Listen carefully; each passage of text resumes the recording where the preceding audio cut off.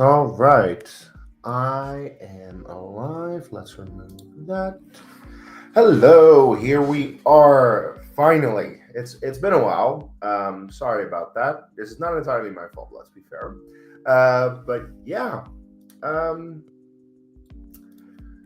I needed to wait for a piece that I didn't have the last time. If you saw my second Lego stream that I did, I think December 3rd. It's been like over a month. Um, yeah, I was building this part right here, and at one point I realized, wait a moment, there's a piece misplaced. I had a different kind of piece that is not needed at all in this set, and I was missing. Let me get it for a moment. This little piece, but that I went ahead into the instructions and I'm like, can I continue this build without it? Because I had the same thing last year when it came to Rivendell. There were actually two misplaced pieces there, um, and I could actually continue to build without it. But this piece seems to be quite integral to the structure. I didn't want to continue. I was like, you know what? I need to continue this another time. This is that other time because, as you saw, I finally have it sent by me. It took a while. I can only assume that Lego was busy with the holidays, and that's why it took a while because a lot of people are ordering sets, gifts for everyone. So it got here yesterday in the mailbox, so I am able to continue right now. Unfortunately, Chris Ingle is not able to join me like the other big live stream that I did because Ingle unfortunately has to work today.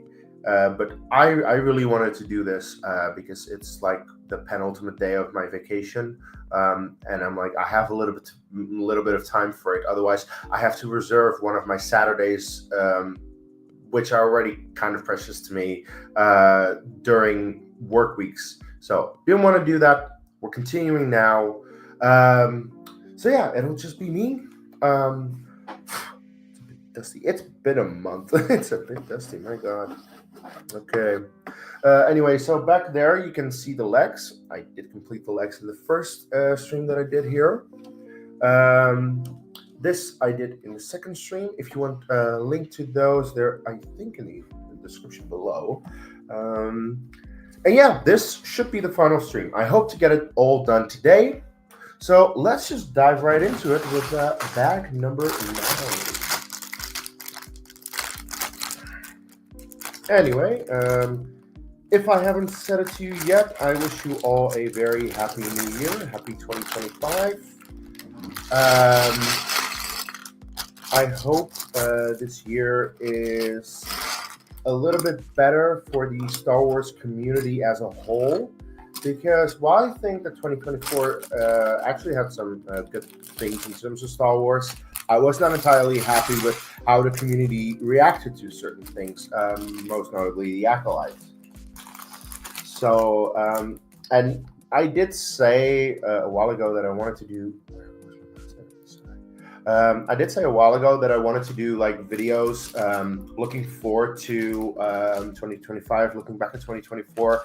I didn't find the time for that because I was on vacation myself for a couple of days and I just wanted to enjoy my holidays. I didn't really find the time for it. I apologize if you were waiting for a video. I've been slacking off a little bit, I will say that, because also I haven't even watched Skeleton Crew ever since I did my review for episode 3. So is that also because I don't really care for the show so far? Yeah.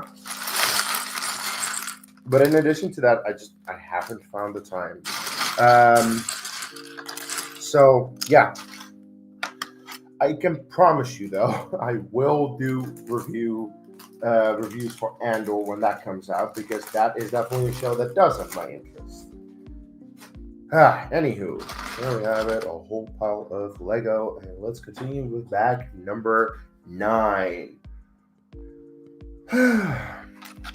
So, if you are here watching me right now, please leave a comment, leave a message in the chat saying how are you doing, how were your holidays. If you have any questions for me, you can ask. But and please leave a like on my video.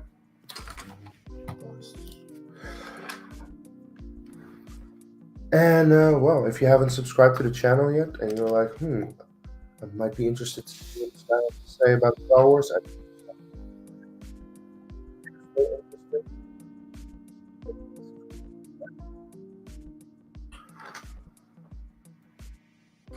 as I already said, I'm not the most consistent when it comes to uploading, and I do apologize about that.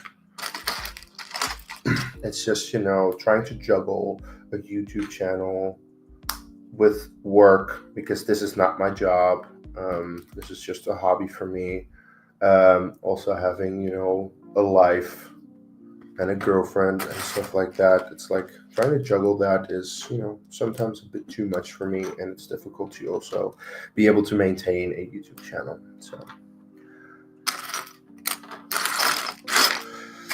anyway, yeah, I think, no, I did watch about half of episode 4 of Skeleton Crew, and then I kind of just forgot about it for a while. And I know that right now we're up to episode 6 already. Episode 7 coming out next week. We're almost done, actually, and I'm not even halfway through. So, yeah. But, well, in fairness, if you saw my review for episode 3 of Skeleton Crew, you know that I'm not a fan of the show, really. So that also is not as much incentive for me to really keep on watching, because if I don't like it, I don't really want to watch it. I want to watch, things that I do like. And I've seen plenty of people who really do like Skeleton Crew. If you do, I am glad that you do. I'm glad that there's something. And it just goes to show that, out of all the shows that Star Wars has released over the last couple of years, maybe certain shows don't work for me, but they work for others. And I think that everyone has at least one show, maybe even 2 or 3, that they really do like. Like in my case, that's of course Andor. Andor is by far and away my favorite show out of all the new shows that we've gotten ever since Mandalorian released. And that is not really necessarily a knock towards any of the other shows. I like The Mandalorian quite a bit. I also like Ahsoka quite a lot. But I do think Andor really is the better show out of all of them. And yeah, and like that's the thing. Like, I like The Acolyte. A lot of people didn't. A lot of people decided to be an absolute dick about it. That's a choice. You can do that. I hope those people aren't watching right now.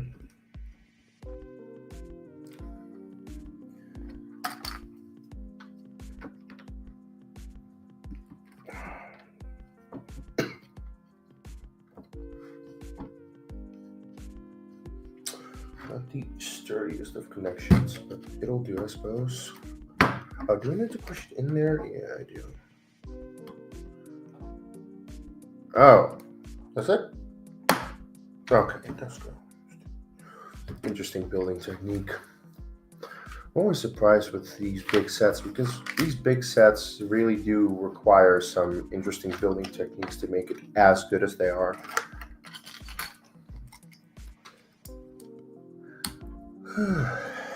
There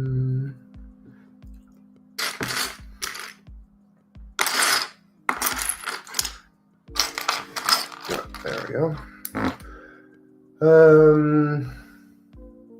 Anyway, let's take a little bit of a look back at like what happened in terms of Star Wars last year, at least in terms of the things that I watched.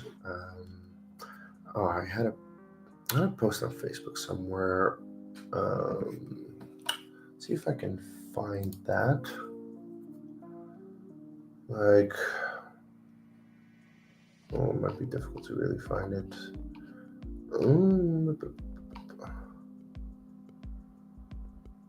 It's cute. Um,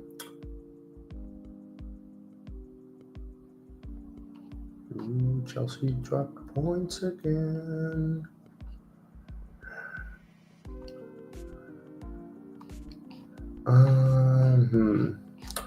Yeah, okay. I don't exactly remember all of the projects, but I can talk about a couple, of course. All right, there you are. Okay, so yeah, if I look back at this at 2024 in terms of Star Wars, I think whether you like the show or not, you cannot deny that the Acolyte was a humongous talking point. Um, and that's what I already said. Like, I quite like the show.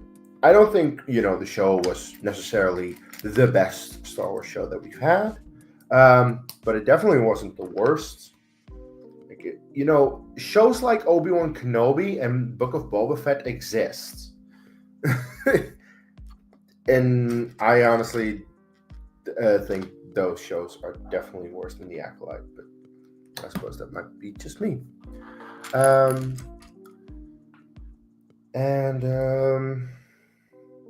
But yeah, the biggest thing about The Acolyte was just the controversy, the people really bashing on it, me having to do several videos outside of my standard review series, trying to explain to people like why I like the show. And no one seemed to listen to that. Let's be fair. No one.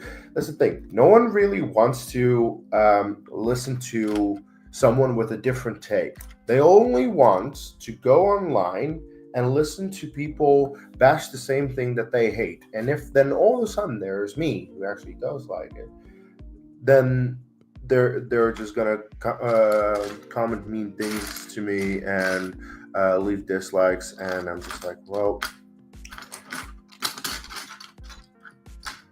I really thought we were, above bashing others for having an opinion, but no, we're not. We're not there yet, Like this world is still very flawed, still very divided. That's very unfortunate to see, Can we just get along? Would be nice. But anyway,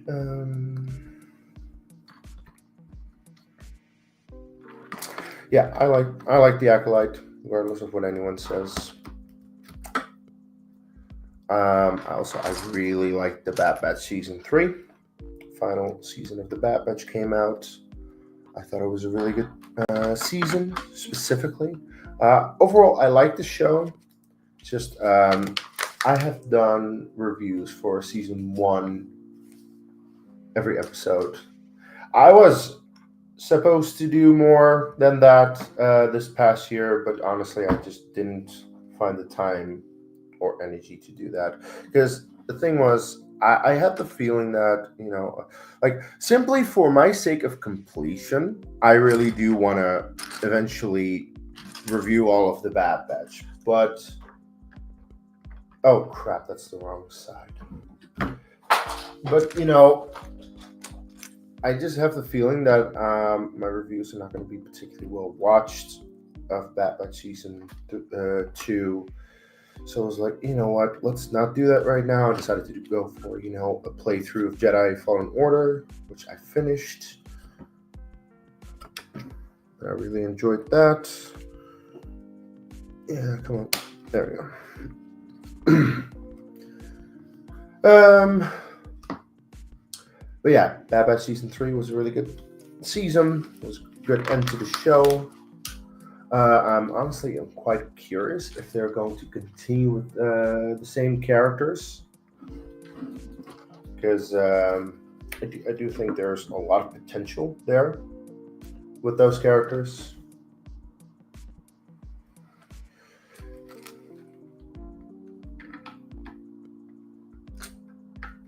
Okay, I need to rethink this for just a moment. I'm going to start with you.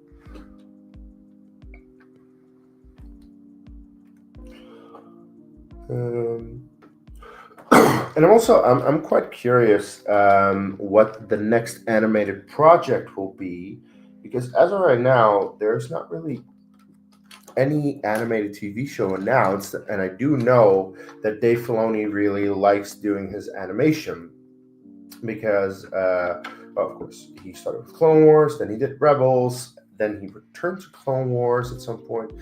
He did Resistance in between, and then yeah, he did. We started with Bad Batch, but he was also just doing those Tales of the Jedi, Tales of the Empire episodes, just because he wanted to do any kind of animation. He was just like, yeah, I just want to do some animation.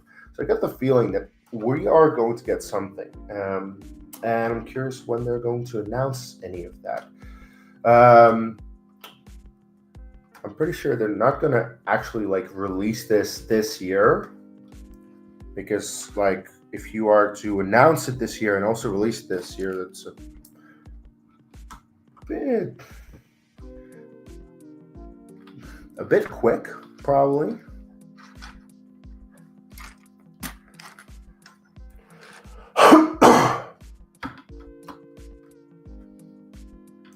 But it would be cool to get an announcement of something. Also because so many things are delayed. Like we have over the past couple of years, Star Wars has announced so many things, like, ooh, Ryan Johnson movie trilogy, Patty Jenkins movie, this movie, that movie, that movie, that show, and so much has been delayed over time, to the point where I'm just like, okay, when are we actually going to get something that you announce? Because you announce something and then you delay it, and then we have to wait for it. And because last year when I did my look forward to 2025, I was saying like, we should get Andor season 2 this year, but fuck knows, honestly. I honestly really don't know what to expect anymore, which is annoying, because um, it really does seem that Star Wars, the people over at Lucasfilm don't really know what they're doing, um, and it's weird because you have a very loyal big fan base that will gobble up anything that you put forward, just as long as it's Star Wars. And it seems that they have a big team of creative people who know what they're, well, at least have some idea of what they're doing.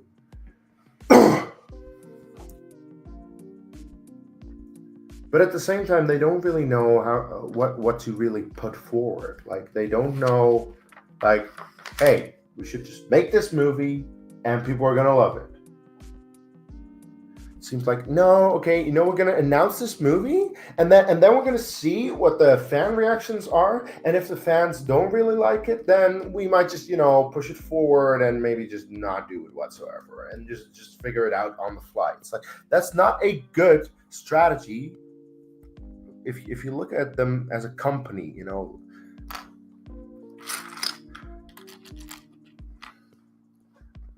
So I'm honestly just a bit confused by some of the decisions that they've made over the past couple of years. And like, okay, sure, they did, and shit, there's a piece stuck in here, and I want to get it out. How do I get this out? Shoot. Oh, come on. There's something that can get in there. Can you get in there? No, crap.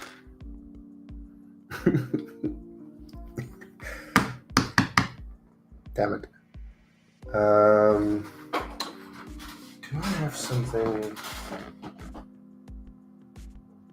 Not really. Oh, wait, no, I do. I should. Where is it?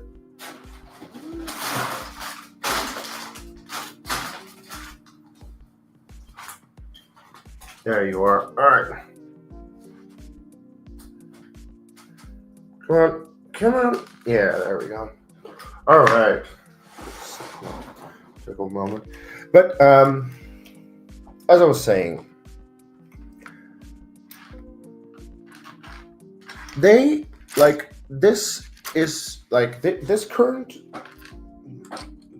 group of Lucasfilm people who are giving us these TV shows, books, games, hopefully movies in the future. They have done a bunch of good things over the past couple of years. I think, a lot of people really love The Mandalorian, love Andor. So, especially with, The Mandalorian being such a success, they were like, okay, let's now announce a Grogu and Mandalorian movie. Cool. When is it coming out? Probably around 2025.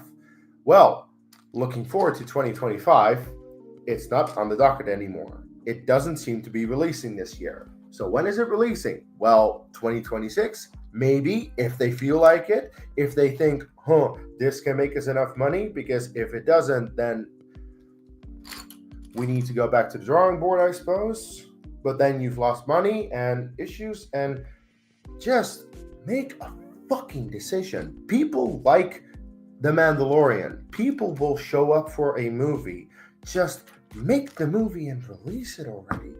And I suppose that, also, like, probably a bit of a delay of it is also because of the writer's strike. But there seems to be so much doubt in terms of what kind of movies they should make. Because, they announced the Patty Jenkins movie. Is that still coming out? I don't think so. They announced a Rian Johnson trilogy. But then The Last Jedi came out and it didn't have the overwhelming fan reaction that they wanted. Look, I really love The Last Jedi, and there are luckily some people who agree with me on that as well. However, not everyone did, and all of a sudden they were like, maybe we need to adjust that, and maybe Rian Johnson doesn't get his own trilogy.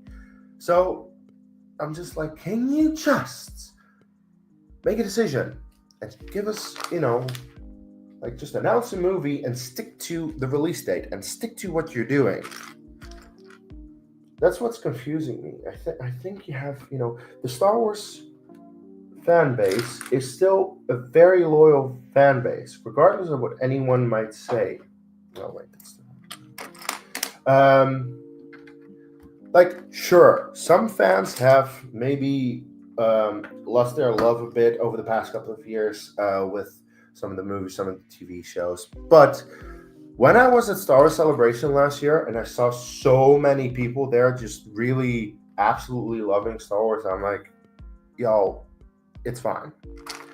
Even if some people don't show up, people will still go because it's Star Wars. You also have the casual fans, the casual film fans who are just like, let's just go see Star Wars. Why not?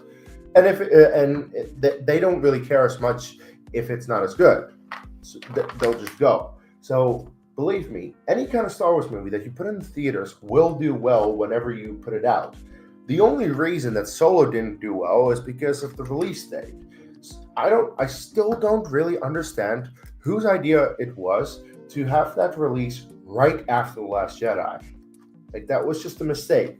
Last Jedi had just come out, and then you decide to release this in the middle of May, when all those other big blockbuster movies were coming out, like Avengers Infinity War and Deadpool 2, and those movies were making money because those were really popular at the time. Those were the movies that people looked out for. But Solo just didn't have a good marketing campaign, and no one really seemed to have faith in the project. Also, with, the directors dropping out halfway through shooting.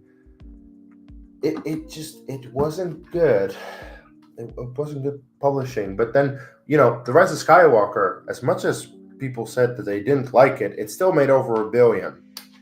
So I just get the feeling that whatever kind of Star Wars movie you release, doesn't matter when it is, it will reach over $1 billion. And that is a good amount of money to continue with. And I definitely think, a lot of people like The Mandalorian. Even people who weren't Star Wars fans in the first place. I've heard from so many people who weren't really Star Wars fans. They just put on The Mandalorian and they really enjoyed it. And now, because of The Mandalorian, they have become Star Wars fans. So even even now, after the new trilogy is done, and so many people are claiming that the Star Wars fandom is dead. No, it's not. The Mandalorian has so many fans, so many people really liking that show and bringing in new fans as well. that I'm like, it still is in a good position. So I just hope we get a bit of clarity on it, because as far as I know, the only thing that has been announced right now is Andor season 2, and I'm sure Andor season 2 will be good because season 1 was amazing. So see about that in April. I do really want to do a review series for the previous episodes of Andor, because I like Andor, as I've said many a time before, is my favorite show. I really want to review those in anticipation, and then of course do reviews as the show is coming out. But yeah, what after?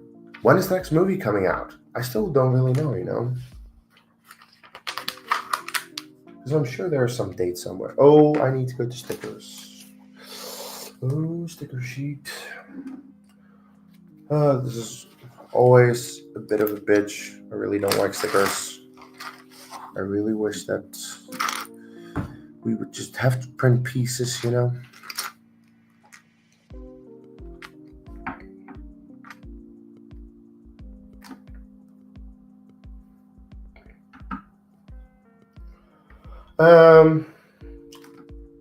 Anyway, so what else came out last year in terms of Star Wars? Right. Tales of the Empire came out. A follow-up series in a sense to Tales of the Jedi.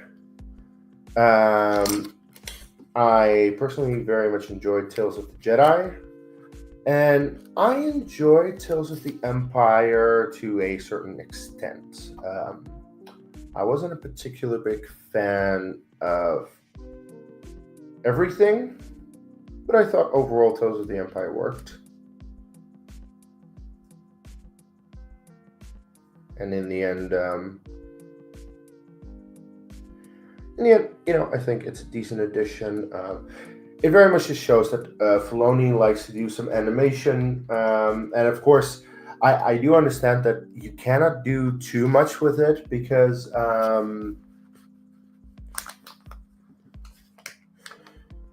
you cannot do too much in terms of like making a whole new interesting story and characters and whatnot, because we already have a lot of existing canon and characters.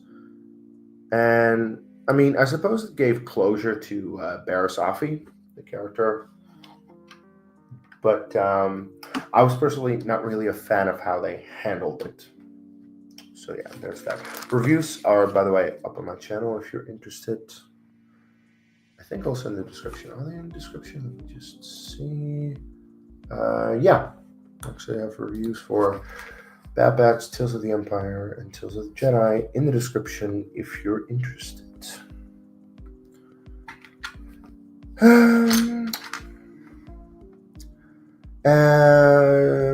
Another thing that came out last year was Star Wars Outlaws, but of course I haven't played that, and I have stated as to why. I specifically went to play Jedi Fallen Order, because Jedi Fallen Order is a complete game without too many glitches. I tried to play Jedi Survivor last year when it had just released, and it was so buggy that my computer couldn't really handle it streaming, and it would just freeze on me. Now, however, when I play Survivor, now that they ironed out the kinks of the game, it runs much smoother, and I think I would be able to stream Survivor. But yeah, that's why I decided not to do Outlaws just yet. I am essentially just waiting for the game to be better, to iron out any kind of kinks that it has, and I could probably stream it this year somewhere. I do have a bunch of ideas of streaming games this year, because a whole lot of them turned 20. We had a lot of games released in 2005, and a lot of those games I really enjoyed. So I do want to do a playthrough of that the same way I did with Jedi Fallen Order. The first one that comes to mind right now is I just want to check if I missed No, I don't think so. Yeah, the one that came to mind today for me in terms of one a game that I want to do a playthrough for is Republic Commando. Republic Commando is one of my most played games ever. I really love that game, and I have also been playing that in recent years. Every once in a while, whenever I feel like it, I feel it is a game that holds up fairly well. And essentially, I also just want to play it to show it to people who might not be familiar with the game, because Republic Commando, of course, first of all, is not canon anymore. If it was in the first place, but yeah, even if it was ever canon, it definitely is not right now. But I honestly think it's still worth your time. Sure, dated graphics, dated game, whatever. That aside, I really do think it's worth your time. And I'm just gonna show why. I'm gonna play it here. I suppose then you don't have to play it yourself, but then watch my stream to get a feel for the story. I do get the feeling that maybe, in a sense, it could be canon. I don't think there's anything necessarily going against it. Heck, they have actually taken characters out of Republic Commando and made them into canon. Most notably, Scorch. He was in the Bad Batch. Scorch was in the Bad Batch. He was actually, I think he was with Hemlock at the end of season 3.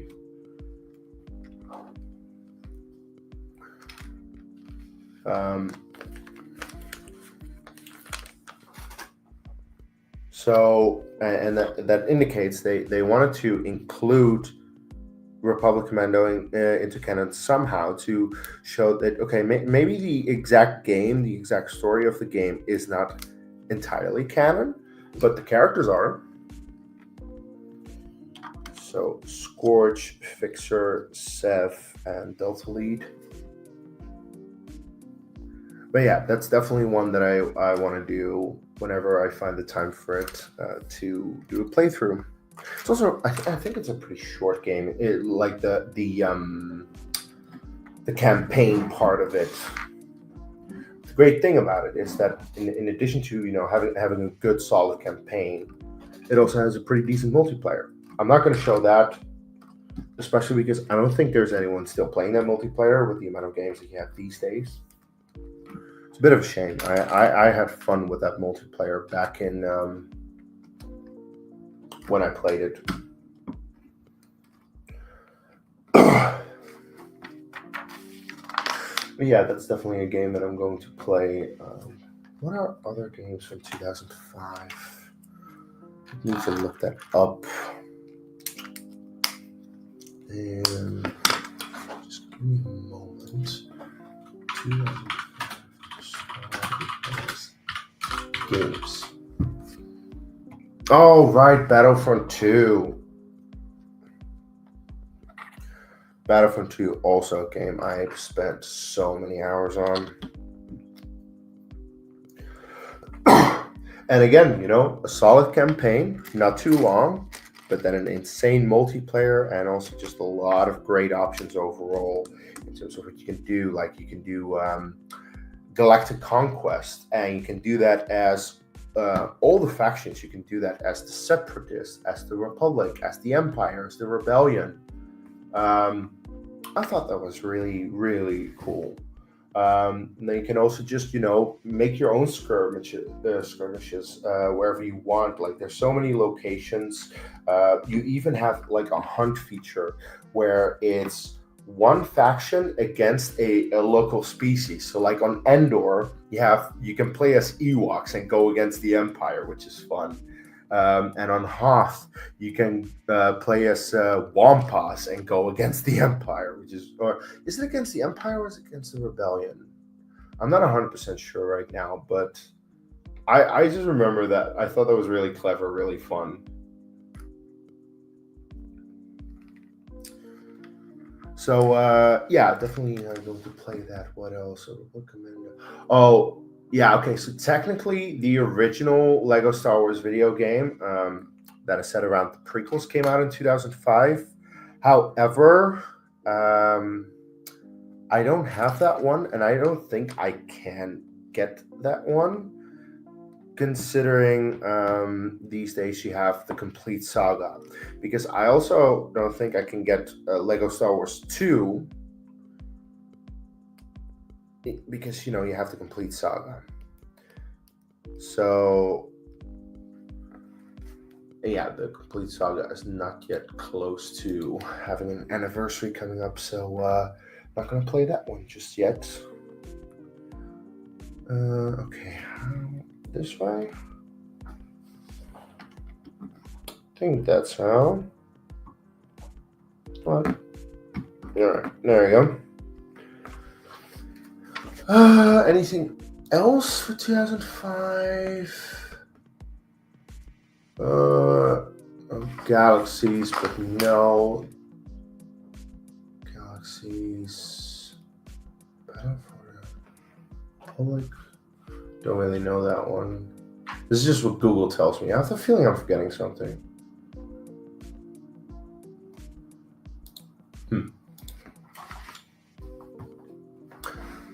Could it potentially be Knights of the Old Republic 2? Knights of the Old Republic 2 was 2005, I believe.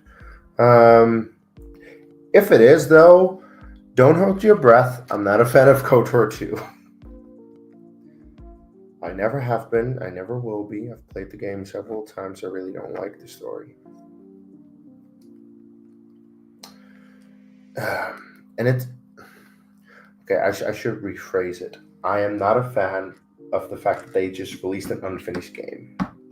Because KOTOR 2 is an unfinished game. And to this day, that pisses me off. Because KOTOR is arguably one of the greatest Star Wars games ever made. KOTOR 2 was a massive disappointment to me. Despite the fact that I was, interested to see where it was going. When I was playing it, I'm like, okay, let's see. We have a whole new bunch of characters. We do get some of the characters of the first game, but where is Revan? Where's Bastila? Not really present. Okay, I suppose. Then yeah, the end is massively disappointing. There's also a complete part missing, which you can get if you play the restored content mod, but the restored content mod is also not great because it sends you to this droid planet, which takes forever to get through.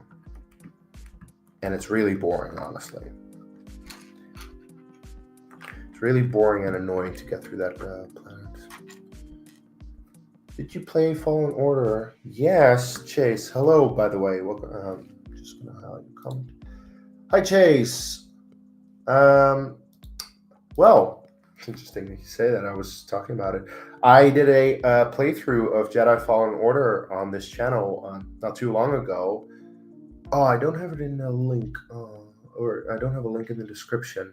But you can find a playthrough for Jedi Fallen Order. I did 10 streams of them in its entirety. If you want to see me play that game, I also did play Jedi Survivor, but I haven't streamed that. But I probably should at some point.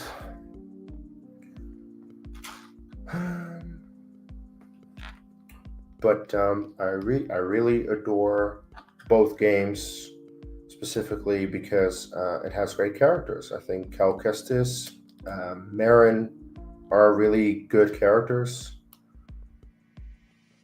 and it's a really cool addition to the story of canon. There we go.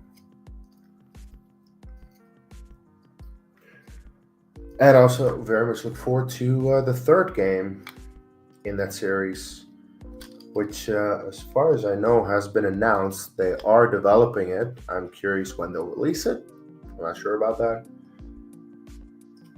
But when we get there, I'll definitely be playing that.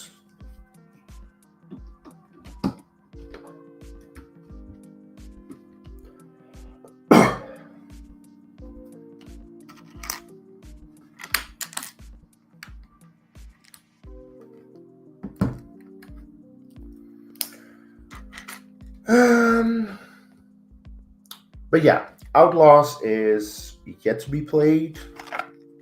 Might get on to that sometime this year. Have I seen Skeleton Crew? I've seen 3.5 episodes. I have a review up for episode 3, where I also quickly say what I think of episodes 1 and 2.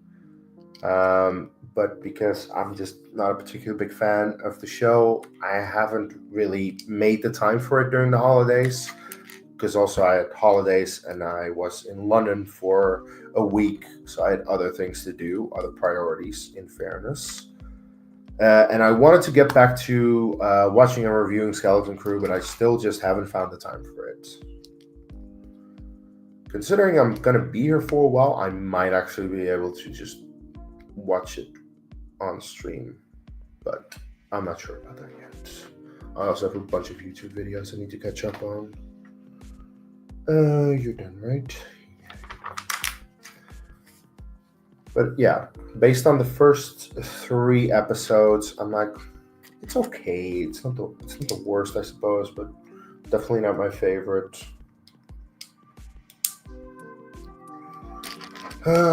Sirens. Oh shit, that's loud. I apologize for the sirens in the background. I live in the city center, pretty close to the police station, the fire station, and everything, so they drive by my flat all the time. Let's see. Not as good as Andor. Nothing is as good as Andor. Let's be fair. It gets interesting. Well, I suppose I should just keep watching it and see where it goes, because I don't just want to shut it off like, no, I'm not watching this. I do want to give it a fair chance. Because, hey, let's be fair, I gave all of the Acolyte season 1 a fair chance, and I actually enjoyed that. It's not the best, but, not bad, I think.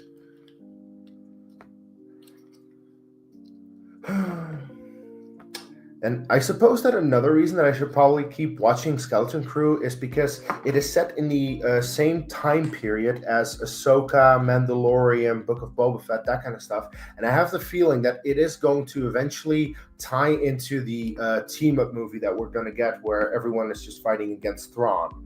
That is supposed to come out in like 2 years or so.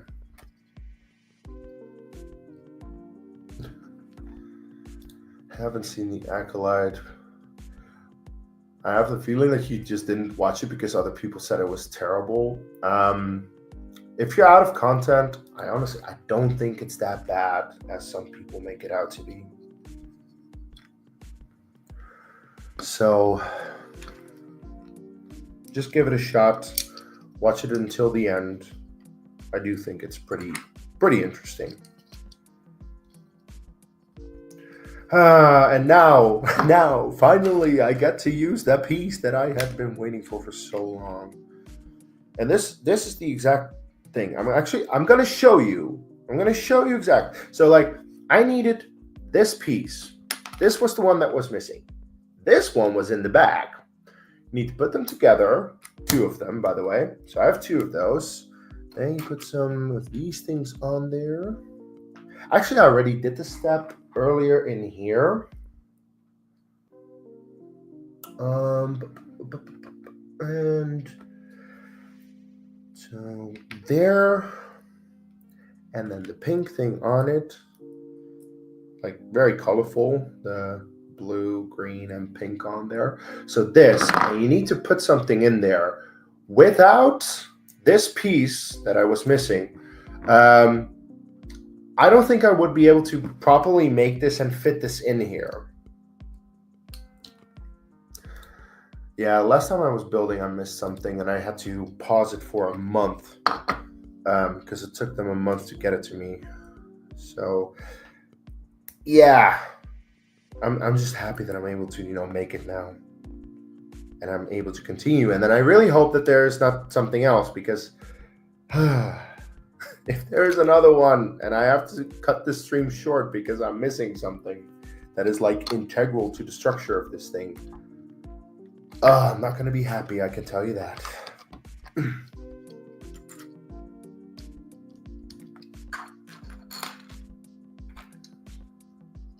Um, so I have the links in the description. But the first stream that I did where I built the entire legs, that took me 7 hours. Then what I built the last time where I realized that I was missing a piece, that took an hour. So I've been building for 8 hours so far, and 45 minutes. 8 hours, 45 minutes.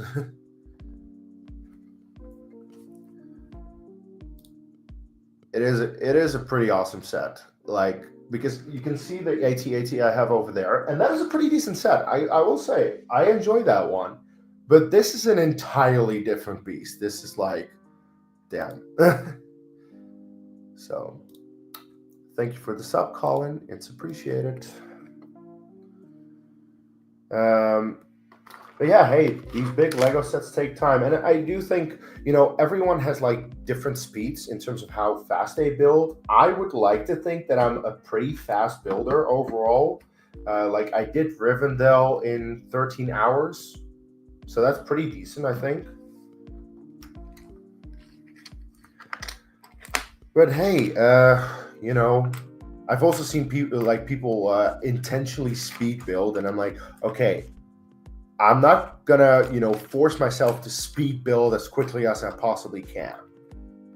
I want to have fun with the process as well. So while I have a decent speed, I'm not gonna intentionally like go too quick.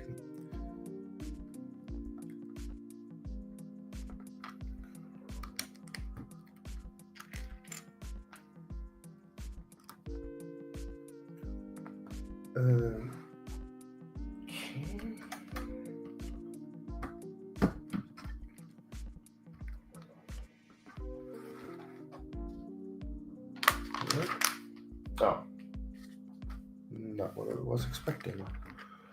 It's okay.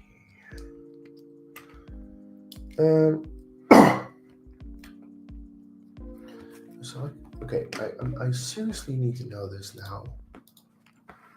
Upcoming Star Wars movies. When is it gonna come out? Yeah, so Mandalorian and Grogu is set for 2026. No idea when. Then we have the new Jedi Order Rey movie, which doesn't seem to have a release date.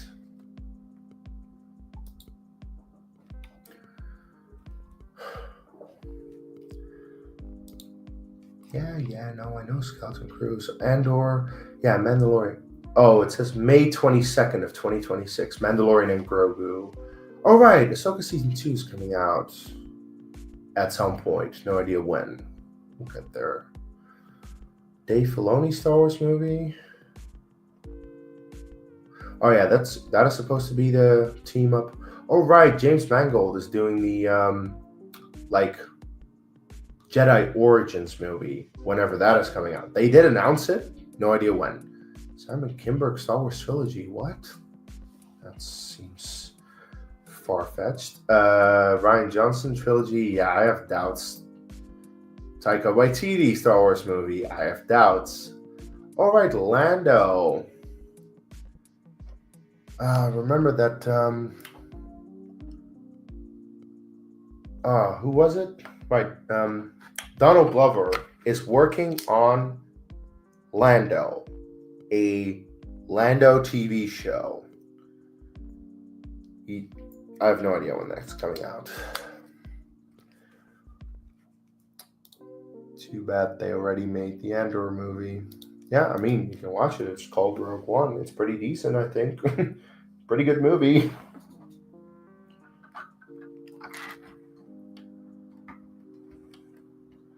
But I'm very excited for Andor Season 2. Sean Levy. Is that a thing? God. Well, I found an article somewhere. I'm not really sure if it's all true, but there are all the rumored projects that might be coming out in terms of Star Wars. we'll see.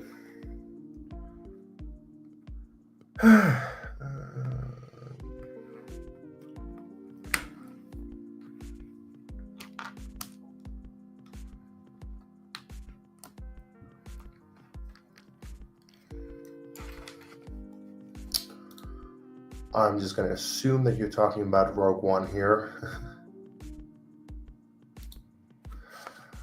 And this makes sense considering technology these days. But yeah, like, Death Star looks very cool in it.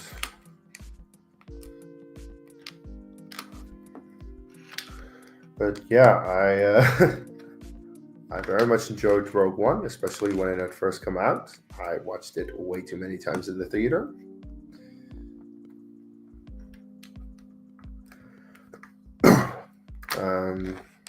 I'm curious about Andor Season 2, what we're really going to see, because we're going to go into the future a bit. Also, at this point, we are going to definitely, see more of the rebellion.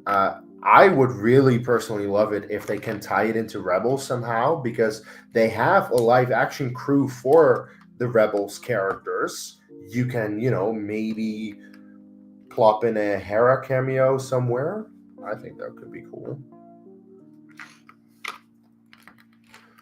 Let's see.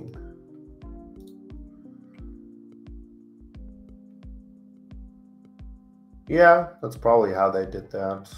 I mean, I've never had an issue with how it looks, what it looks like. Yeah, this is 40 years of VFX improvement. Like, it's quite an improvement if you look at the visual effects. And I will give credit to the original trilogy. I always will, because the original Star Wars was made in 1977 when CGI did not exist, and everything needed to be done with models and everything. And I think they did a very good job, because I can still watch the original Star Wars and just be like, yeah, this looks good. Sure, a couple of things here and there are dated, but overall, I do think it looks pretty good, in my opinion, for such an old movie. And yeah, like Rogue One is almost 40 years newer. You get almost 40 years newer visual effects, so of course it's going to look better. And then unfortunately, they still messed up with Tarkin and Leia, because I don't care who you are, Tarkin and Leia look shit in that movie. Which I'm able to get over, but because I enjoyed the movie overall. But that was definitely something that I was not a particularly big fan of. They should have done something else.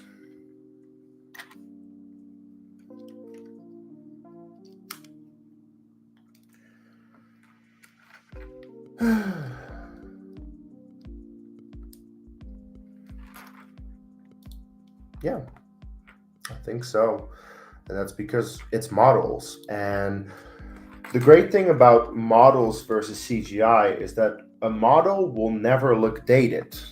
CGI, like, sure, and right now CGI looks very good, but like, for example, when the Lord of the Rings movies came out over 20 years ago, they looked groundbreakingly new, amazing, and everything. When I watch Lord of the Rings these days, and some of the effects work, I just see some of the effects work, some of the green screen, I'm like, yeah, that's a little bit dated. I'm not gonna lie. Of course, I really love the Lord of the Rings trilogy, but it doesn't look as good as it did back then. And that's just, CGI over time.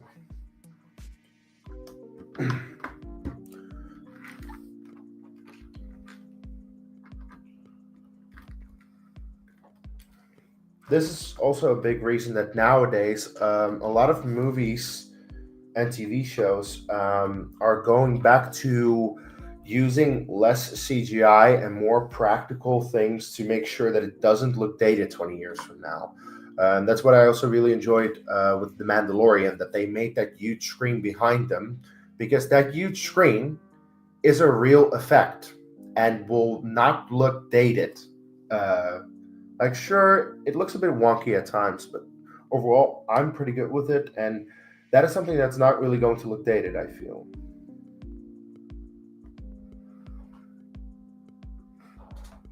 All right, come on, get. Uh,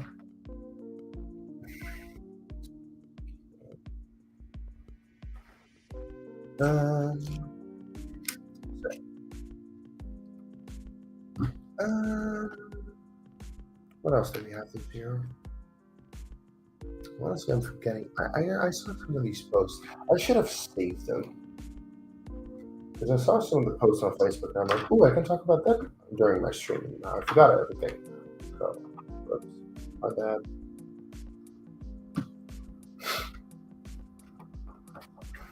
Mm, number, oh, it's both number one.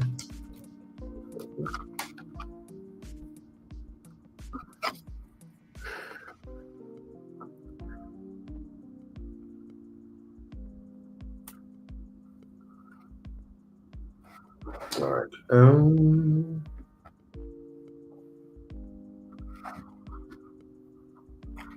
That way. Yeah, come on. Yeah, there we go.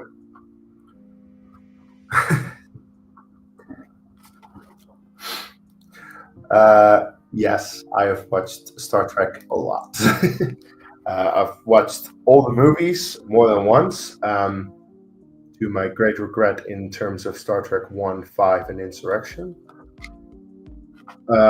I've seen all of the Next Generation. I've seen a bunch of the original series. I am still watching Deep Space Nine. I am on season 5. I'm watching Voyager as well. I'm on season 3. I've watched 3 episodes of Discovery and turned it off because I didn't like it. I've watched Strange New Worlds, everything we have so far. I have watched Lower Decks, first 4 seasons. I haven't seen season 5 yet. Yeah, I like Star Trek.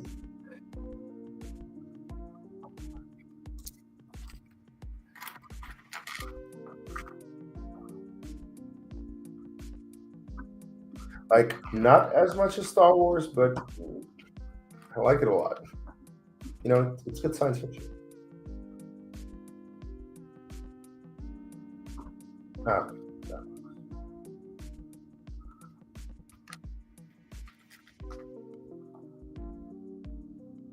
Yeah, Strange New Worlds is really good. Like, my favorite show so far is Deep Space Nine, but Strange New Worlds is definitely giving it a good fight as to favorite Star Trek show. Thing is that I'm like I'm 5 seasons into Deep Space Nine, and we're only 2 seasons into Strange New Worlds, so I'm curious where it goes. But so far, it's really good. Very nice prequel series to the original series.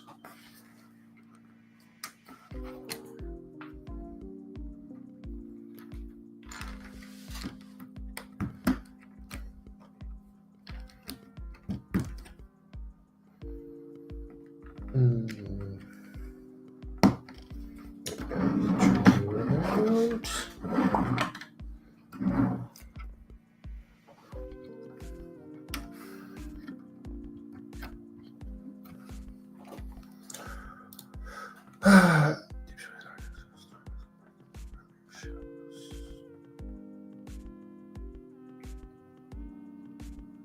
Yeah, every episode is short story. Yeah, okay, sure. What I do very much like about Deep Space Nine is the ongoing story of the Dominion War, because the Dominion are scary as hell.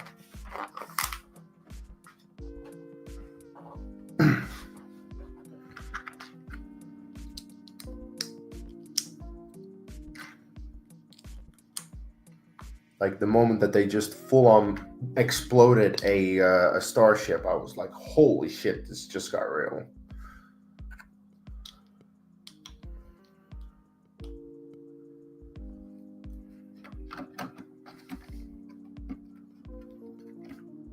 Yeah.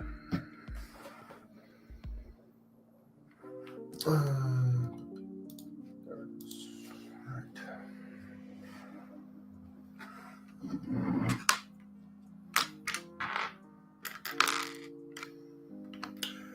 Oh, I'm finally getting to the end of this bag 9. I have so much more to go.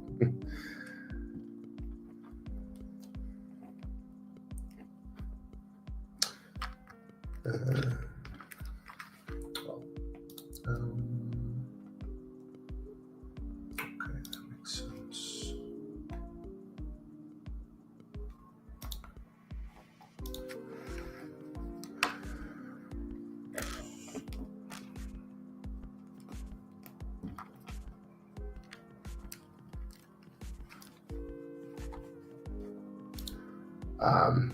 The Borg are arguably the best villain that Star Trek has ever created. I mean, there's a reason that First Contact is my favorite movie, that Best of Both Worlds are still my favorite episodes. Because the Borg are scary as hell as well.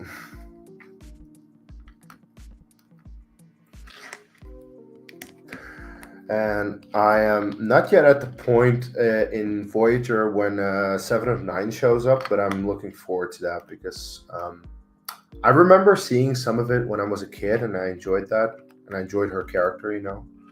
So I look forward to when I get there. All right. So.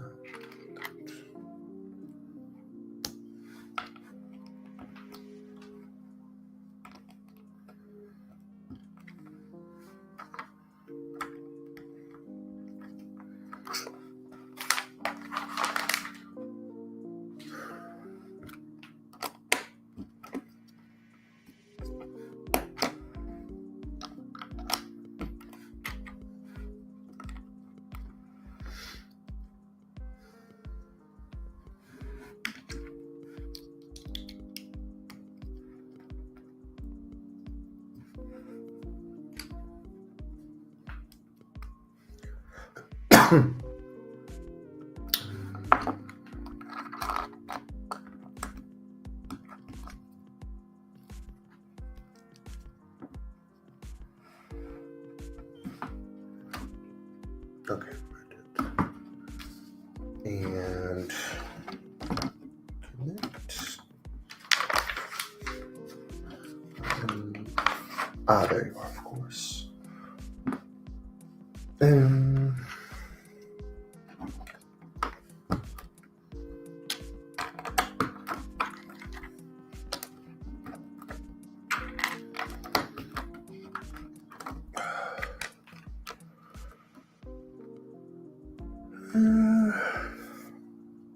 What else is coming out in 2025 in terms of Star Wars?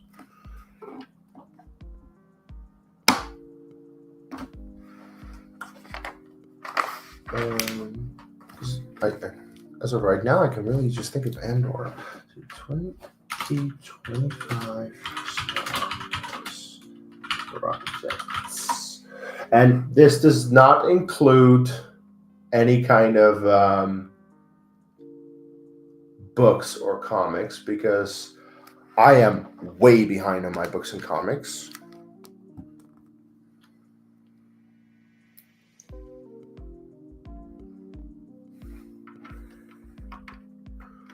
But yeah, Andor season 2. Visions is getting a season 3. Christ. And I have not seen. No, okay, I've seen 2 episodes of Visions, and then I was like, it's not canon anyway. I don't want to.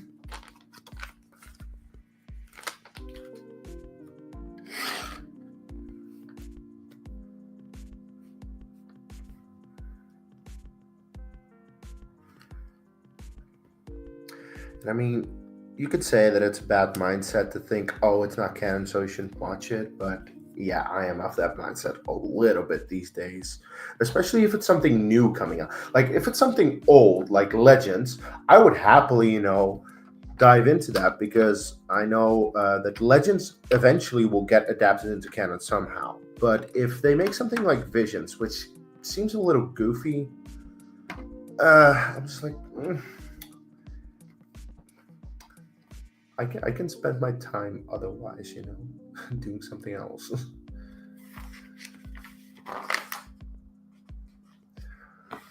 Finally, some minifigures. I haven't seen any minifigures yet in this set. It's crazy, actually. You build more than half the set, and then you already build more than half the set, and then you only get your minifigures.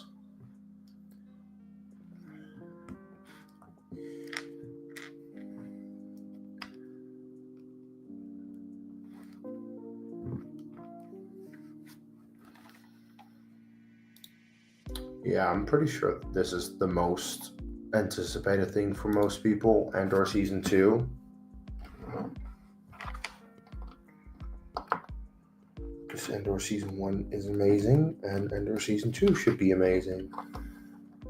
Based on the panel that I attended last year's celebration. All right, back 9 done. Back 10 up next. Or I should say bags 10.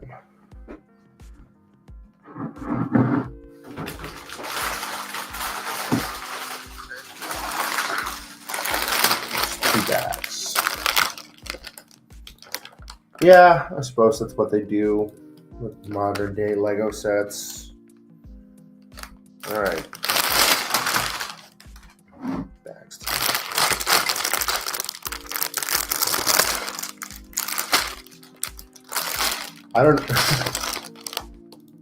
I don't know. So far, I'm looking at 13, but then I have 1 box yet to open. Where is it? Oh yeah, it's down here. So it's 4 boxes, whole lot of bags.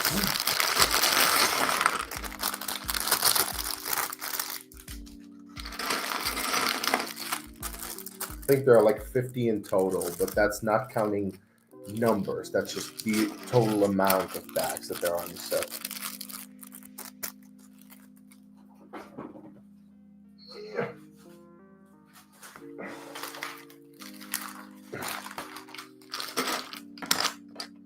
So many big pieces, honestly. Big plates, big bricks. Shoot.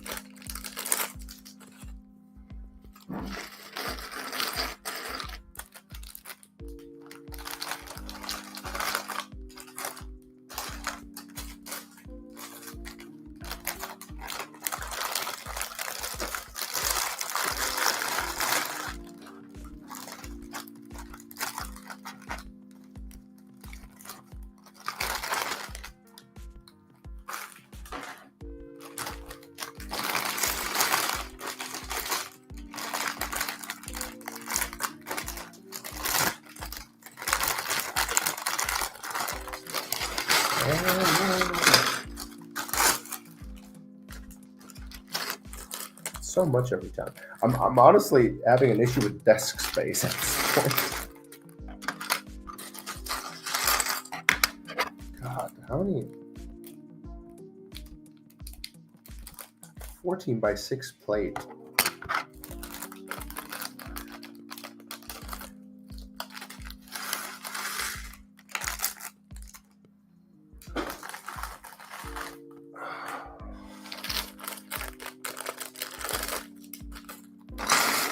Honestly, ridiculously huge set. And this is coming from the person who has the Titanic, so that. All right, minifigures. So I see we have Finn in here as well, at least the Black Stormtrooper. I like that, by the way. Inclusion,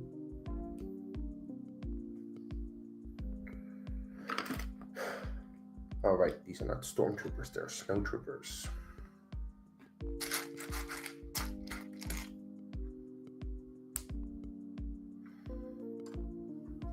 Minifigure.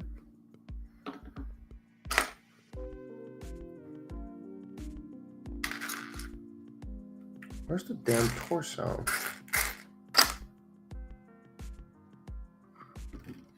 Oh, there's one.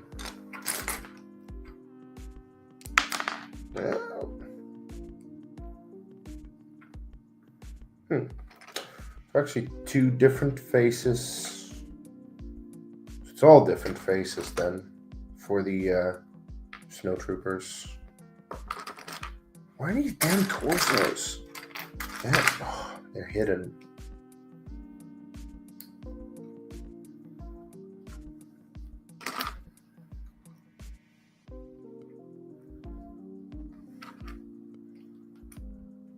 That was honestly one of my favorite things that The Force Awakens did.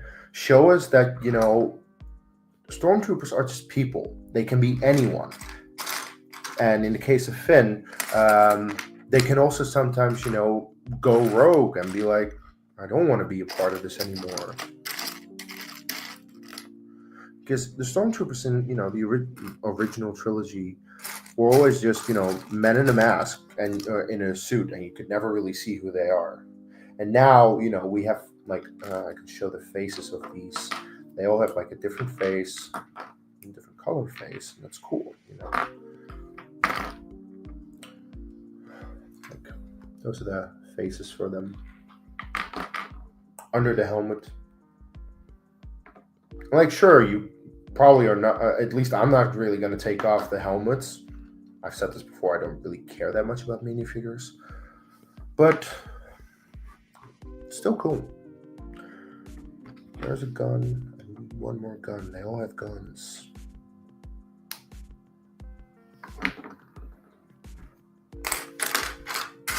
There you are.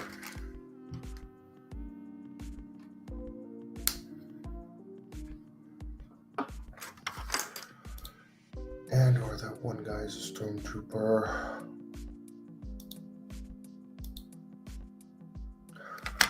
You mean the one, I think it's on Aldani, that one of them is a stormtrooper?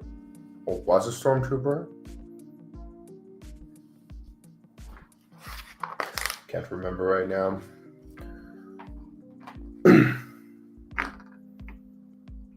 See, I need a rewatch of Andor. Let's see. Can I put these stormtroopers here? That they are in the frame. That you can just, see them, setting them at desk. And they're not in my way.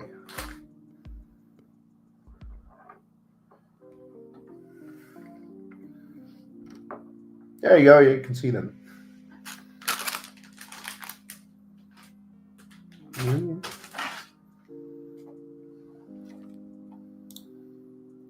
Black guy, that wasn't the Imperial. Told Cassian he used to be a stormtrooper.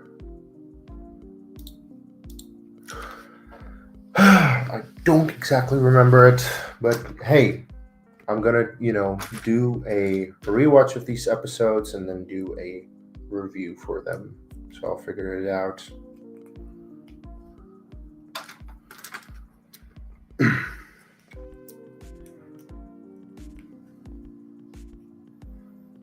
But that's what I should probably save that for the review. Just a heads up. When I get through my review, what I'm probably going to be talking about in what I really liked about Andor season 1 was that it really just felt like people living in a galaxy trying to deal with the oppression of the Empire. And it very much felt this is one of the things that, the original trilogy really gets credited for. The prequels don't really get credited for. The original trilogy feels like it's a lived-in universe, that these people really live where they live, where we see them on planets and wherever. And the prequels feel a bit too artificial, like it's not really lived in. That's also kind of an issue that I have with the prequels, that I don't really feel it's all that immersive when I'm like, I can see, like when I'm watching Andor, I can see people live out their life, and I'm like, if I were to live in this galaxy, I would be just like you, you know. That's what I really adore about Andor. Like especially when the like one of the very first scene, it's the very first scene of the first episode where Cassian goes into a brothel. I never expected to see a brothel in Star Wars, but we did, and I'm like, that's interesting. That is, I mean, it's not really relatable. I've never been to a brothel, and I probably never will be, but it's still interesting, you know.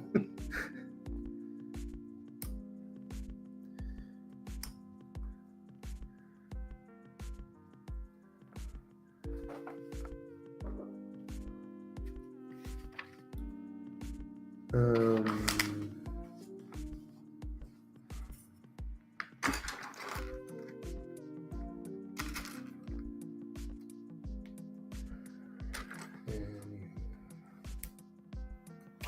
Technic structure. Oh shoot, I forgot something.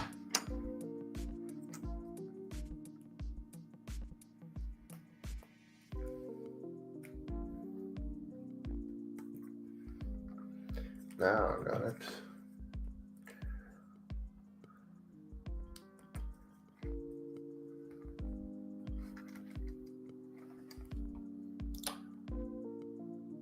Tarmin Barcona. All right, now I need to look him up, and then I can.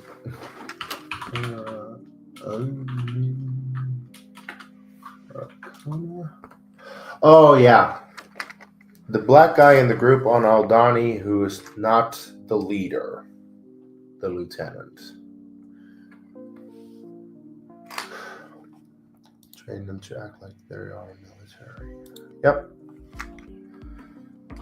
And then Cassian actually kind of schooled him still with like, well, like Cassian was very observant. Like, hey, you're like left-handed, you're right-handed.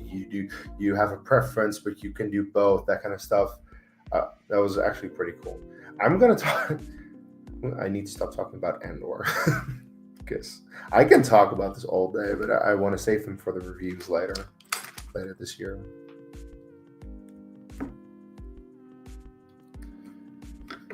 Alright.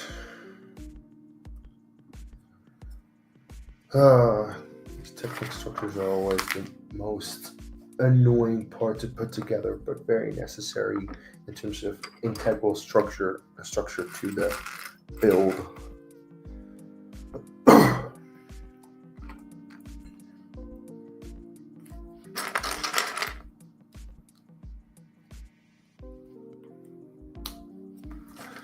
Was there anything that I wanted to? No, that's football. That's football. That's Formula One. Oh, Lego. Yeah, wanted to see that. Like Lego is the closest I can get to being on topic.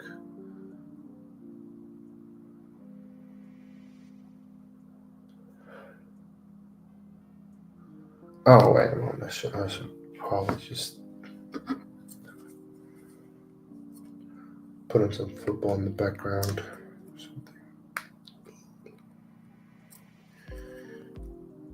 Yeah. Oh, come on, fit. There you go.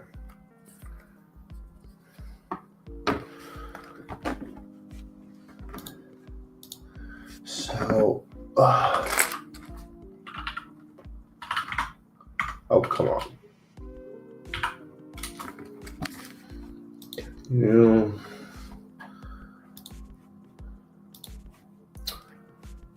Oh, work. Prick.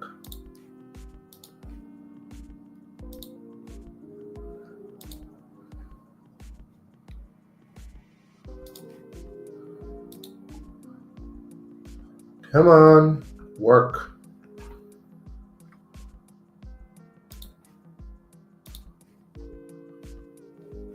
Go. Go away. Go away, you. Can you just... Okay. Almost there.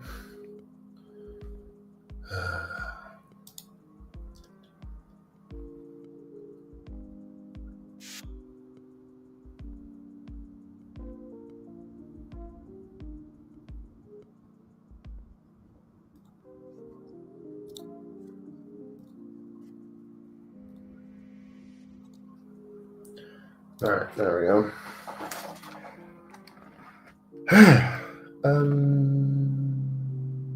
Oh, I have these two.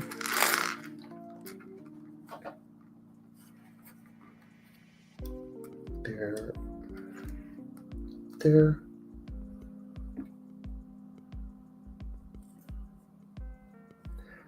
Let's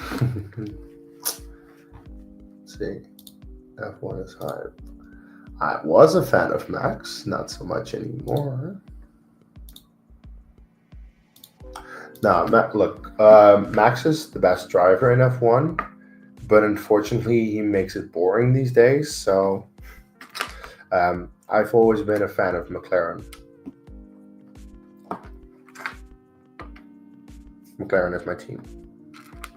So you could say that I was happy with last year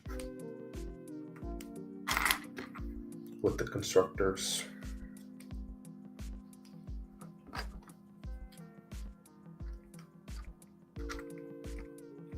Oh, come on. There you go.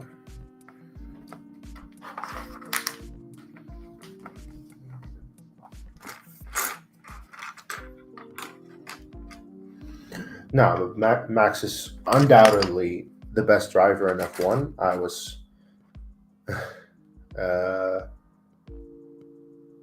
I was very much a fan of him when he had just started in the sport because he was an exciting driver. Sure, he was a bit crash happy at first, but he learned. And I mean, 2021 was an amazing season. Let's be fair.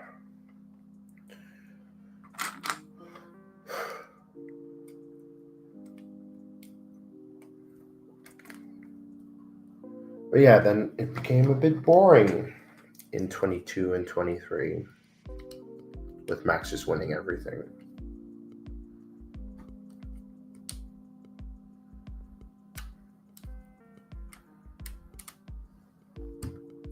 Cool.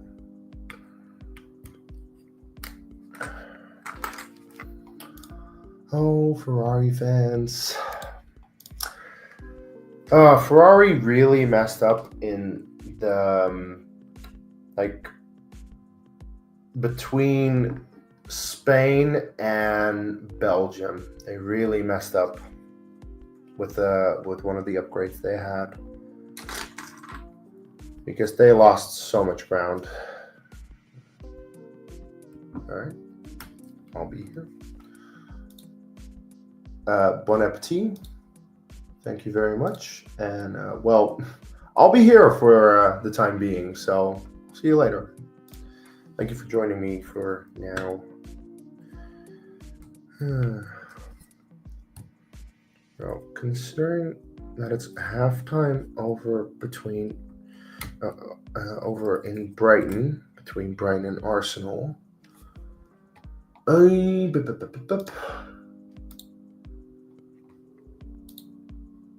Which one do? Okay, I'll watch you first.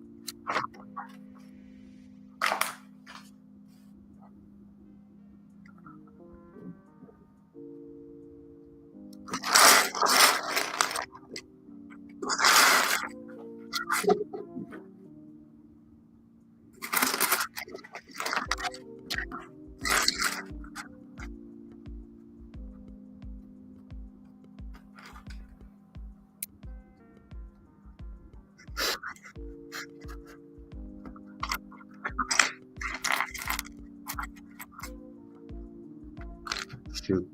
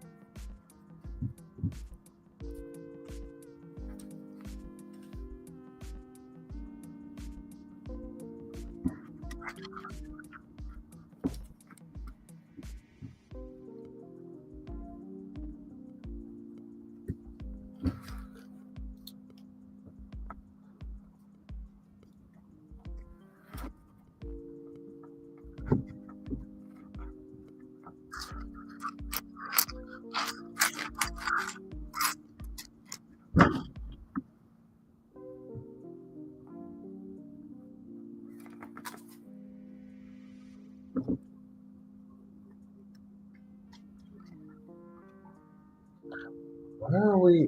Why am I getting an ad for House of the Dragon?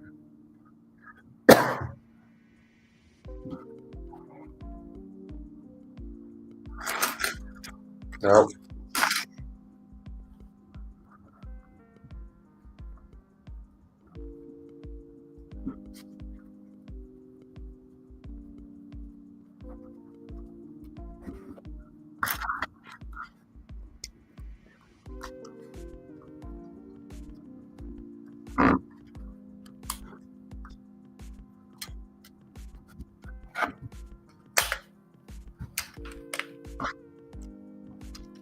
Closing?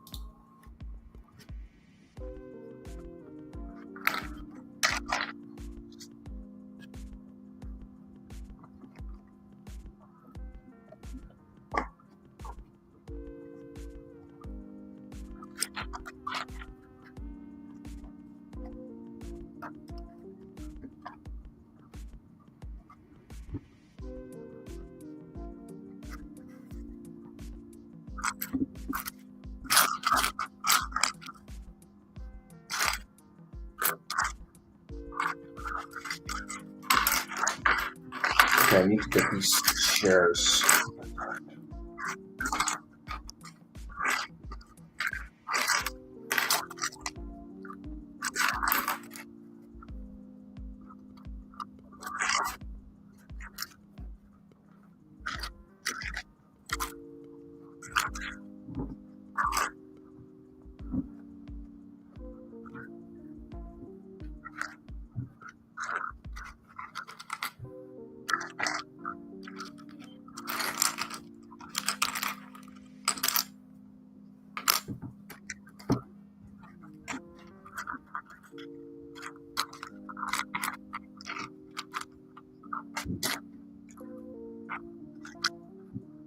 Oh, there we go. Gee.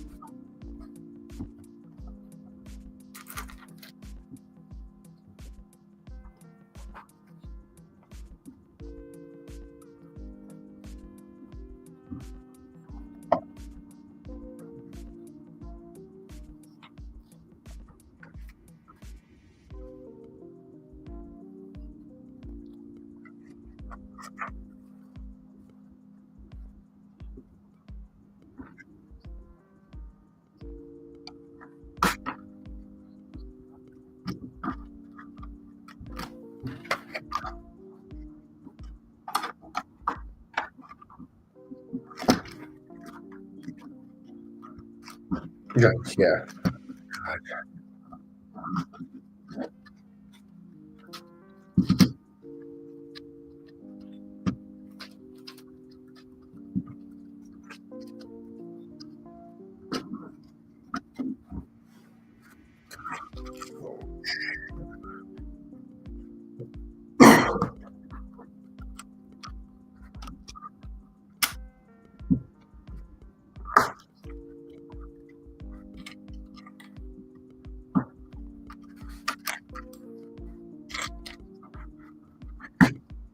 Not part of the.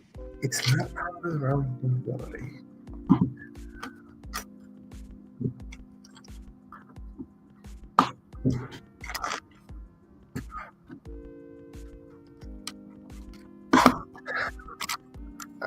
This guy, it's entirely. It's entirely.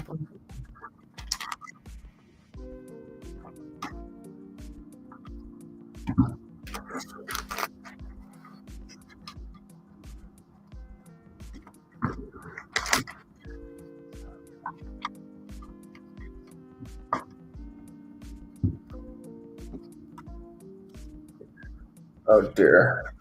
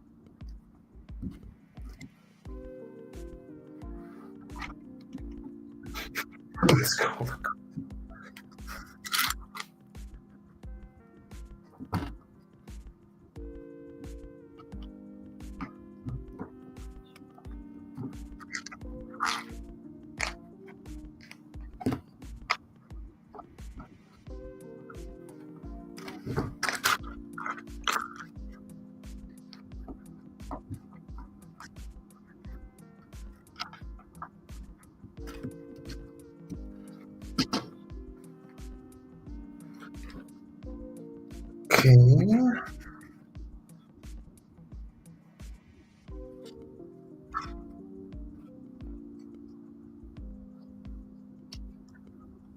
That's one meal so far.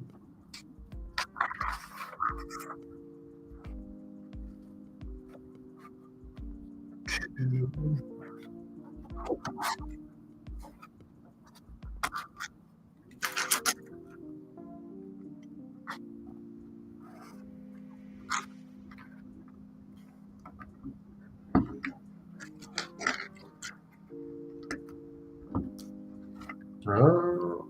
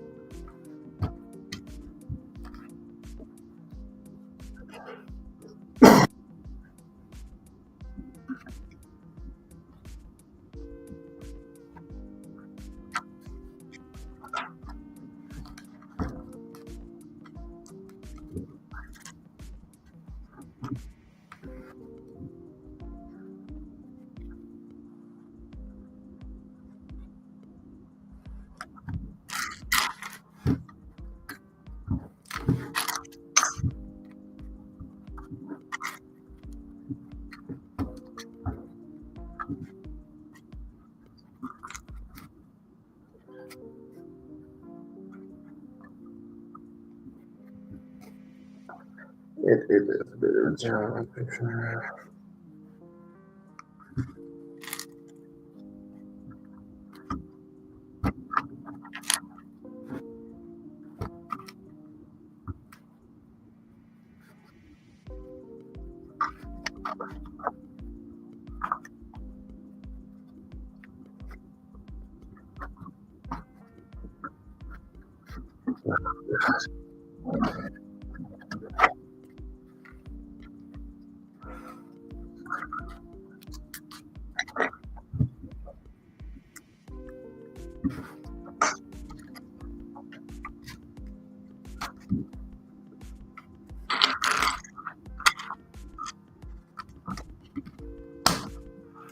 Okay.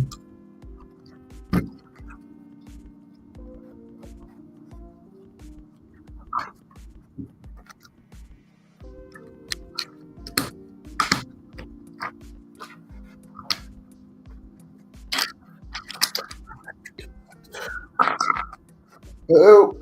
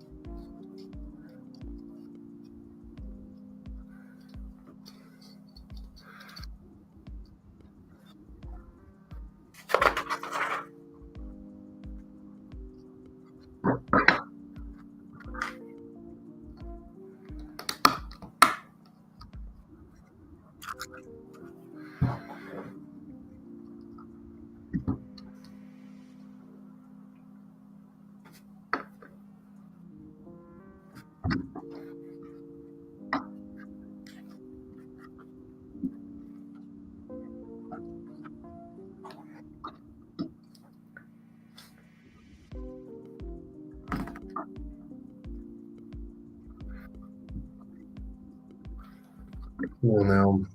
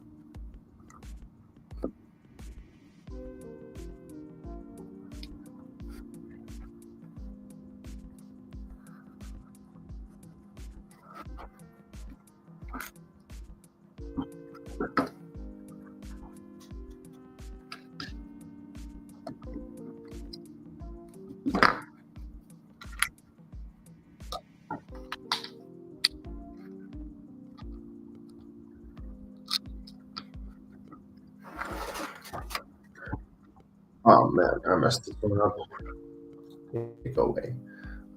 Swivel back up. Yeah, that's back up. All right. I'm just gonna put this. Can you put? Yeah.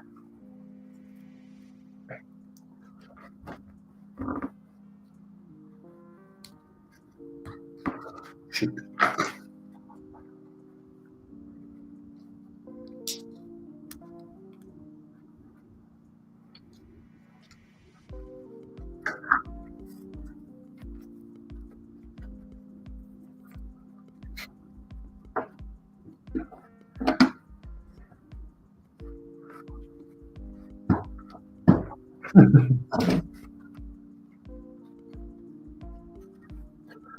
All right. And now to put it together. I need you over here. And then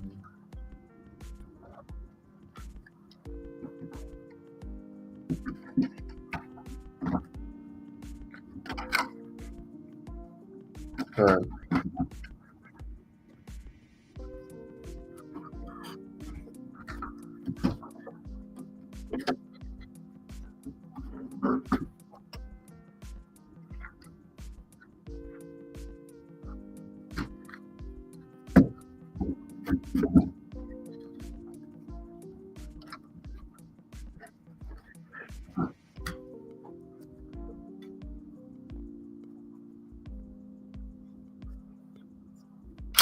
Oh!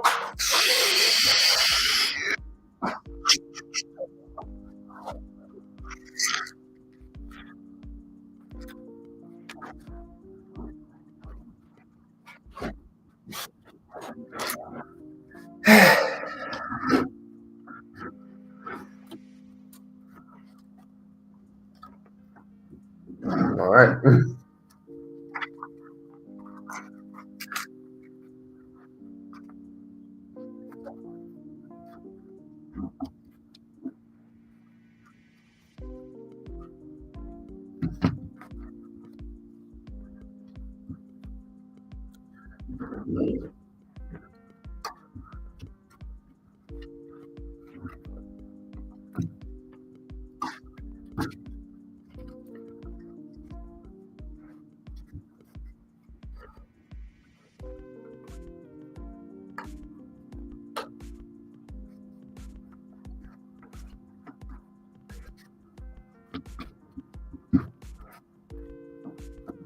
Oh, wait, yeah, I get both.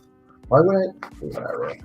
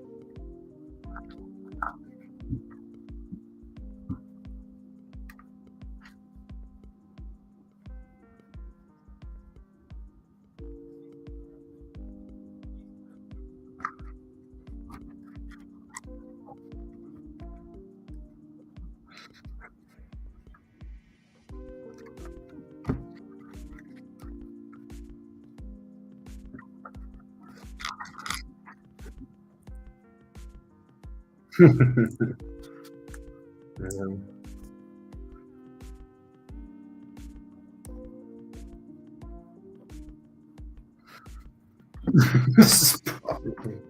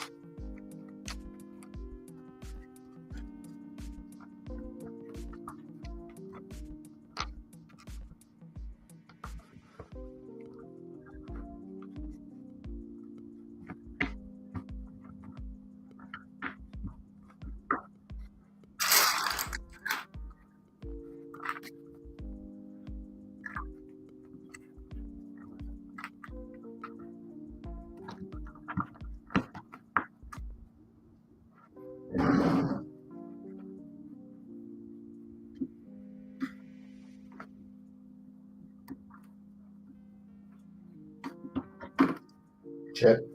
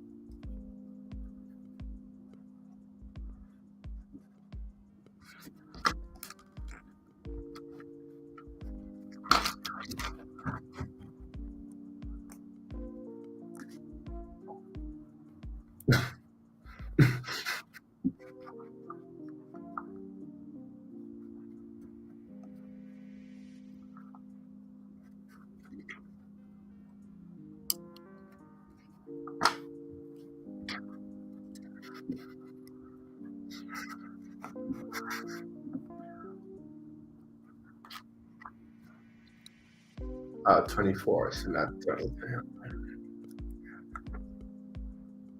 Yeah, we did.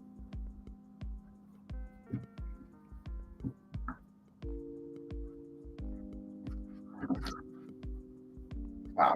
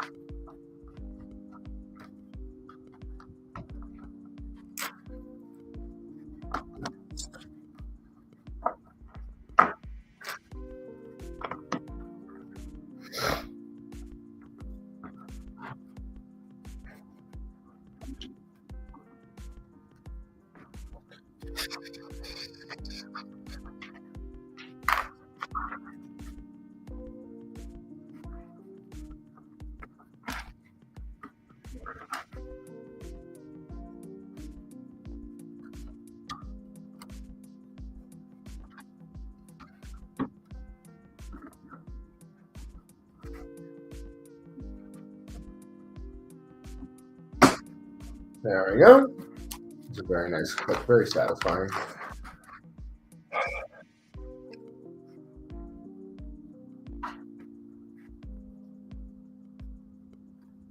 Right.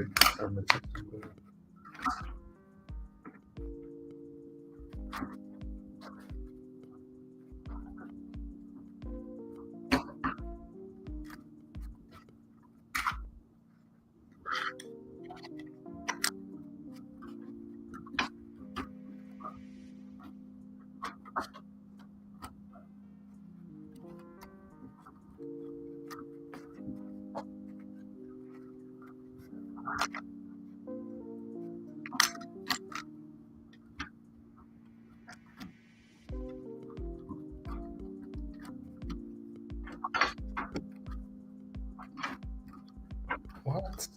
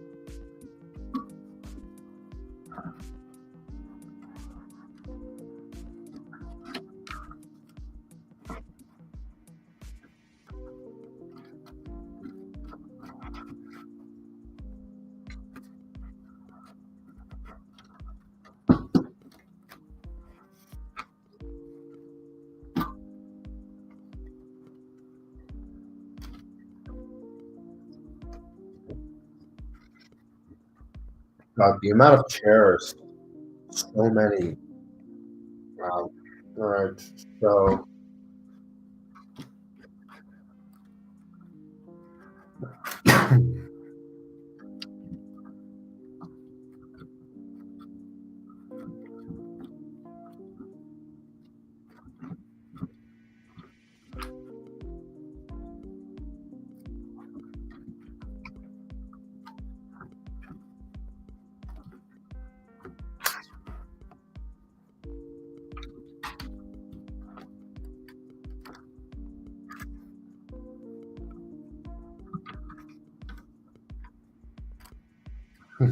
yeah.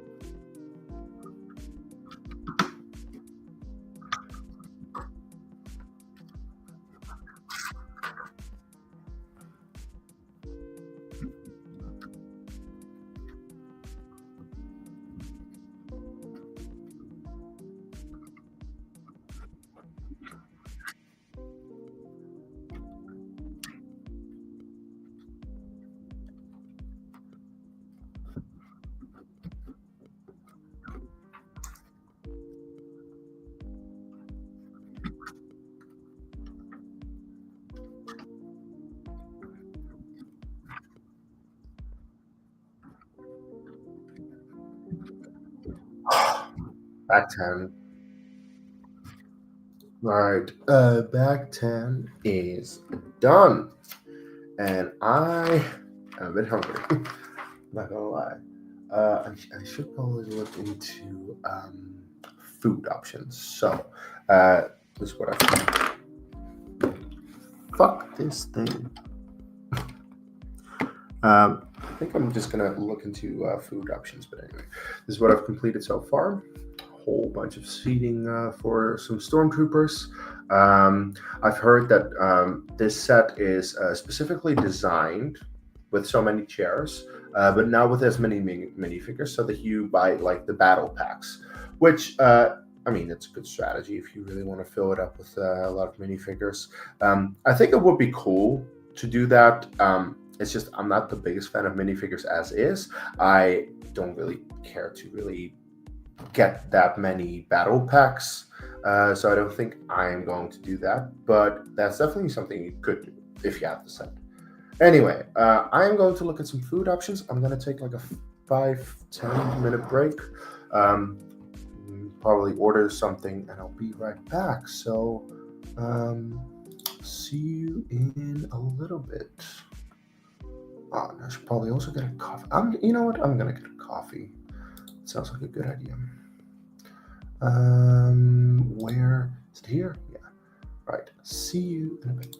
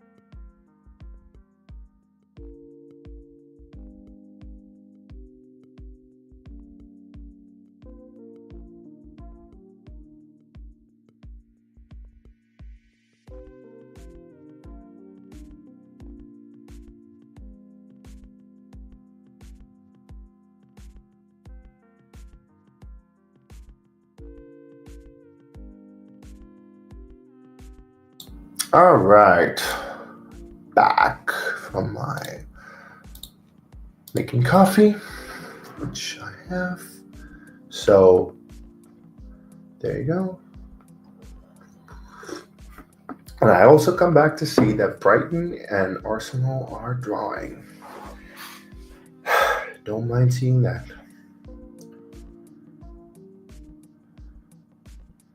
Considering Arsenal right now is in second place.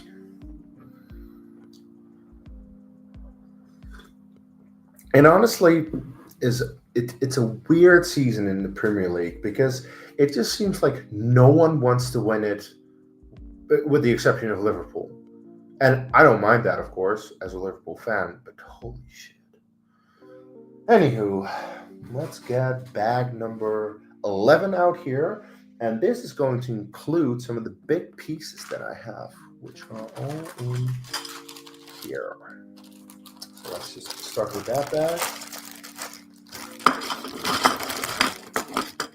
Put this one to the side.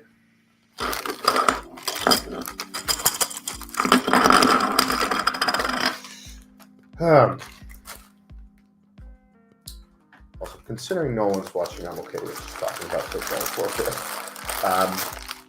But if people are interested,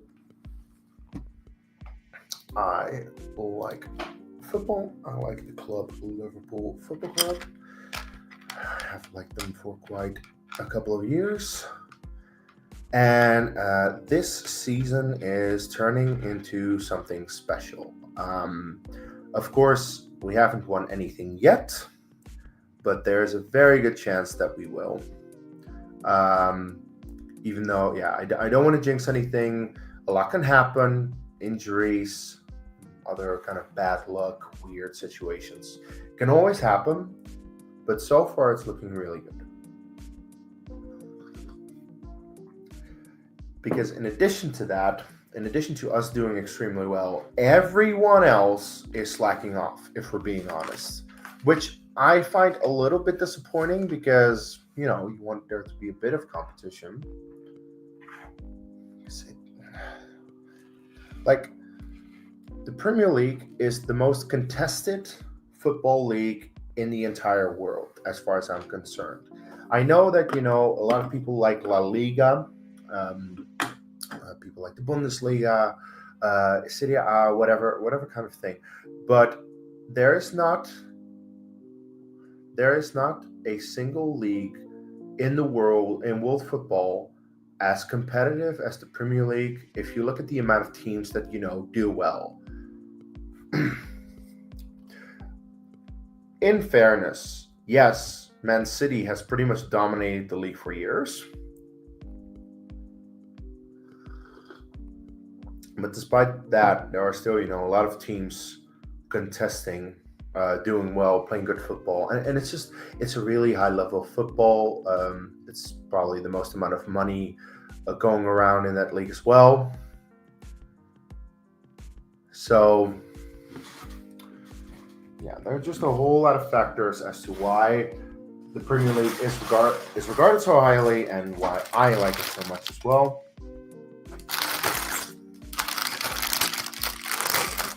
And why I've essentially given up on Dutch football. Because I used to kind of follow Dutch football, not really that intensely, but I used to like it. But just Premier League is definitely a better level.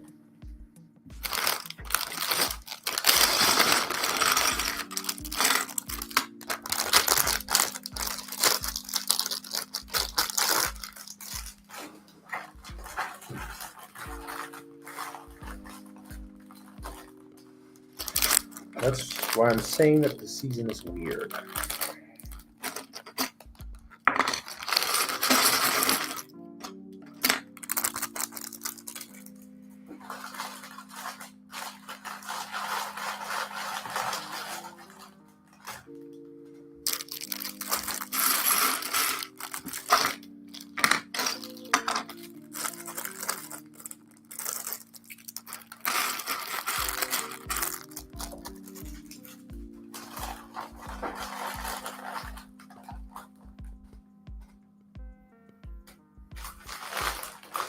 Oh, shoot.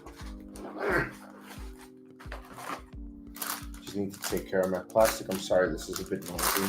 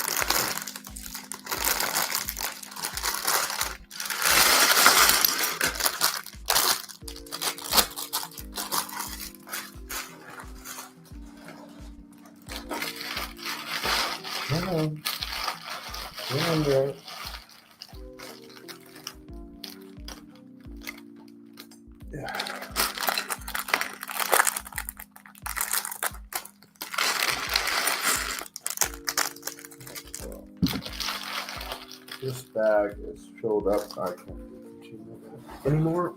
There. All right. Bag 11 has been spread out.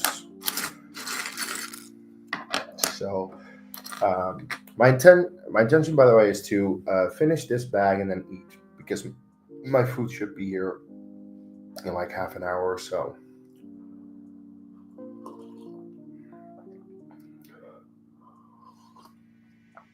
All right.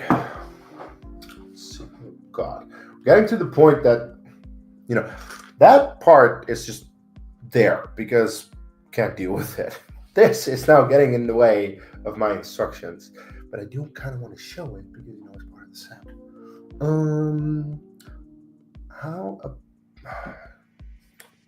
Sorry, Stormtroopers.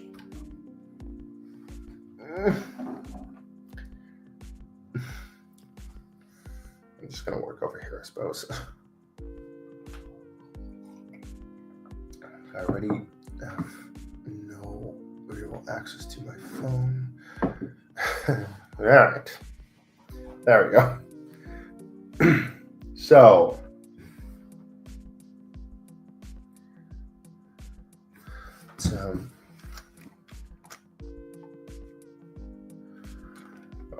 anyway, for anyone interested, what I'm watching right now, I am watching the Premier League football match, Brighton against Arsenal. There are only a few minutes left, so this is going to be done quickly, and then I'll figure out something else to watch.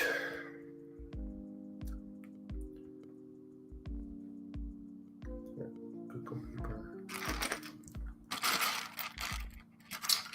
And they just started extra time, 6 added minutes. I suppose I'm a little behind. Oh, crap. I did this wrong. Whoops. That way. That way.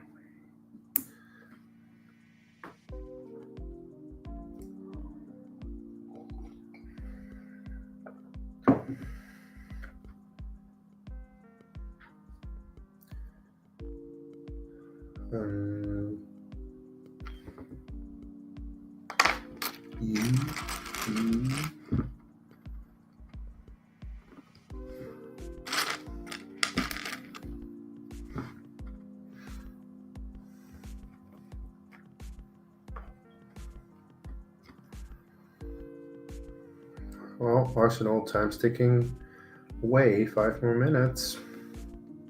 You kind of want a result here.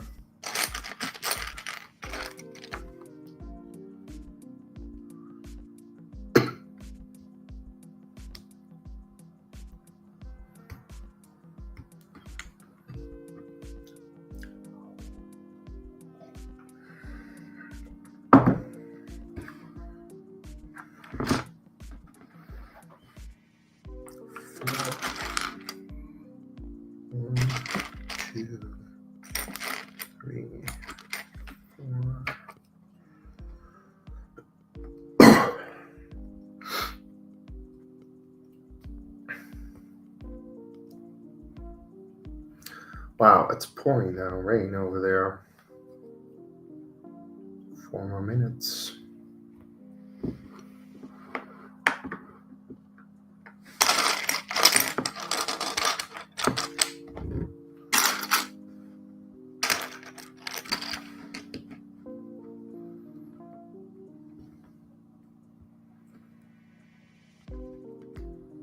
Swing it in. No, that's not going to do anything. Trossard.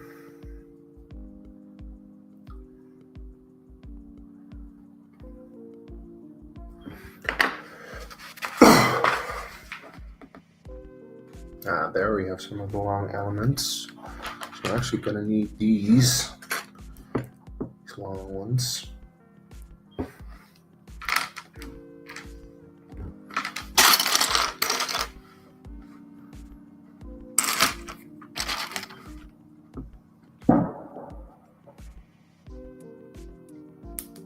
Oh, come on!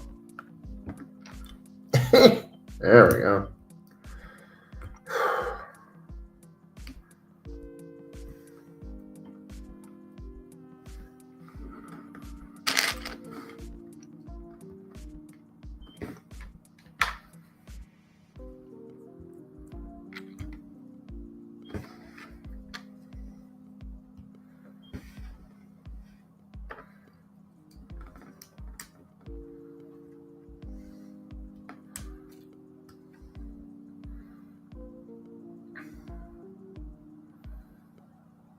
Oof. Oh, people lighting fireworks still. Guys, it's been New Year's has passed. Stop lighting fireworks.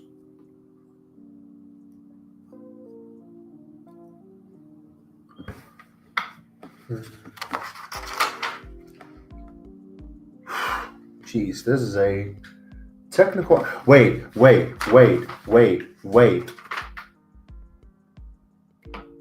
Okay, it doesn't actually indicate that I have to make this twice.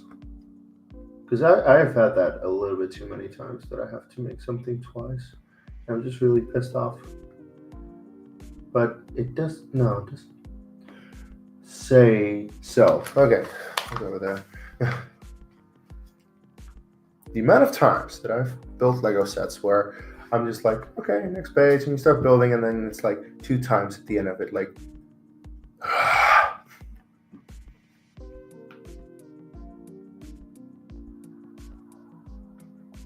no, and that's probably your last chance. 1 minute left.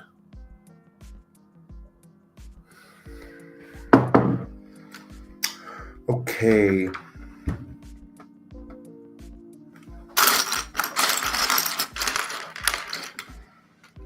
You, two of you, 2 here.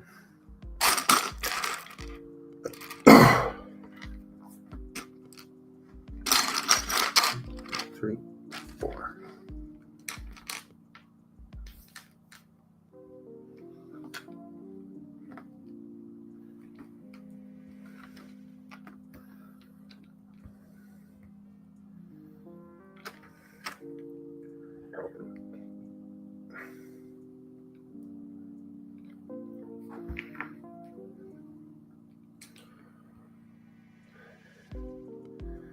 Dude, you have seconds. Whatever. That doesn't matter at this point. Yeah. And Arsenal drops points. Oh, jeez.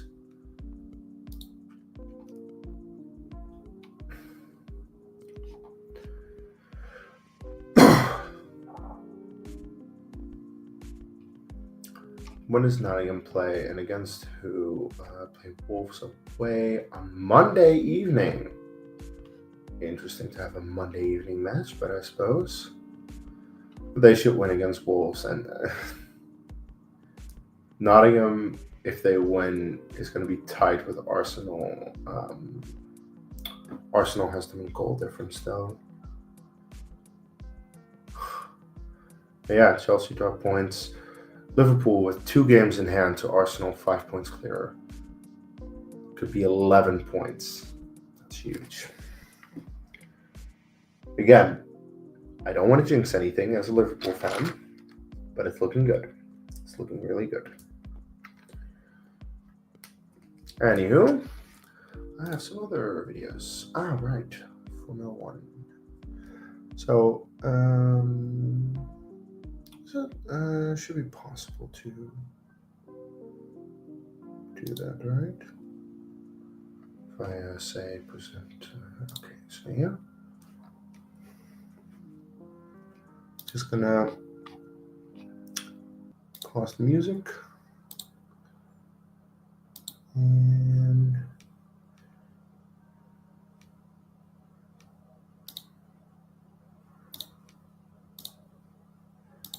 right, well, this is Formula One. In the meantime, you can still just see me build. All right. The year has come and gone. The Formula One season is done, and it was an okay year, I guess. Sure, we didn't quite get the battle for the Drivers' Championship like we all wanted, but any season without Sochi on the calendar is a win in my book. And for the first time this century, literally, McLaren won the Constructors' Championship. To give you an idea of how long it's been, 7 of next year's F1 drivers weren't even born when they last won it. Which is very interesting, but monologues are boring. We're only here for one purpose, really, and so it's time to grade the Formula One drivers of 2024. Finally, but first, I've got a bone to pick here. At the FIA prize-giving gala, Sergio Perez was awarded the Action of the Year for his switchback double overtake in Shanghai on the Spanish contention of signs and eyebrows. But frankly, while it was a big brain move from Checo, it's not quite in the same league as another action that took place a couple months prior. The last race of the Formula Regional Oceania Championship took place at the picturesque Highlands Motorsport Park. The points leader, Roman Belinsky, had already sewn up the championship, but there was still some incentive for that last race, for it was the first Grand Prix of the year, the New Zealand Grand Prix. I know. It don't quite carry the weight of an F1 one, but we just don't have that kind of moolah over here. As for the race itself, it was, I don't know. It was okay, I guess. About as much as you can expect out of these risk-breaking aero wash machines that the FIA have bestowed upon us. Belinsky had an okay race, but he did find himself trapped behind teammate Bryce Aaron. These cars around this track, it's almost impossible to overtake here. Eventually, Belinsky did manage to get past him on the last corner of the last lap, but it meant resorting to some rather extreme gymnastics. Holy shit. Now, forgive me for saying this, but this really was an overtake. Oh, sorry about the ad. You suck! And hey, the championship organizers obviously thought so too, because they literally awarded this the official overtake of the season. Checo's move in Shanghai, Action of the Year. Only one of these dudes actually overtook. Oh, come on. But I know there are plenty of people who vehemently disagree with either of those. And y'all had a lot of good suggestions for great overtakes this year. But this was all just a bit of fun. Time to get semi-serious now. Well, sort of, because it's time to grade some Donnies. Let's start from 0 points. The last halfway decent driver that the United States of Cheese had bestowed upon the world of Formula One was arguably Eddie Cheever back in the 1980s, and the last winner was Mario Andretti back in 1978. It was hoped that when he came in, that Logan Sargent would break the trend set down by the likes of Scott Speed and not drown in catastrophic levels of mint, and instead carry on the legacy of the likes of Andretti and Cheever. But unfortunately, we've got to wait for yet another little while, as dear old Logan here just continued the trend, probably owing to the fact that unlike Andretti and Cheever, Sargent wasn't... Do I really need to spell it out for you here? Good. Okay, then, fine. He wasn't Italian. His overall results were not insultingly bad, but for a dude who should have settled in by now, this appeared to be his ceiling. The amount of mistakes being made were butchering the team, and the one that he made at Zandvoort was so unforgivably bad that it prompted Williams to fire him then and there. Getting fired mid-season due to underperformance and wanton destruction means that I gotta dip into the cavern of letters and pull out this bad boy. But there was some silver lining to all of this, and this silver lining did have some Italian heritage. Colapinto?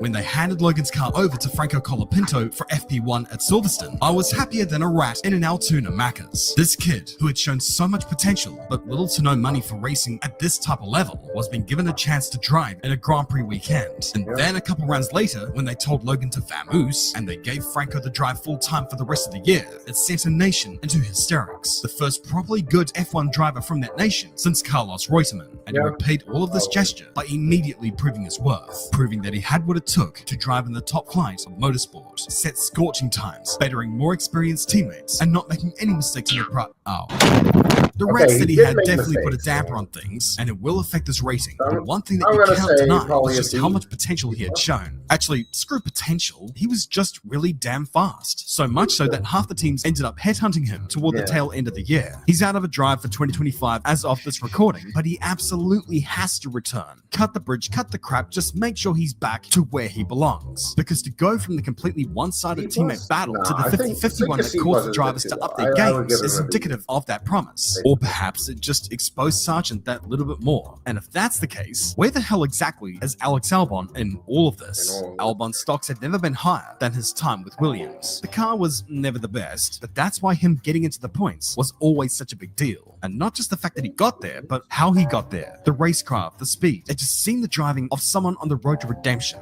This year, the FW46 was found Albon wanting is a for grip C+. and would overheat within 20 miles of a beach. They were also seriously Or maybe skinny D on minus. spare parts, which was all kind of self-inflicted. So whenever priority was required, it was always afforded to Alex on the basis that he was always their best shot. He had beaten the everlasting crap out of Sargent for the past 2 years, so who could blame them? However, when Franco entered the team, the pendulum began to swing, and suddenly his performances began to dilute just a tad in the face of this. It doesn't take away his good performances, and there were plenty this year, but we have to wonder where he truly is at, because even for believers in I think Colapinto, we'll such see as next year with myself, you Sainz can't in help the but team. wonder what would Sainz happen is- next year when the smooth Yeah, I'm operator sorry. enters that cab Flip the and takes him scores on. for And let's Albon not and forget Colapinto that and all the get it while, right, Josh. Sauber are starting to get their house back in order and were breathing right down their necks at the end of the season. And they're just lucky that it took them so damn long to score any points. For the large part this year, Joe Guan Yu's overall pace was bad. Joe. Really bad. D. The Sauber wasn't anything special. Hey, I not wasn't you. expecting him to win for God's sake, but it wasn't rare. Oh my god.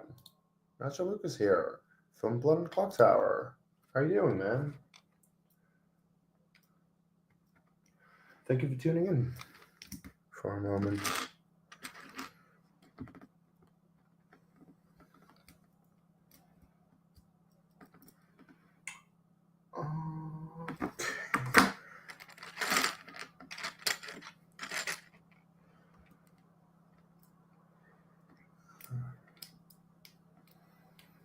Anyway, so yeah, Joe D.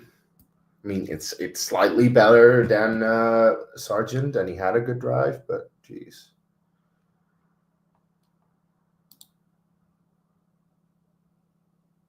Yeah, I shared it with you guys. I'm glad you subscribed. At least I think you subscribed. Otherwise, it wouldn't pop up for you.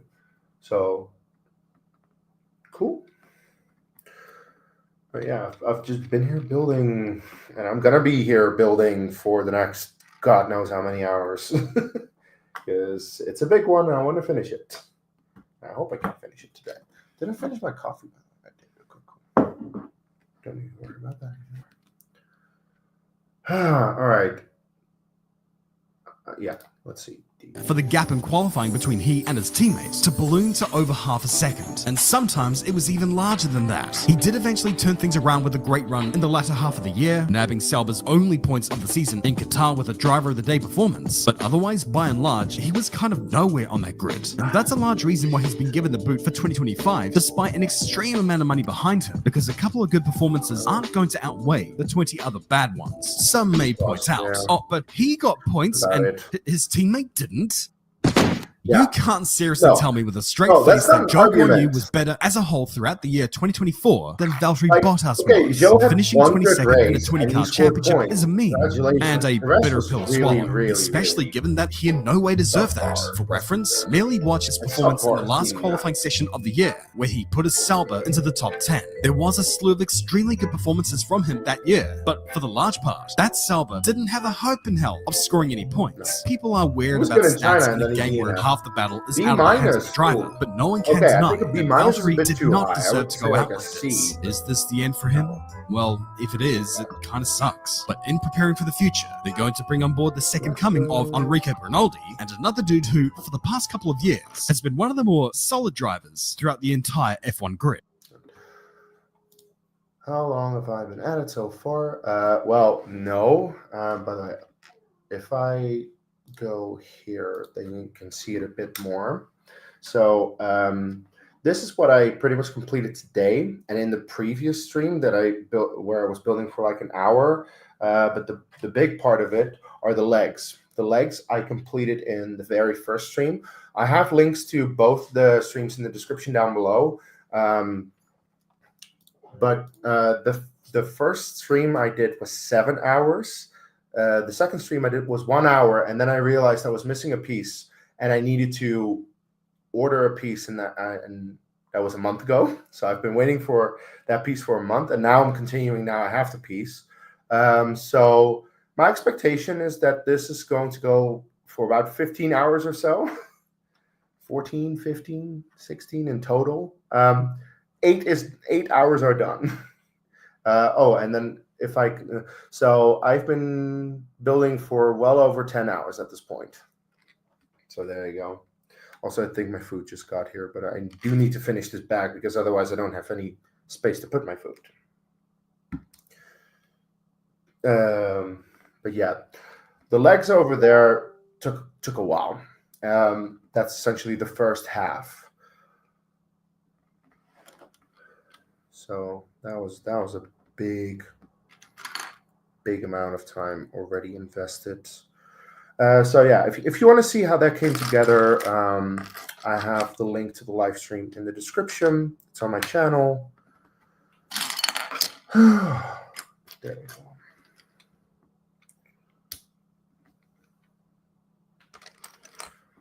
And yeah, it was getting a little bit quiet over here, so I decided to watch a Formula One video. It's a YouTuber I've been following for a while. He just posted his driver ratings for the Formula One drivers in 2024. So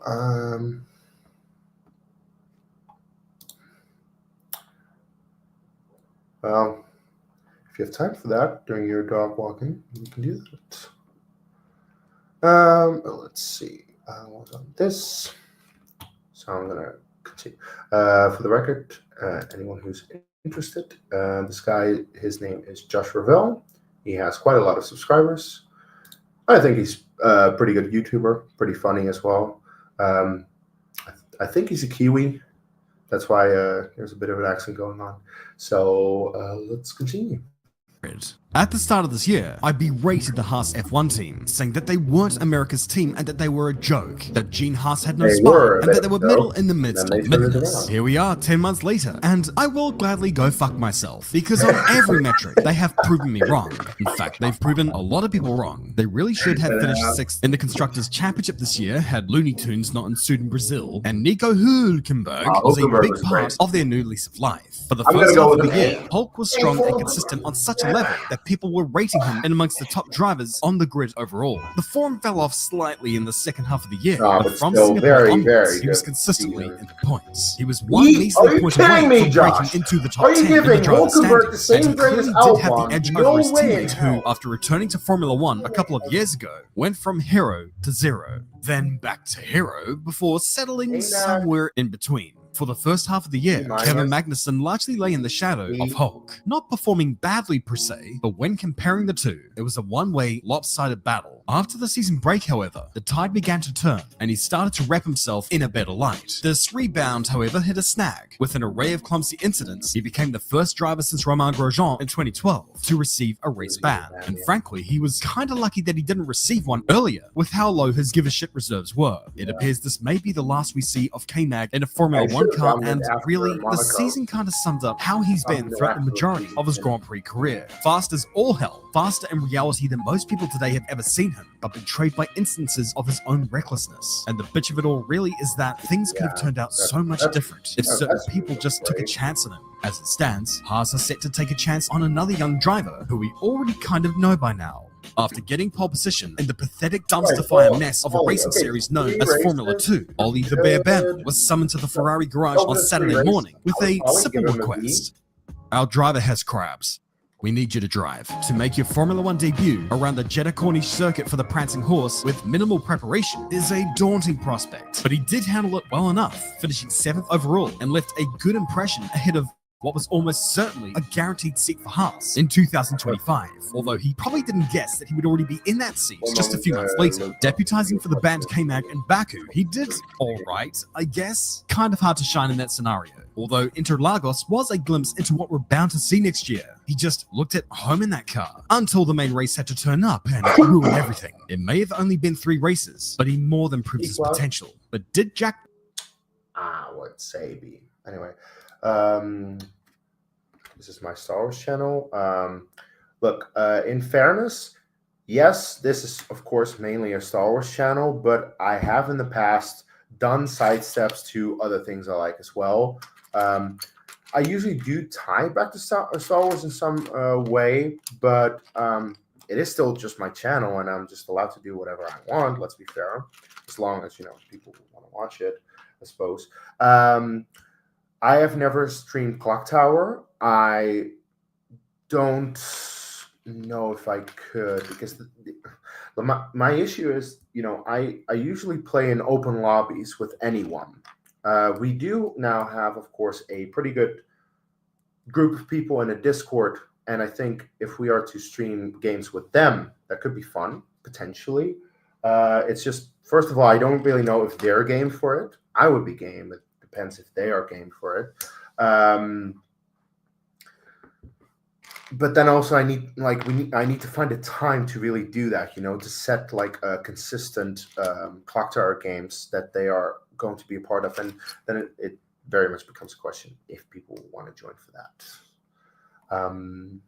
So that I've seen someone get upset that they were being on stream before. Yeah. That's just it, not everyone wants to show themselves to the world. And of course, in terms of Clock Tower, you don't really have to show your face. You don't have to be on camera, but your voice being publicly streamed on a YouTube channel, there needs to be consent for that. And I do think with the group of people that we have, like, God, all the people in that Discord, I think they would probably be, game for that. It's just, again, finding a time that works for everyone. Also making sure that, you have people who can storytell consistently. You also need to, because I don't want to just start streaming a game of Clock Tower, which is one of the most advanced custom scripts that you can think of, if people who are watching my channel are not familiar with the game and they don't even know how trouble brewing works in the first place. So that's also something to just consider, even though I would really like it. One moment.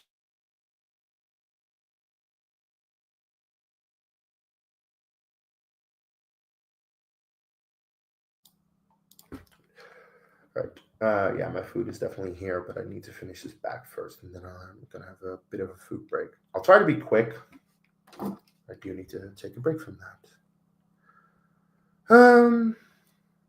But yeah, it is something that I have thought about, about potentially streaming Clock Tower. But again, I feel it's a bit too much of a sidestep out of my own channel. Then I could make another channel, but to, consistently keep up content in several channels is a lot for me, considering this is not my job.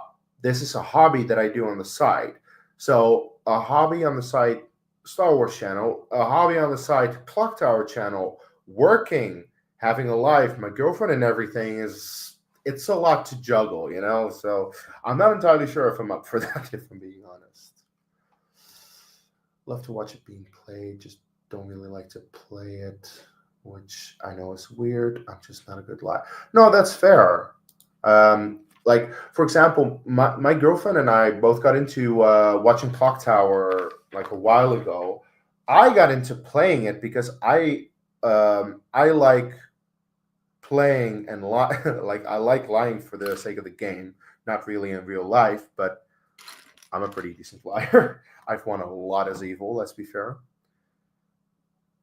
I actually, now that I think about it, I think I've won every single game this year except for one. that I've played. Now, of course, the year is 4 days old, but I've played several games already, and I've played some of them quite well, I'd say. So, yeah, I'm a pretty decent Evil player. I'm usually able to get away with it. But my girlfriend doesn't really have interest because she doesn't really want to lie. But she does like watching it. So, like, yeah, there's definitely something to be said between playing Clock Tower and watching other people play Clock Tower.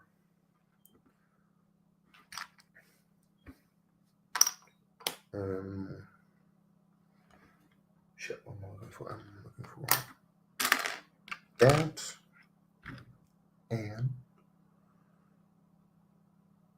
there.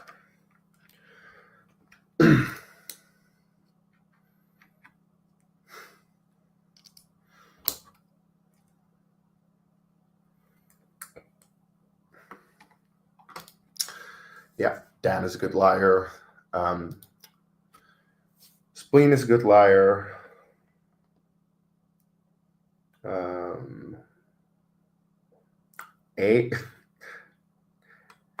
AJ is okay at the game. AJ is just a bit too chaotic at times.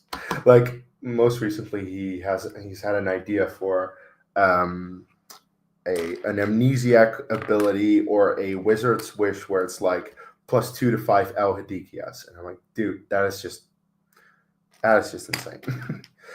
So it's also like that's the kind of crazy shit that I feel doesn't help the game. Like, it's crazy for the sake of crazy, but doesn't actually do well in the game. So that is that.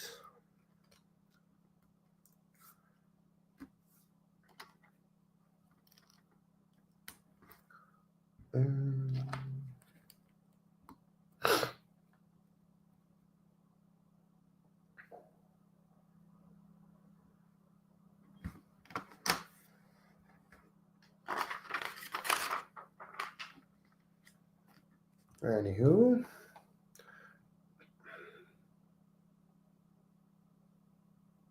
you know what my issue also with this is? Behrman drove 3 races this year.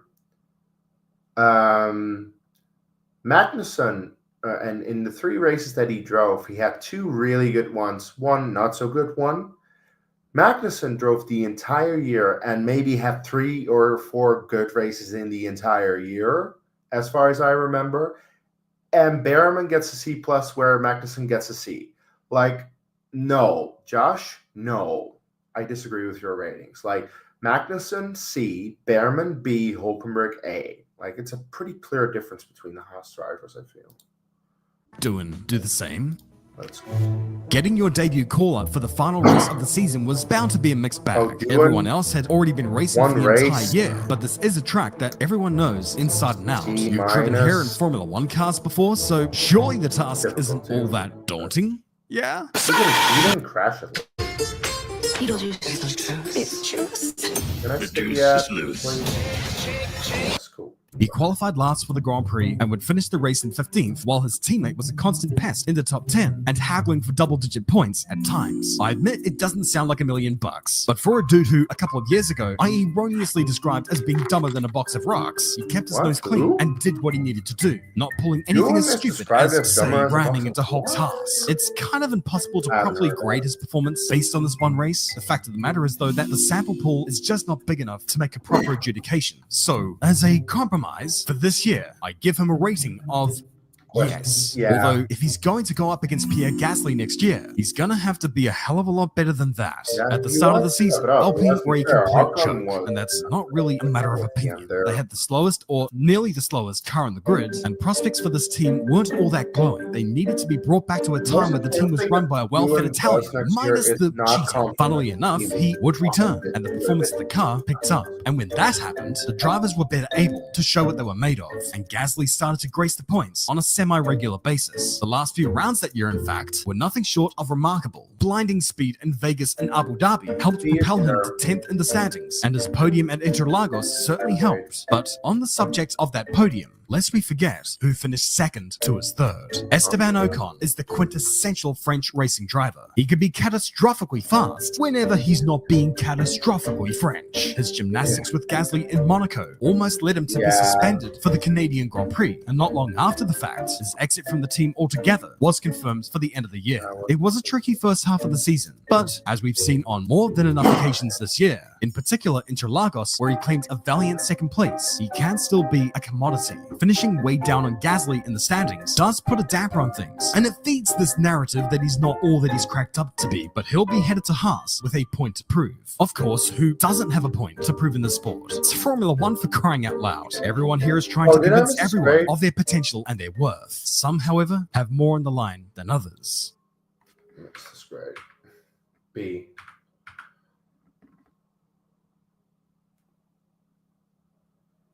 Nah. C+. It's kind of hard to believe that this season was Yuki Tsunoda's fourth in Formula One. Could have sworn he debuted last year. The fact that Yuki had scored 2/3 of VCARB's total points tally this year speaks volumes as to how he has performed. Yes, he did seem to struggle to cope whenever the pressure was ramped up. Like, it seemed to be a distraction for him whenever his teammates got the better of him. But for the vast majority of the year, it was never a problem because they never did get the better of him. People, I expected him to melt against his more experienced teammate, but that didn't happen either. He's absolutely deserving of a run at that second Red Bull seat. Whether I think he would succeed or not doesn't matter, because he's done just about everything that he needs to do to warrant the shot. Having said that, do we really want Yuki to go up against that guy at Red Bull? Because for the last few years, it has been a poison chalice. It could be only half a year before he winds up being the next casualty of the second seat of doom. But of course, while this bedtime story is all very well and good, why would Liam Lawson be any different? Nabbing points in his first race of the year is exactly the statement that Liam Lawson is different. But if it be only half a year, time story is all very well. Because for the last few years, it has been a poison chalice. It could be only half a year before he winds up being the next casualty of the second seat of doom. But of course, while this bedtime story is all very well and good, why would Liam Lawson be any Are you kidding? to go He's just a run at that there. needs to do to one Okay. winds up being good? Why really annoyed that exactly he the doesn't statement that actually Liam Lawson stay already. needed to make? Yuki had a slight edge in terms of qualifying pace, but he was right there I with really him. These paid were all the right attention to the moves that he video, needed to make, and then he completely shat the bed in Vegas, while Yuki ran away and made him look like a joke. Liam got out-qualified in all 6 races he had this year, and while the margins weren't big at all and the whole experience thing and blah blah blah blah blah, winning is winning, and sprint qualifying don't really count. He got desperately unlucky with the Witch's Curse in the final round at Abu Dhabi, but when you boil it all down, Yuki had out-qualified him and he outscored him. On those merits, Yuki deserves that shot at the Red Bull seat over Liam. Yuki over here screaming, "I gave you everything I have," while Christian Horner goes, that's cool, Anyway, what's over here? Of course, this whole thing is way harder to adjudicate than most of the community make it out to be. Liam's performances this year were alright, but if he does end up being shipped up to Milton Keynes, he's gonna have to dial it up by a lot. In the meantime, let's talk about another victim of Red Bull's blatant knee-jerk reactions. This year was meant to be a return to form for Daniel Ricciardo, the precursor toward him getting back into the main Red Bull camp after having been through hell and back. Instead, he stayed in hell, and the beginning of this year was about as painful to watch as his McLaren years. Immediately, questions arose, for he was brought in for one purpose, and that was to beat Yuki. That was what his contract was basically demanding, but he wasn't really doing it. He did gradually rein in the pace in his last few races, but if we take away the freak result from the Miami sprint, what we were left with was a disappointing run of races and an early exit. Irrespective of whether you think Liam was a worthy replacement, Daniel didn't really deserve to get dropped mid-season like he did, even if he wasn't the same dog that he was in circa 2014 to 2018. But when it comes to drivers who do deserve to be dropped, there is someone very high up that list who never will be. Okay, I have tried to be nice. Sorry about this. I've tried to accentuate his talents as a driver and implore people to see his potential. A lot of the time, the gaps to his teammate aren't really that big and are pretty respectable. But there are also many moments where the gaps can be bad, where the mistakes can be pretty rookie-esque. But Lance Stroll hasn't been a rookie since 2017. He's been in Formula One for longer than most people on the grid. And yet, he still meanders around the track with the grace of a drunk on a slip and slide. It seems that every 2 weeks, we hear the same tired rhetoric spewed from Mike Crack about how, he's not not that bad. Maybe he Yeah, no, isn't he is that that bad, bad. but he is Crap. not this future world champion that Big Daddy wants him to be. The level of hypocrisy being thrown around, saying he's not in there because of family connections, is asinine. You can't seriously expect us to believe that, right? But what next? The moon is made of cheese? Those drones over New Jersey are actually just airplanes? This is Formula One. This is the pinnacle of motorsport. You can't pull the same bullshit you did in Formula 4 and Formula 3 with all the crap that was alleged to happen there. And another thing, we keep on talking about this guy as being a rainmaster, but ever since Turkey where he got pole position, when was the last time he was any good in the rain?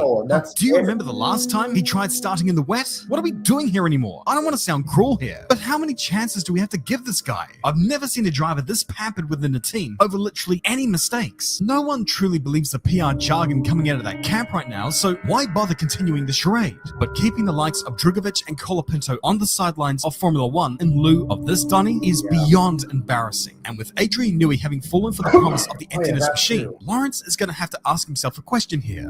What does he want to become world champion?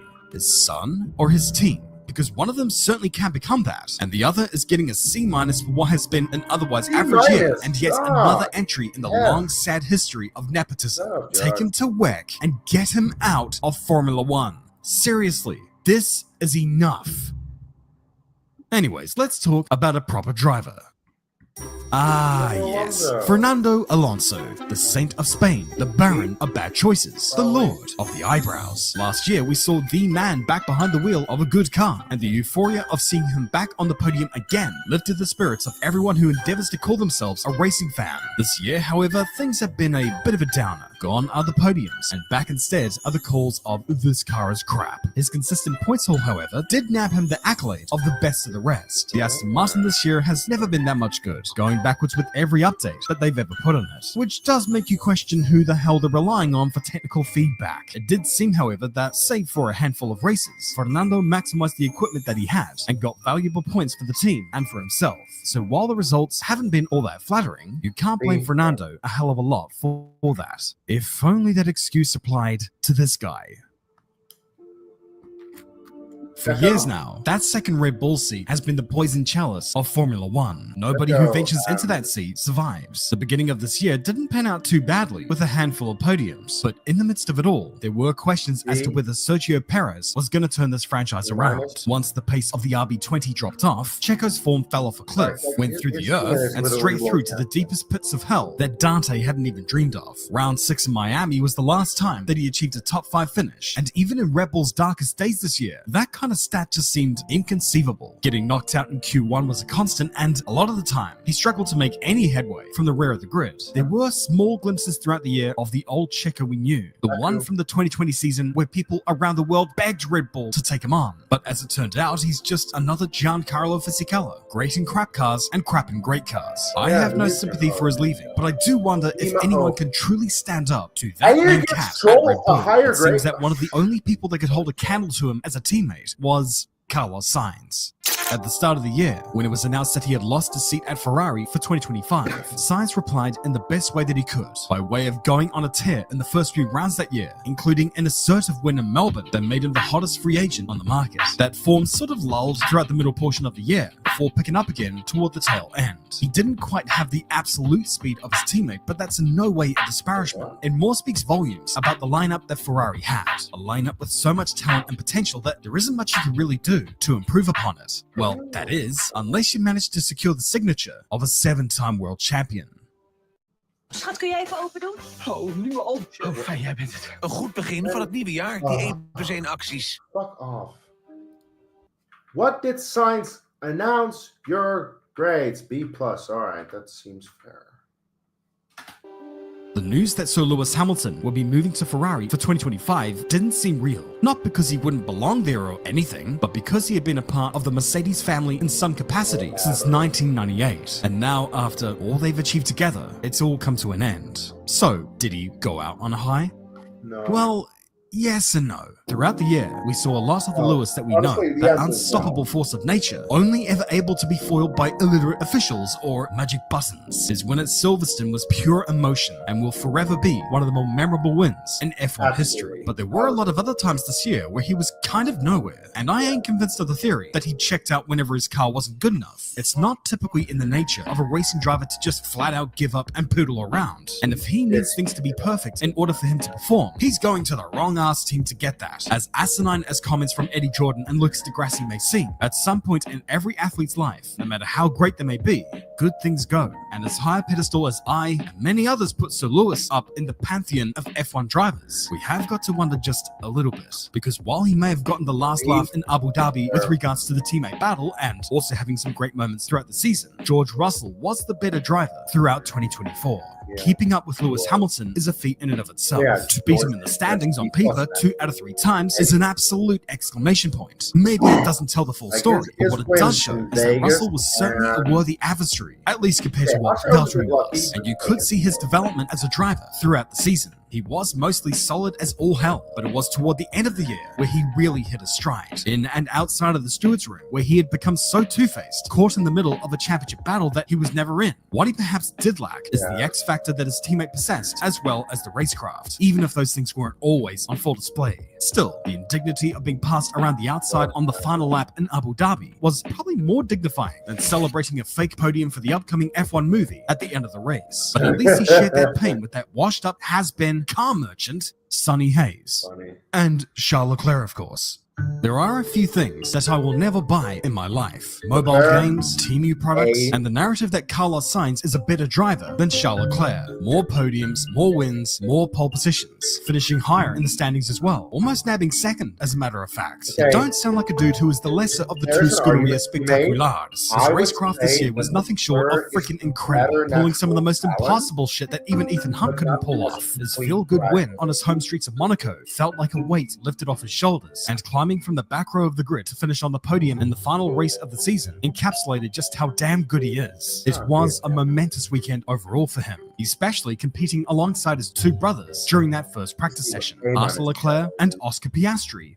Leclerc. If there is one word that could be used to describe Oscar Piastri's season for 2024, it would be disappointment. It wasn't necessarily bad, it just felt underwhelming. By and large, his results paled in comparison to the other side of that McLaren garage. The teammate battle was slanted against him, and it took him much longer to nab his first podium and race win. It didn't even feel as if it was a lack of confidence, as he typically showed composure and maturity far beyond his years. He also showed throughout the year that the pace was there too, but just never on a consistent basis. Even his maiden win in Hungary was a bit of a damn squib. Perhaps it was due to factors outside of his control, and when he was on it this year, he was the faster of the 2 drivers. But I guess we all just expected a little bit more from him this year.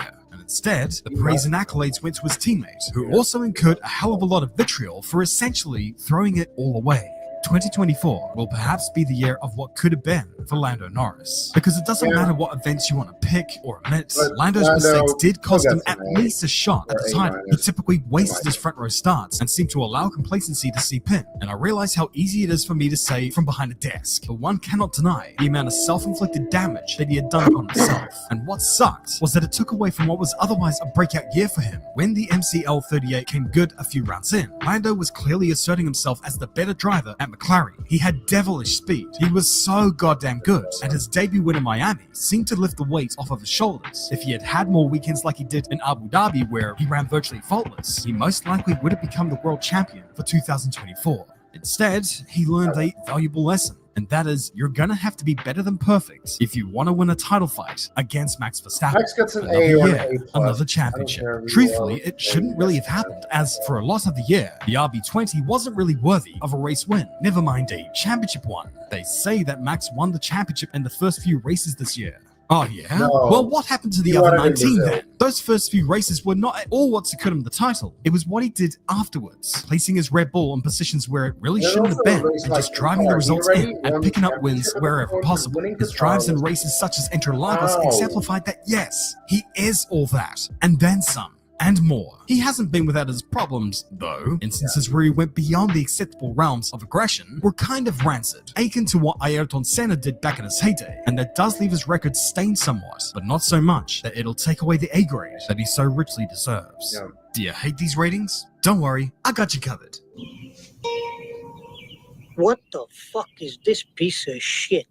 It seems we Not glaze the everything. champion every year, doesn't it? Then again, they are the champion for a reason. But even though we proclaim Formula One to be the pinnacle of motorsport, who really was the best in the world this year? Well, to start off, there was Freddie Slater in the ranks of Formula 4, taking 2 championship titles in dominant fashion. Unless he doesn't want to be in one, I don't really know why the hell this guy isn't in an academy by now. Similar domination occurred in Moto 3, when David Alonso surged to a title so complete that he was pretty damn close to double the points tally over the dude in second place. You can't ignore Shosu Boy in Japan for completing the Super Formula Super GT Championship double, and in the United States and America, you had Connor Zilic winning pretty much everything that he ever did, from stock cars to LMP2, from ovals to road courses. He absolutely killed it against seasoned professionals and highly acclaimed drivers. He is one of America's best prospects for racing, but when it comes to the Driver of the Year for 2024 award, it's pretty hard to look past Max. I know, it's a boring choice, and oh my god, the glazing's so bright! And wait, hey, you hear that?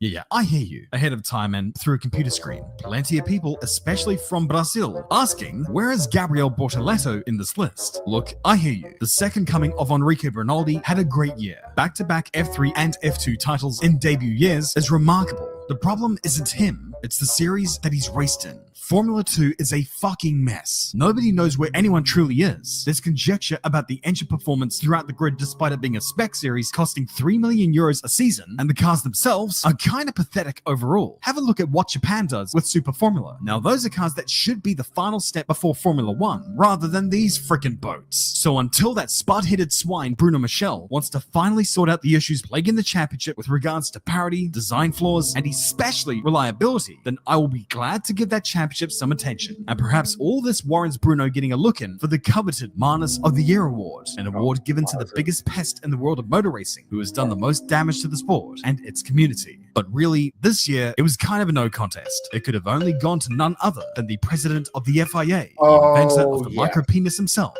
Mohammed bin Sulayem. Yes. His attempts to expand the Formula One grid are commendable, and I will give him his flowers over that. But the seedy corruption and tone deafness prevalent throughout his tenure means this is a one-horse race where no superlatives can do it justice. This is what you asked for. Heavy as the crown blood. If this dude has taught us one thing this year, it's to not be a Manus. Alright. I'm gonna stop my screen share. And I'm actually quite hungry. I think I'm just gonna call it in just a moment and eat, and then be back in a bit. Alright. These are interesting, by the way, because these are like bendable pieces. Don't have that too often.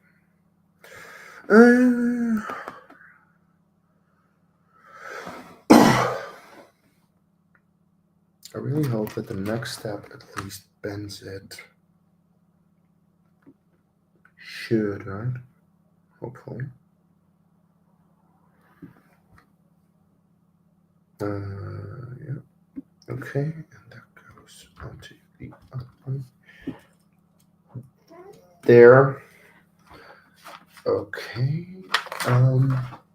Yeah. All right. We're bending those at least, not everything, but those. So. Did I? Okay, come on. Interesting, these bending pieces, but I suppose this is all to make sure that, you know, it does stay in place, but the idea is that the neck of the AT-AT can still move, because you do want to, you know, have it be posable. Like I do want to move this thing, because my idea is that I remove everything over there and just place it there, which at that point I do have to find a new place for all the stuff that is over there, which is something, but I'll get there.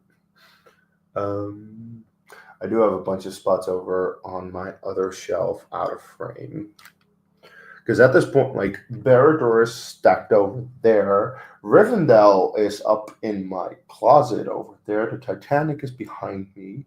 I have a bunch of things in the living room, but my girlfriend limits me to only have an X amount of things in the living room before she goes absolutely insane, which is fair.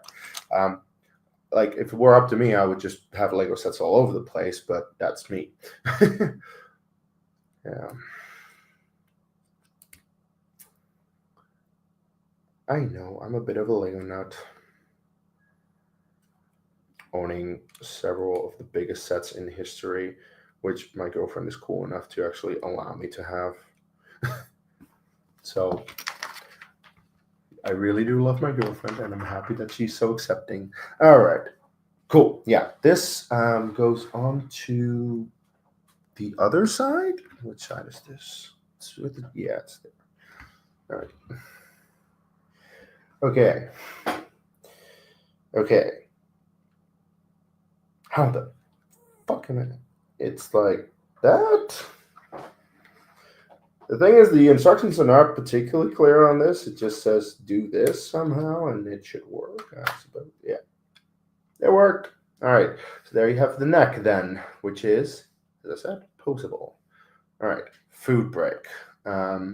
So I should be pretty quick with eating, but I do need some food because it's already 9:15. I haven't eaten much today, so I'll, let's say, be back in 15 minutes or so.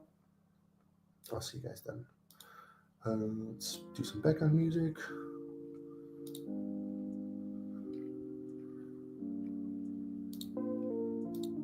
And break. See you in a bit.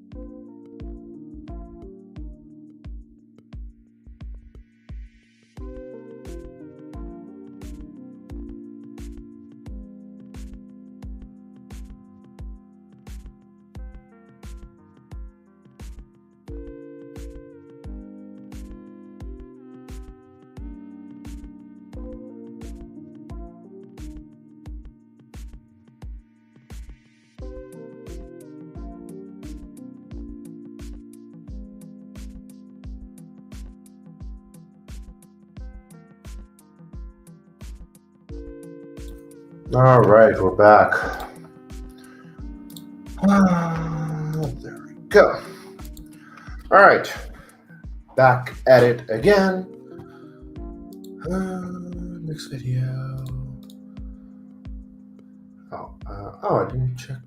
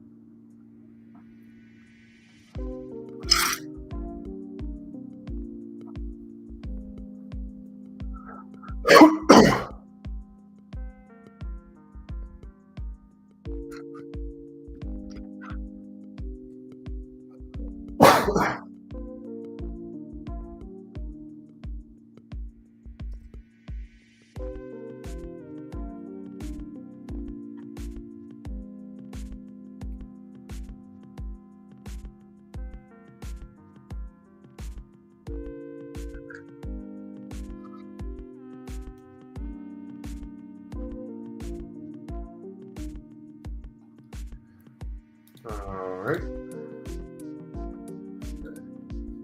Next up, a Lego themed video. So,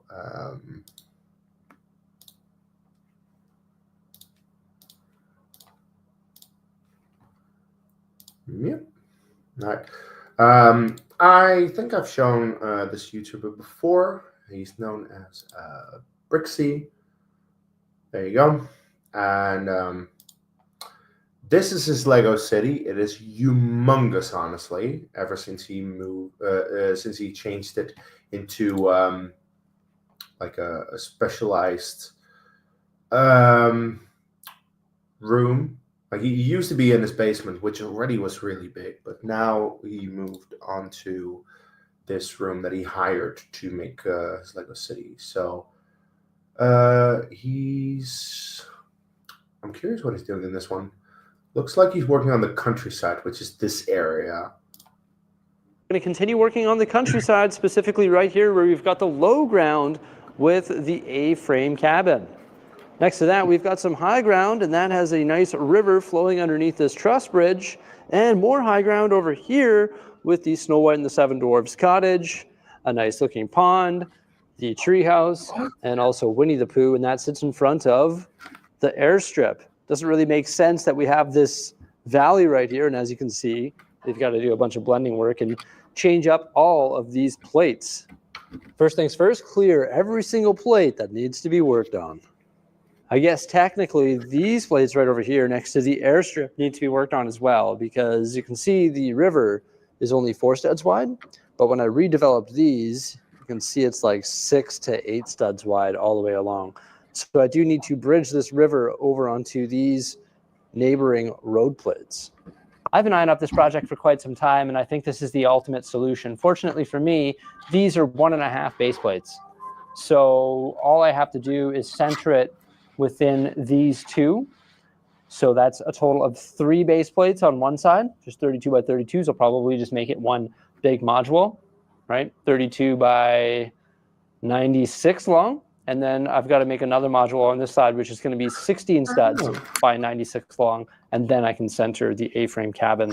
And I think it'll look better centered between those other 2 modules that we have down there that are currently on the high ground, if that makes sense. I figured you didn't need to see me build Mills blades for the 100th time, so I just took care of the Mills blade here. So yeah, we've got some weird ones, that's for sure. This is 3 base plates long. You can see we've got 32 studs right here.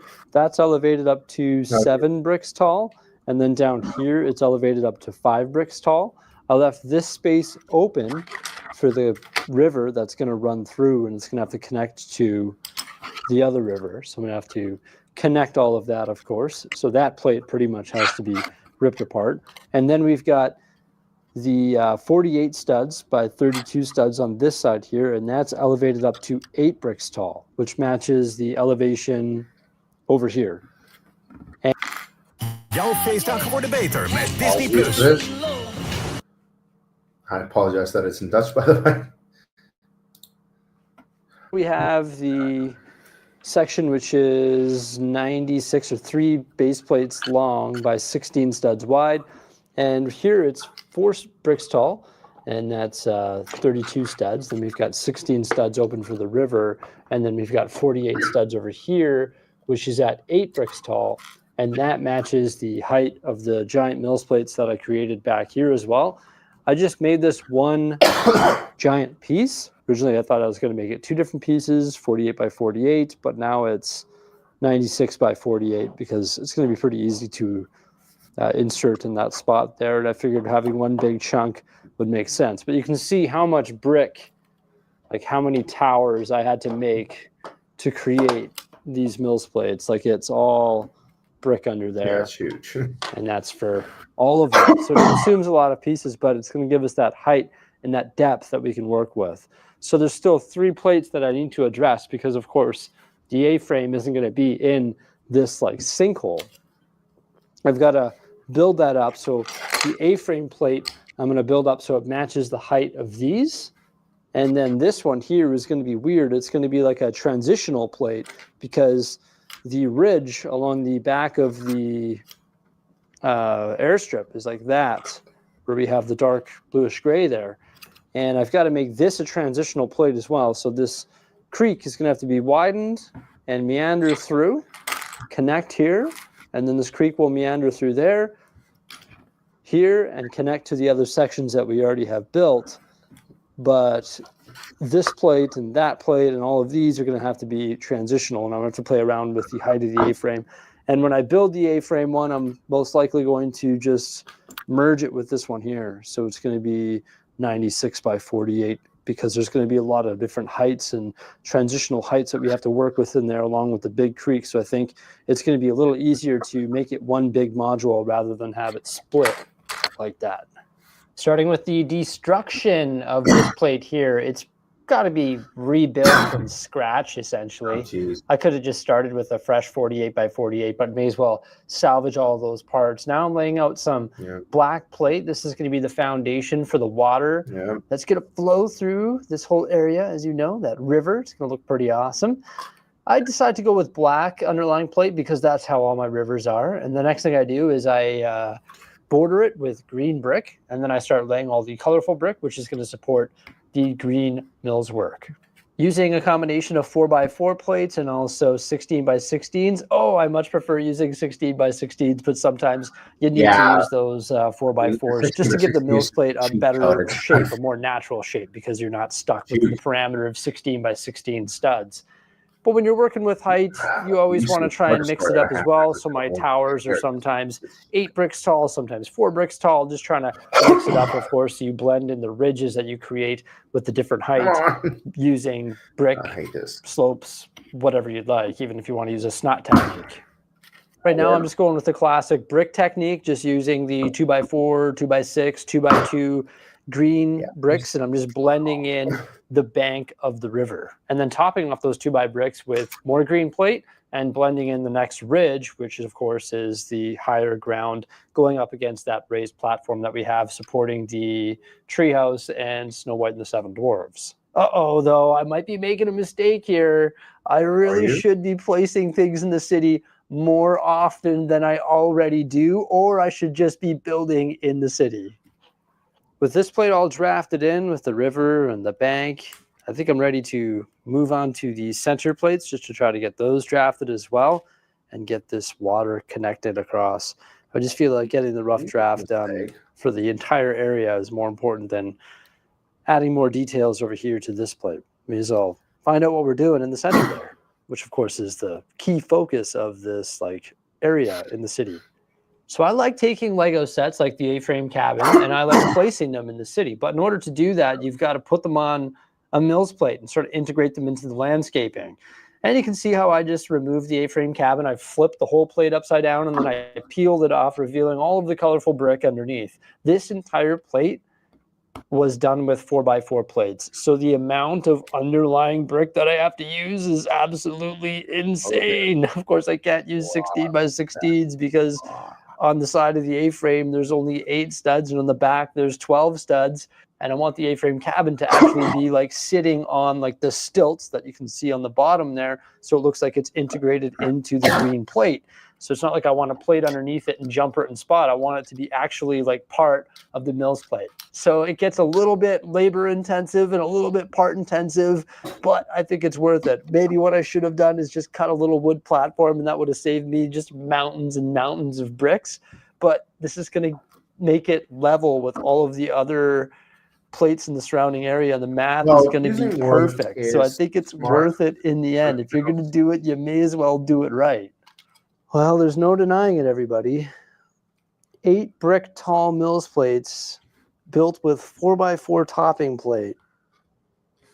It's exhausting to build. I can only imagine. Oh, it's ridiculous. Totally worth it, though. Totally worth it. I'm going to stay determined here. It's like, okay, let's do it. Let's do it. Let's get her done. Let's do it for the Lego City. Although I am getting tired of putting 2x2 and 1x2 bricks together. My fingers are starting to hurt, but it's totally worth it. It's going to look sick in the end. I'm so excited about getting this project started. And I can't wait to see the end result of the entire countryside put together. It's going to be insane. Well, there we have it. The A-frame cabin plate is done. One more plate to go, and then they'll all be at the same height. All right, we're going to go with the fresh plate protocol here. I'm not going to use that pond. It's no longer going to be in the layout because that river has been increased in width by so much. So there's no room to have a pond over here, which I'm okay with. There's going to be a bridge going over the river. The river's going to have lots of depth. It's going to be super cool. It's actually 16 studs wide. I make it 16 studs so I can build the bank right on top of the black plate. That prevents slopes from getting buried within tile and plate. After I get the black plate laid, I start framing the sides using just green mills work. And I'm like, man, I really should place all of these modules back in the city before I get too far ahead of myself. So here we go, gonna place them in the city and make sure everything lines up because you just never know when you're working up there. First plate, all right, that looks good. Second plate, uh-oh, my river's a little bit misaligned. I've got to reduce the 16 by 16 plate to an 8 by 16. A-frame cabin looking pretty good. The 16 by 96 module looks pretty good too. The other one by the airstrip there, uh-oh, there's something wrong there as well. Looks like I'm gonna have to rip something apart, but you know what? Lego city building is all about trial and error. Rome wasn't built in one day. There's no way I can get a project done like this in one single day. It's just physically not possible. Well, actually, no. If I don't sleep, then I can get it done, but I just don't think that's healthy. Yeah, if you don't sleep, yeah. I mean, you can do that, so. You can do that. I always like to start big projects like this using the 16 by 16 plates just because there's way less underlaying brick. But sometimes when you use 16 by 16 plates, you get stuck in situations like this. For example, this is a 16 by 16 plate here. And I want to bring that in, like the elevation, I want to bring it closer toward the elevation over here because it's in the way of the airstrip. So that doesn't make any sense. Yeah. And that's another reason why I like to place things mid-build, which I didn't do today, but that's all right. This won't be hard to fix, and there's a bunch of things like this that I need to fix. For example, all I have to do is just rip out these bricks and extract this 16 by 16 plate eventually, which will be connected to all the other bricks, which all have to come out anyway. And then just put this lower, so this is at like 1 brick height, and then have it go up here. But you'll see like where the 16 by 16 is, it doesn't really match up with the hill here. So I'll have to like adjust this hill or have it so it matches back there and get in here with the 4x4s and just make it work. But for the most part, I try to do it with the 16 by 16s at first. And then after placing it, I'll come in here and I'll fix up little minor things like that just to make it flow better. For example, there's another area over here, and this was a 16 by 16 plate, but it's popping out too far. And right here, you can see it needs to move over a few studs. So I replaced it with the only 8 by 16 that I have. And now I can black plate in here and we can start to do the rock work so that it matches up with the rock work over here. I'll probably blast out some of this rock work that isn't going to match up with what we're doing on this side, and some of this lower stuff here too, and just make sure that this river flows together with that. Plus there's like a right angle here that might need to be a little bit adjusted there as well. But I think overall, like, the appearance of it is looking pretty good thus far. I think the base layout is there. I love the fact that the A-frame is lifted up and we're at the same height as these buildings over here. There's some blending work that'll have to be done between the two levels, but that's just to be expected. Just come in there with the green brick and put like an angled ridge or something like that. And it just feels good to get everything up at the same height. That was my main goal here today. When I continue to work on this, which of course will be like right away, what I'm going to do is bring one of my tables down here that has the wheels on the bottom, like the wheels on the legs, and I'm going to bring a bunch of parts that I need to construct this, and I'm actually going to construct it right here in the city. Sometimes it's nice to do that because I can't haul this whole area up to my desk.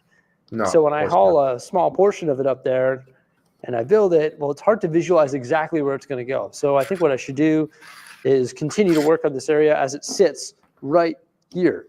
Then I know, okay, the rock work starts exactly on this stud. I know exactly where it needs to go. I know exactly where this water needs to go. I know how to transition all of this. I already repaired this a little bit, but I need to lower this just because that looks not right.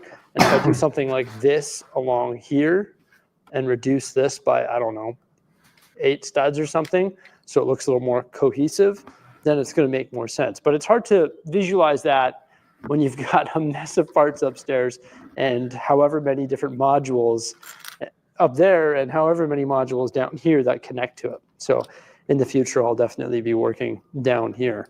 As always, thank you so much for joining me on another day of exciting building here in the Lego City. I suppose those mills take just so much time. All right. Any other videos?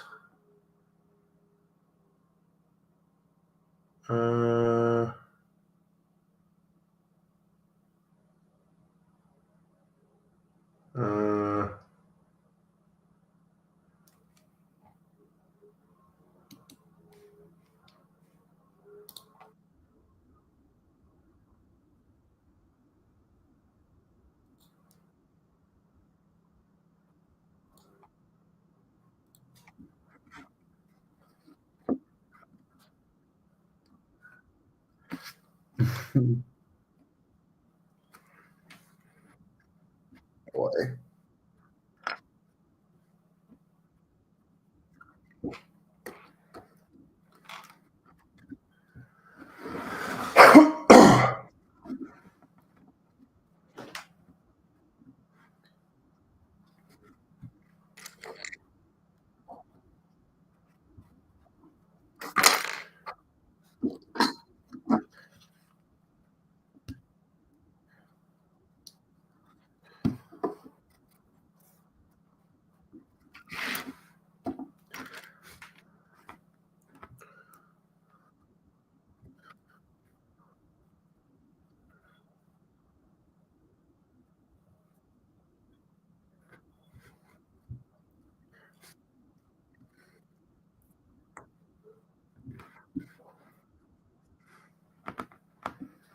Yes, you did point to the spot.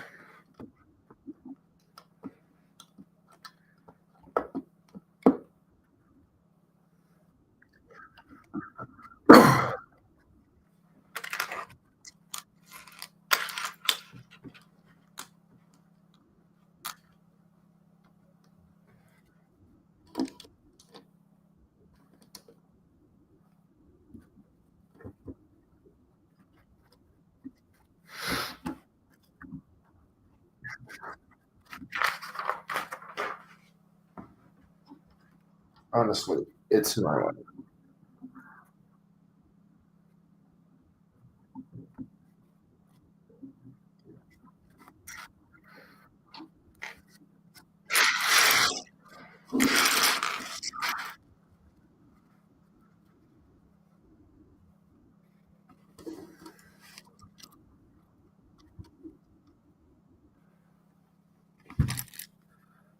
No, of course it won't be safe. Come on.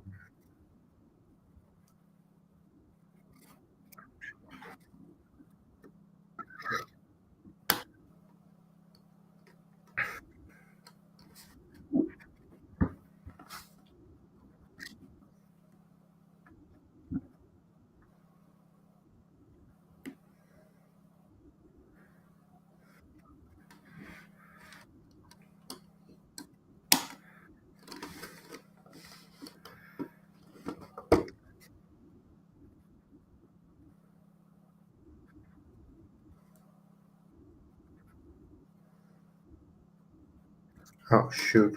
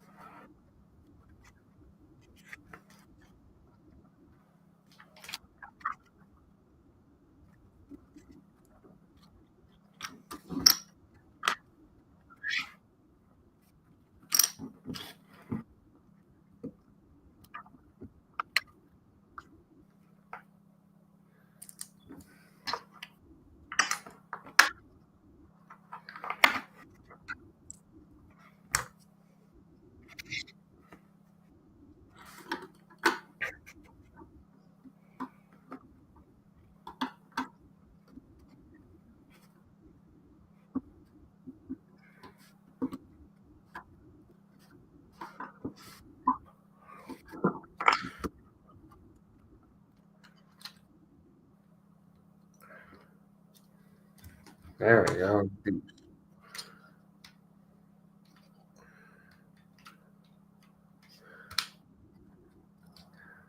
No.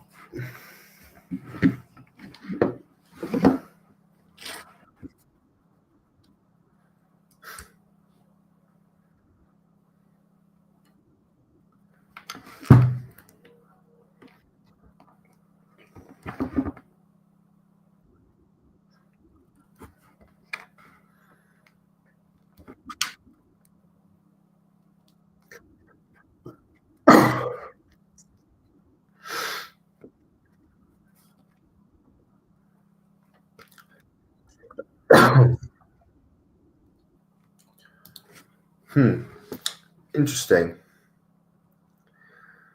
So I see pretty much every person saying that the 1-1 that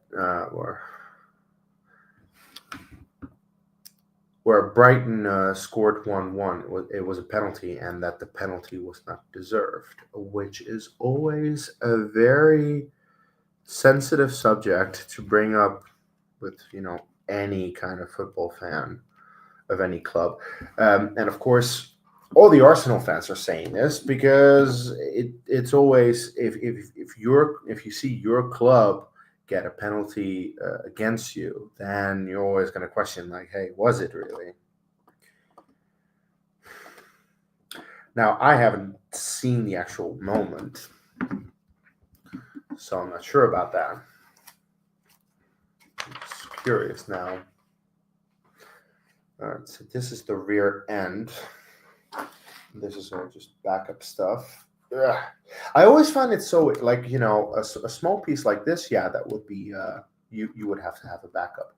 But like this flex tubing, you always get another one, a flex tubing for you to use if you want. And I'm just like, thank you. It seems kind of big. So I'm like, how can you really miss this? Might just be me. That's that. All right, bag number 11 is done with that. And I have been building for 4 hours already. Oops. 4 hours. God, I do hope I can finish today. As always, next week or something. All right, how long until D&D? 4.5 hours. Doable. Oh, this goes up again. Oh, fuck off! Damn you, stupid thing. All right, there you go.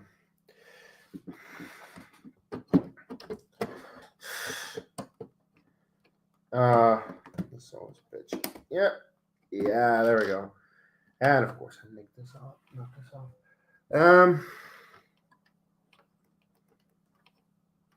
All right. So, well, I now have the neck and the butt of the AT-AT. And yes, I will just simply call that a butt. So that's pretty much what it is. Oh, I actually get to put it on top of the thing on the next step. All right, cool. Let's open bag 12. My issue always with these set, like, I have plenty of room here. The issue is the moment you get to build them and you need to, you know, put this on the side because you're building something else in the meantime, it's always a bitch, a big bitch. Always very difficult to navigate. All right, bag 12.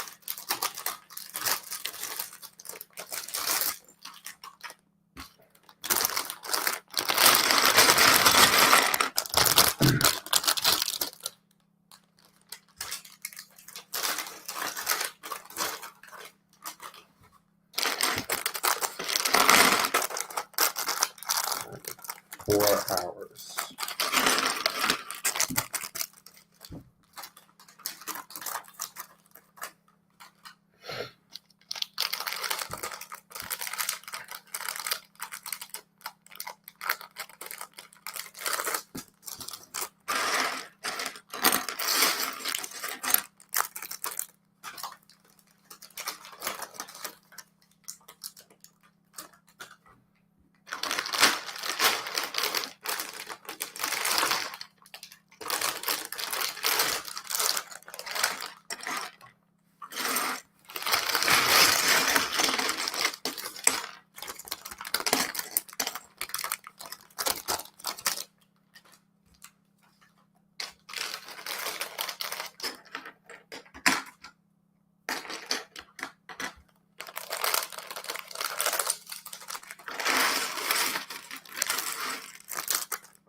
Right. Now, between these two, it's just the bigger one. Not too much of a difference. Yeah.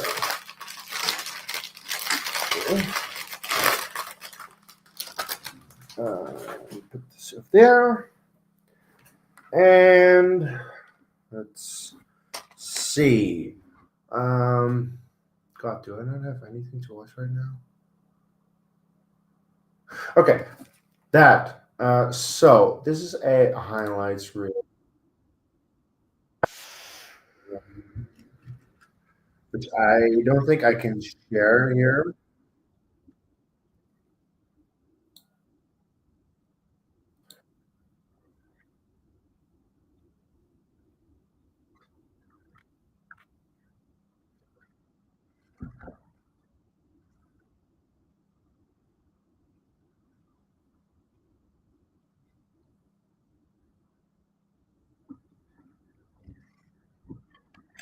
Wow. Yeah. Okay. So what's interesting is that it does take the ref quite a while to actually decide.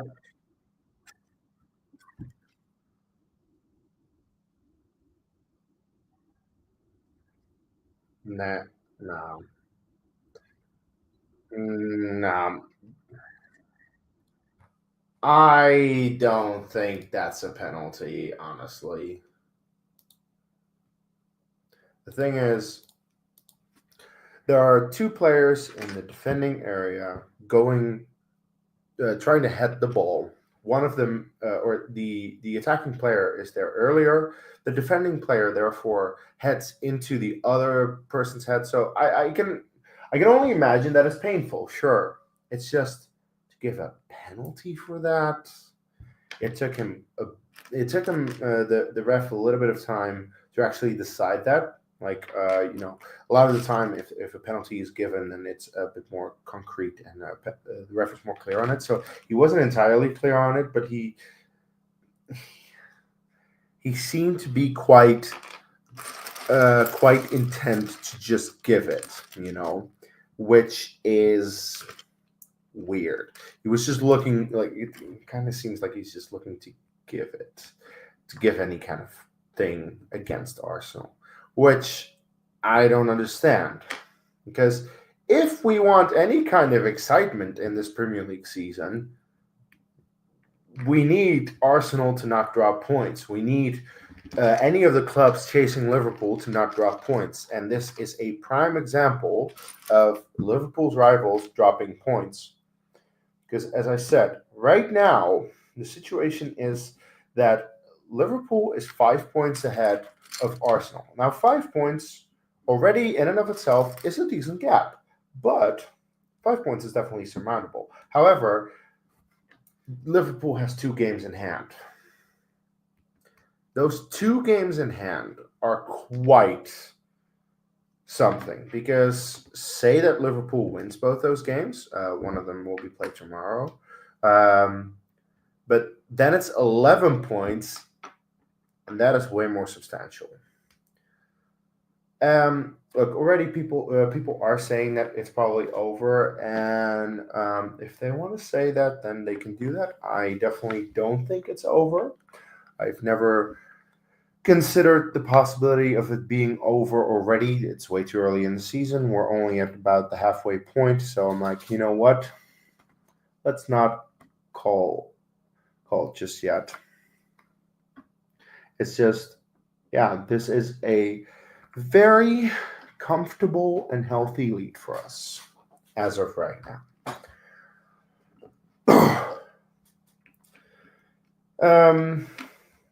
It's just, yeah.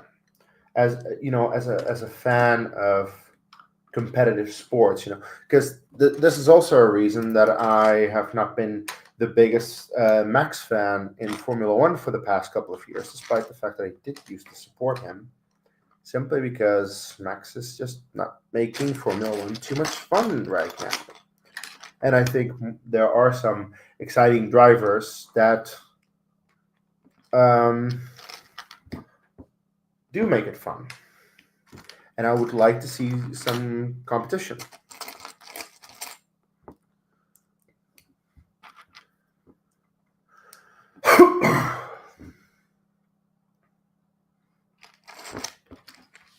So,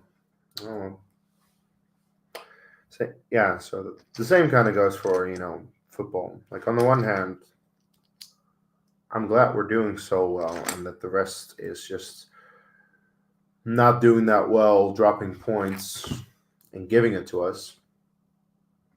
Kind of.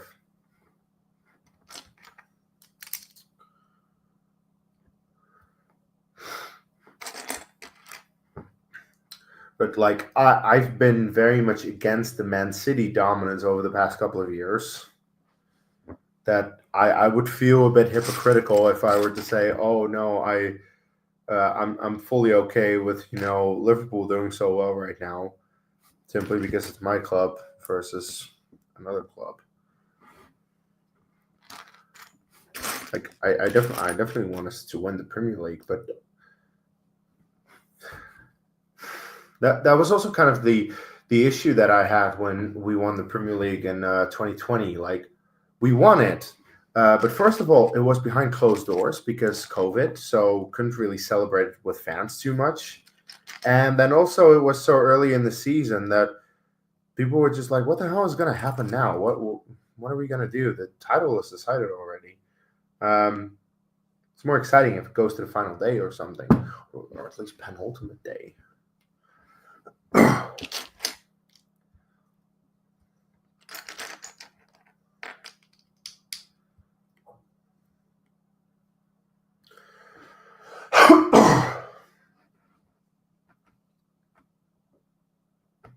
Oh shoot, I made a little mistake here. There. Okay. Oh, that's rectified. Anyway, how's the clock server community doing as of right now? Ooh, it's a lot of people. A lot of lobbies. Oh, you're here. Oh, that's good.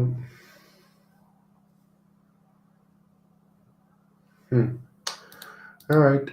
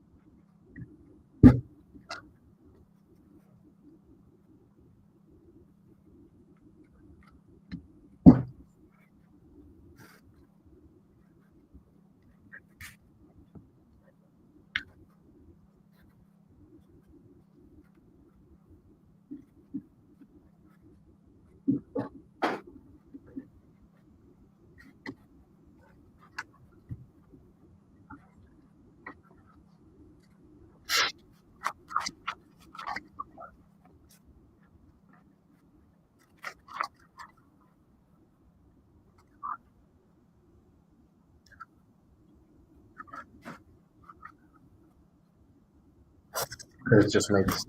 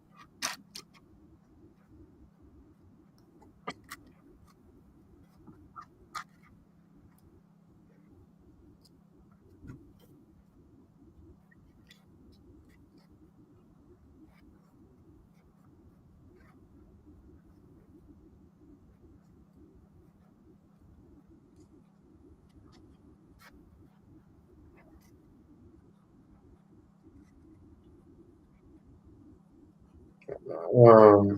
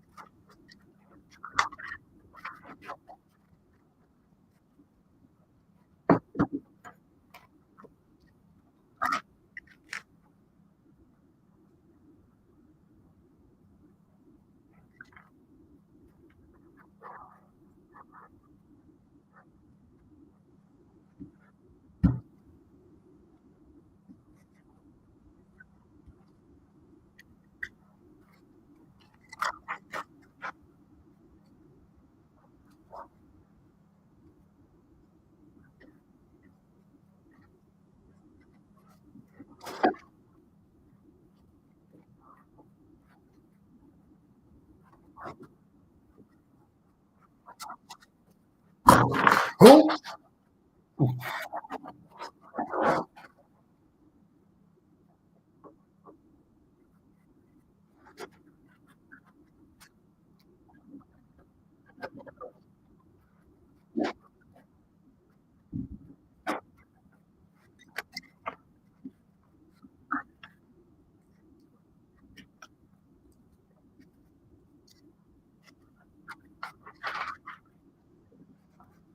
Holy shit.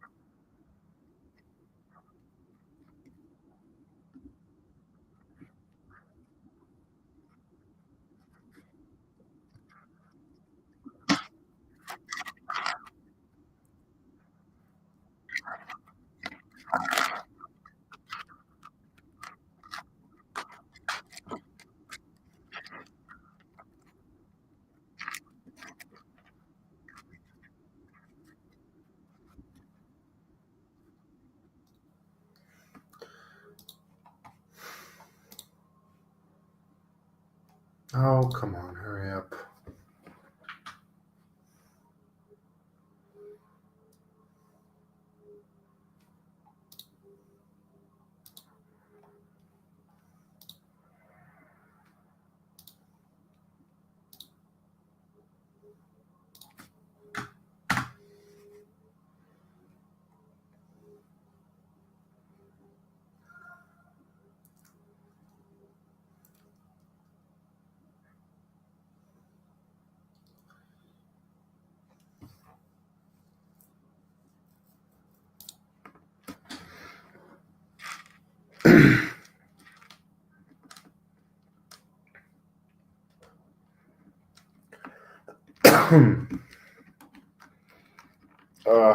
This is like a big staircase inside. That's a pain in the ass, honestly. Come on.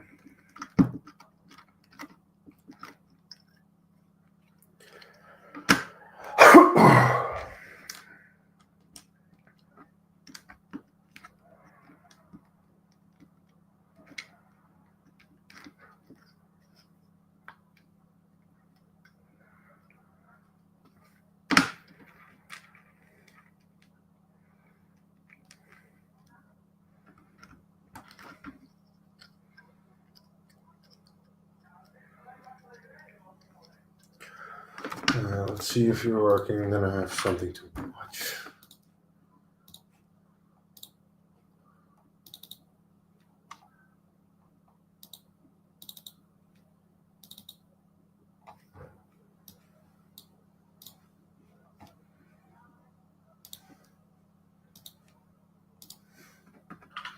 Well, seems to be working.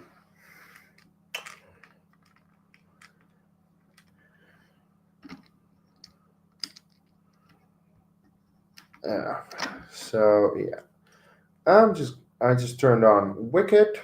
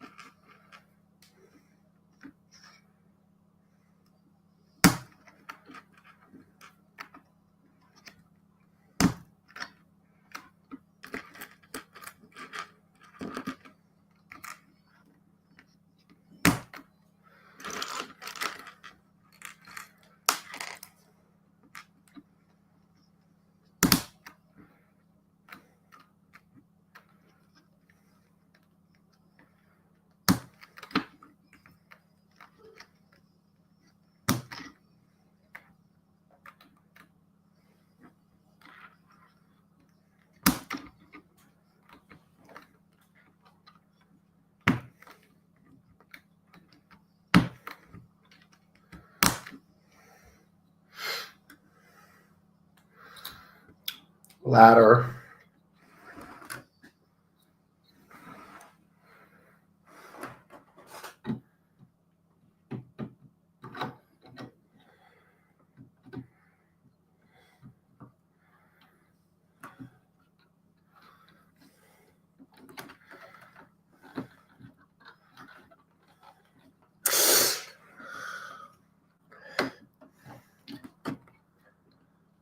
All right, there we go.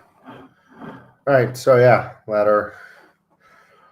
Let's actually see, can like a minifigure fit through that? I'm curious now.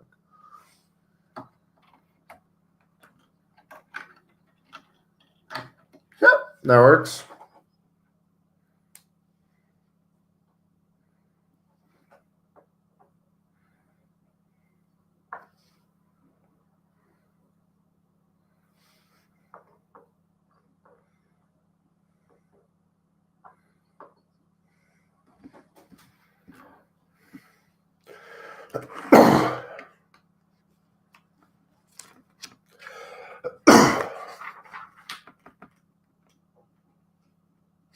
All right, so 11.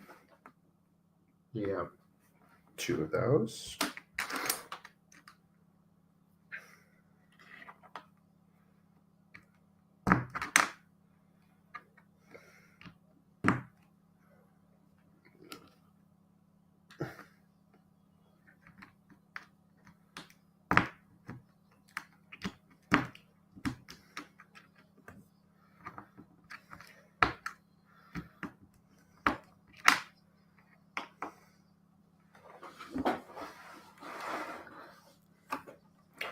Shoot.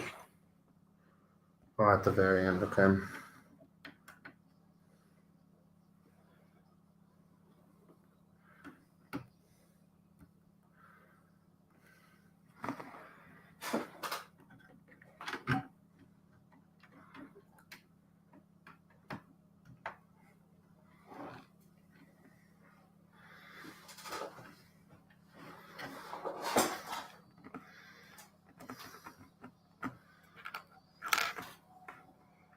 No, that's too short.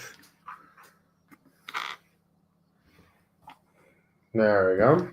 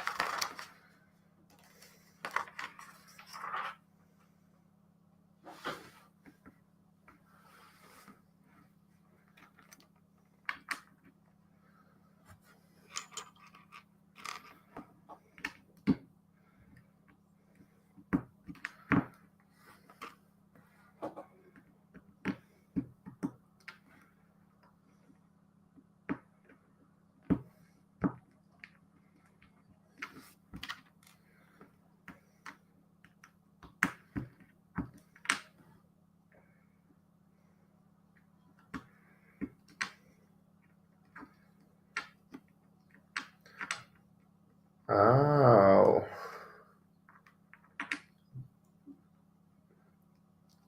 That has to be the wizard. I'm pretty sure.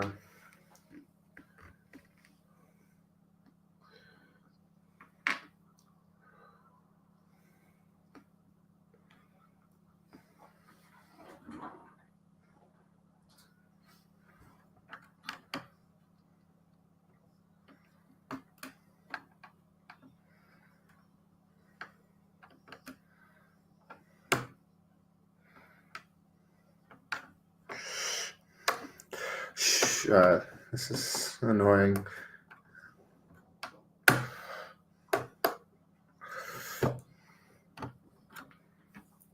Green.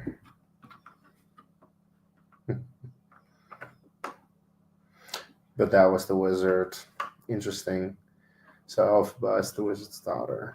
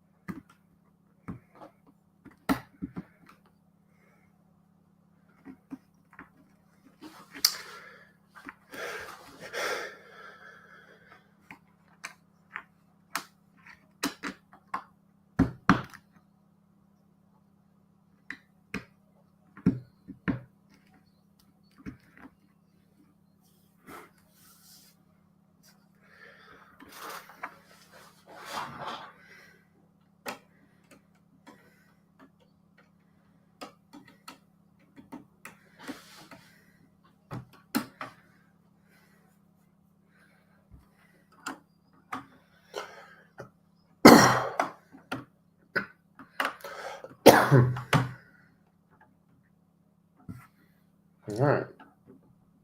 This is still moving. This is not. Right.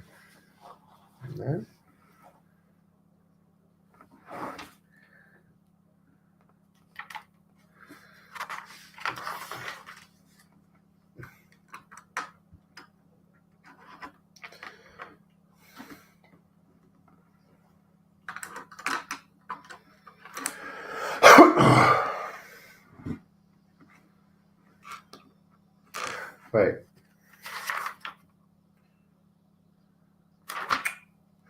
I'm not gonna assume, even though I'm pretty sure I can just build this.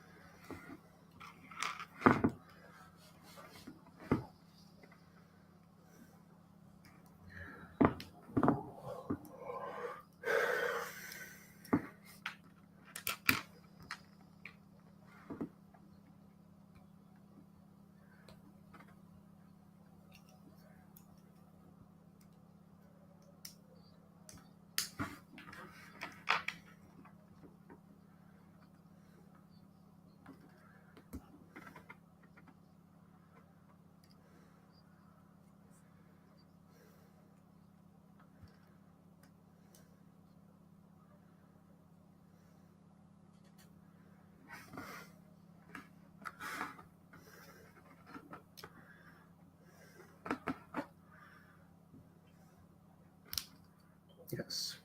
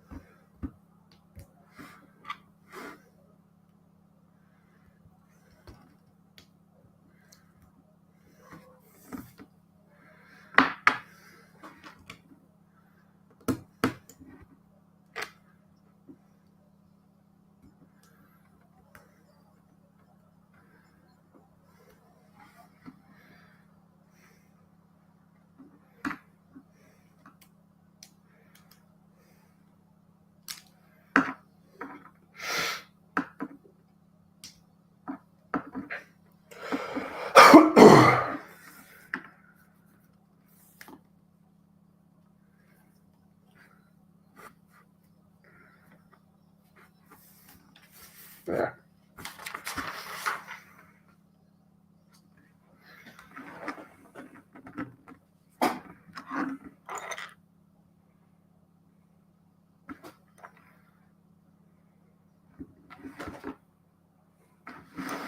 That's how.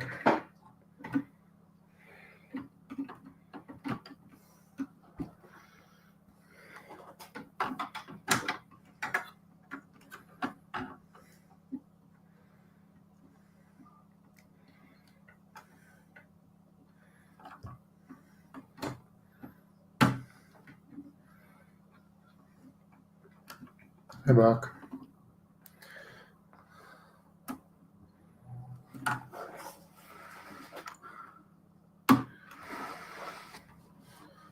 Buck.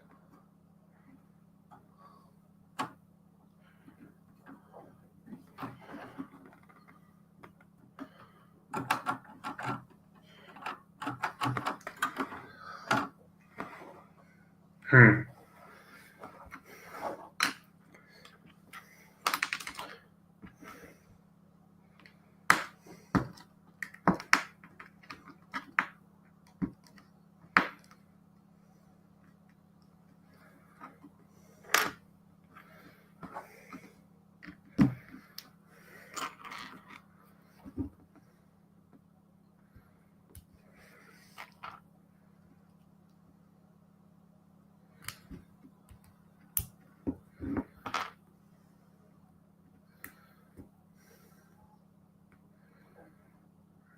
All right, jeez.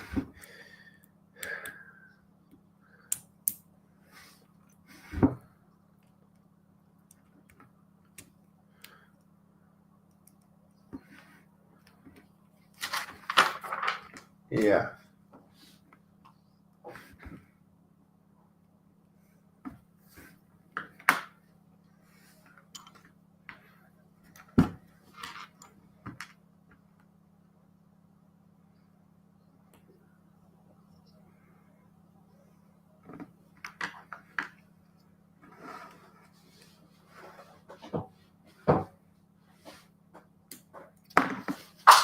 Shit. This.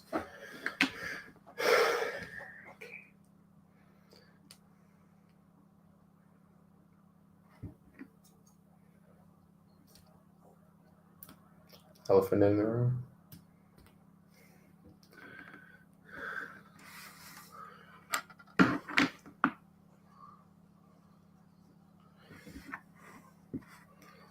Oh, you are going to help her.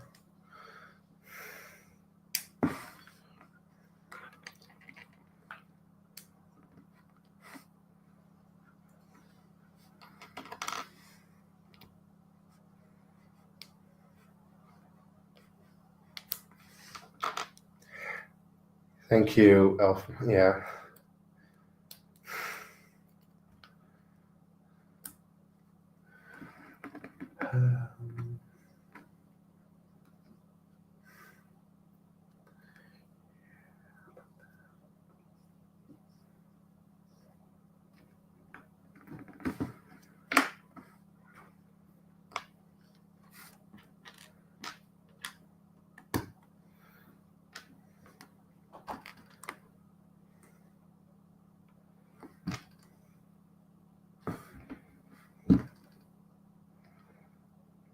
Now the shoes.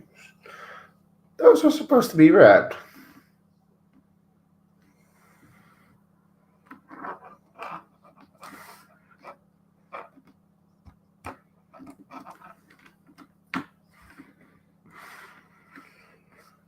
All right, so now the same trick for this.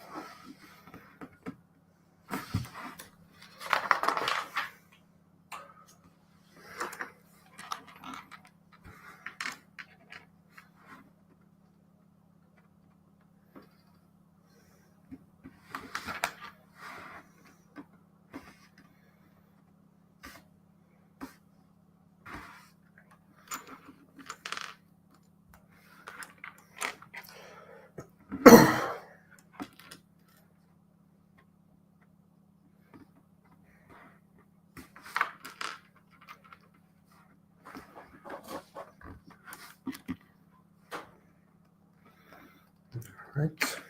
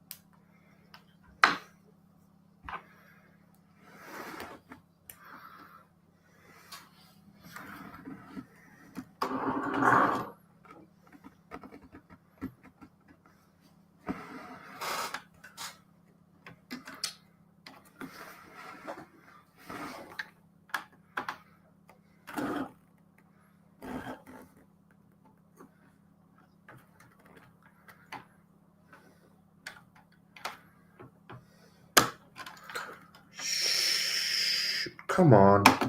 There we go.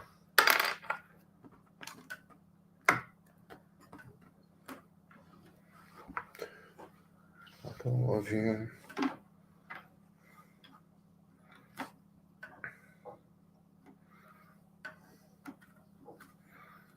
Jeez.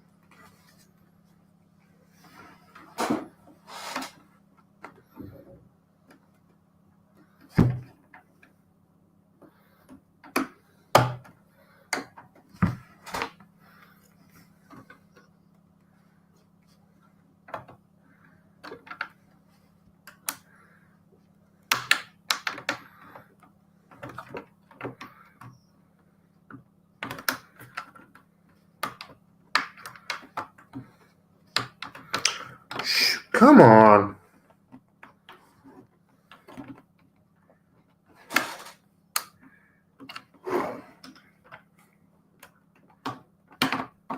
All right, much better. There you go. Cool. That's there.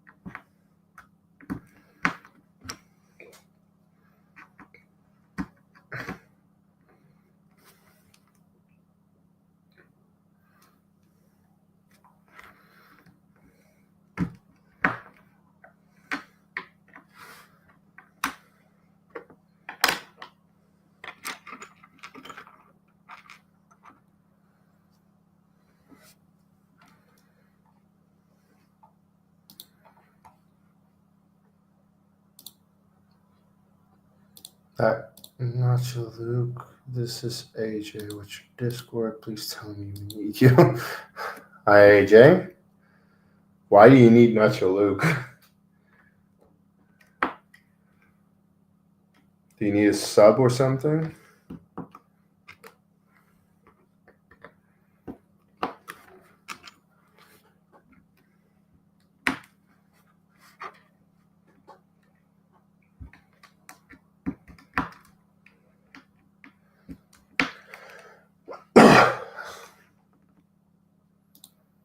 Just want to speak with him more. Nacho Luke is very cool. According to Dan, he's Dan's hero. Nacho Luke, you're my hero.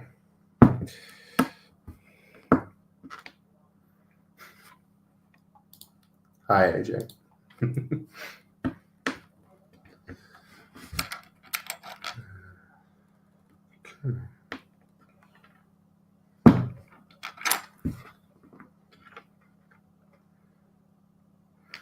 But Nacho Luke has not been here for about 2 hours at this point.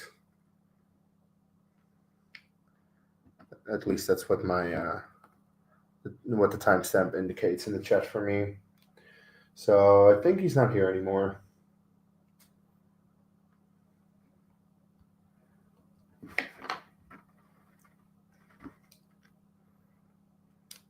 Yes.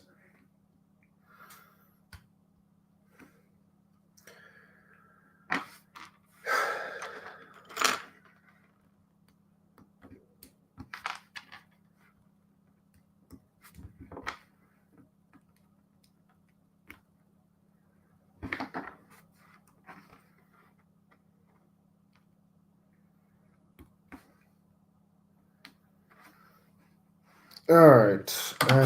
So.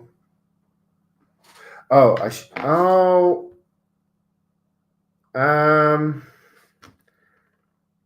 Okay, that's an easy fix. Come on.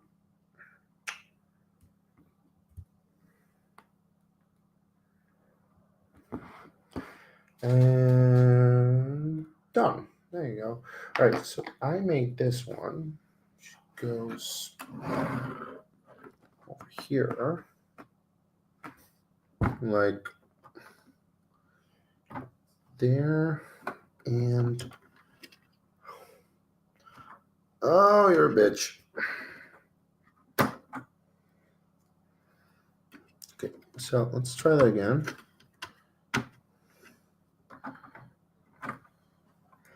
Come on. All right, there. And the other one, I'm just gonna, yeah.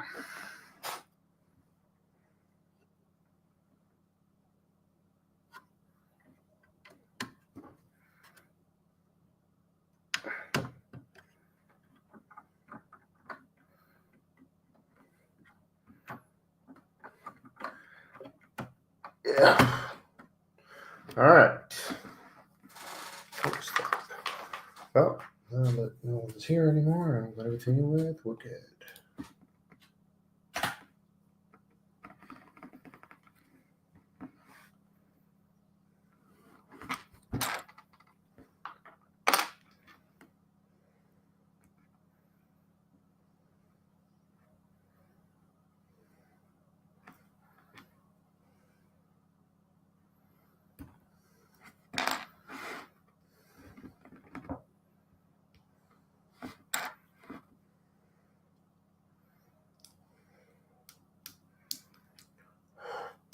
Come on.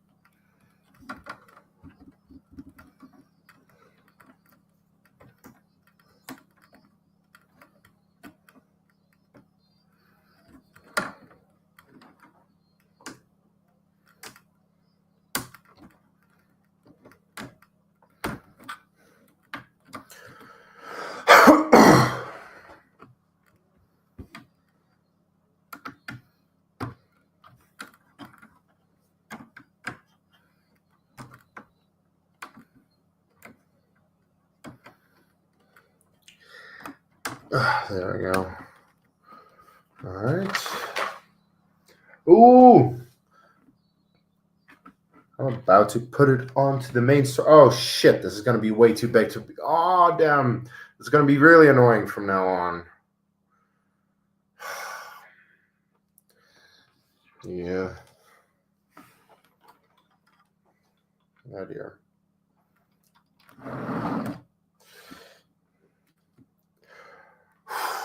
Please, please, please, please, please.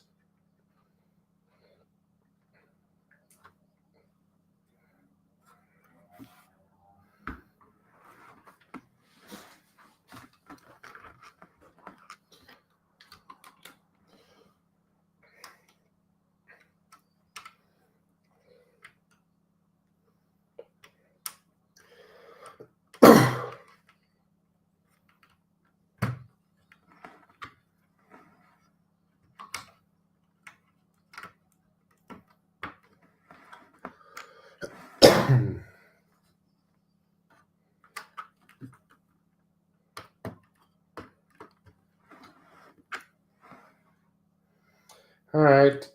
Well, here we go. This is gonna seriously.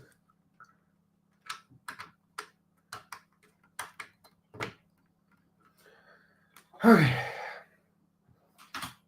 All right. Okay. So yeah.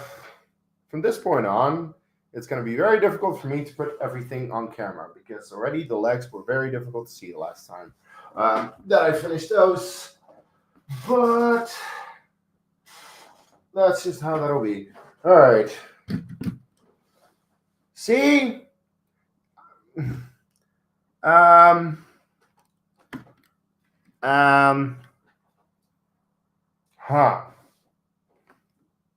have an idea. This is not the best because I have stuff on there. Okay. Because I'm gonna need that box.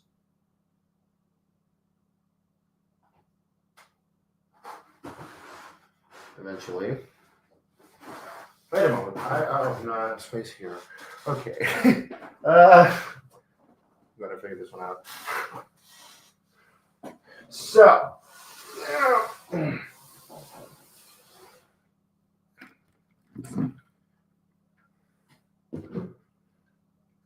Oh, that is not very structurally sound. My Titanic box is frag. All right, can I just? Okay, that's easy because there's like an entire set in here. All right, let's do this again. There.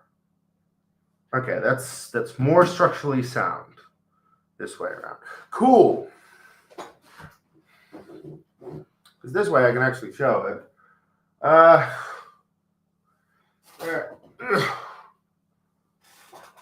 Yes. Yes. Okay, can I hold it by this? Seems like I can. All right. Here goes nothing.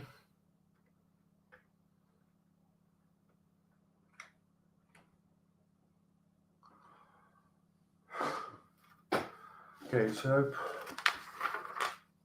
probably push it on top of it. Okay. Okay.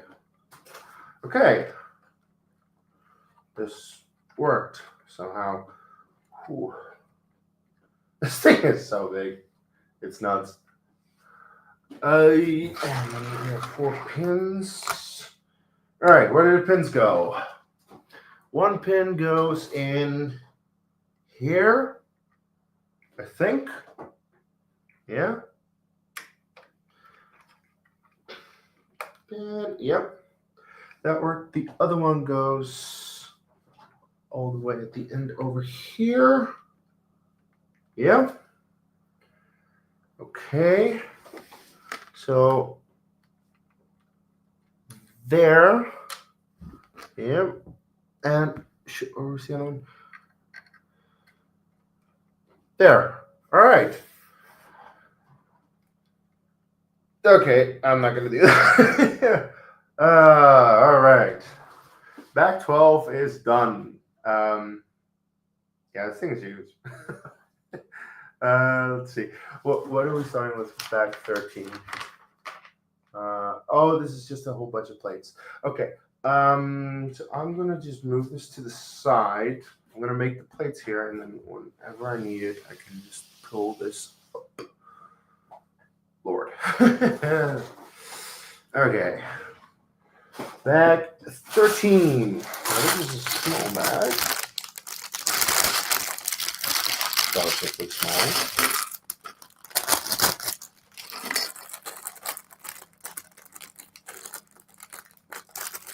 Well, there you go.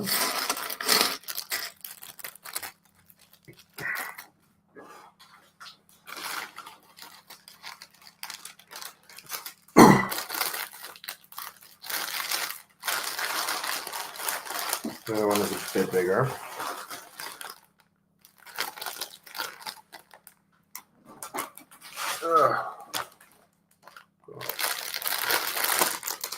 Not that much bigger.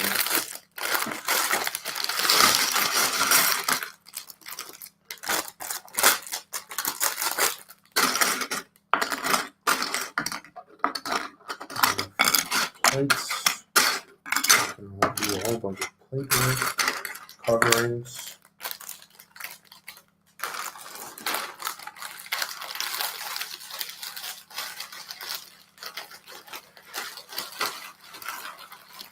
All right.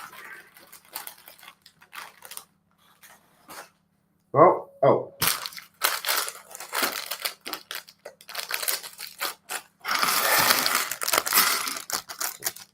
Cool.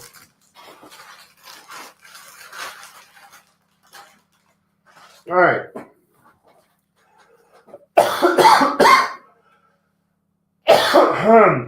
Yeah. So.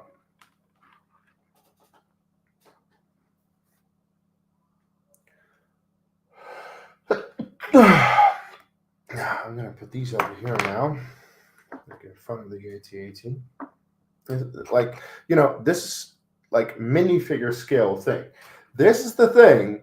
And these, like, if this was an actual person, this would be the size of. So these AT-ATs are huge if they were actually real, of course. All right. Play.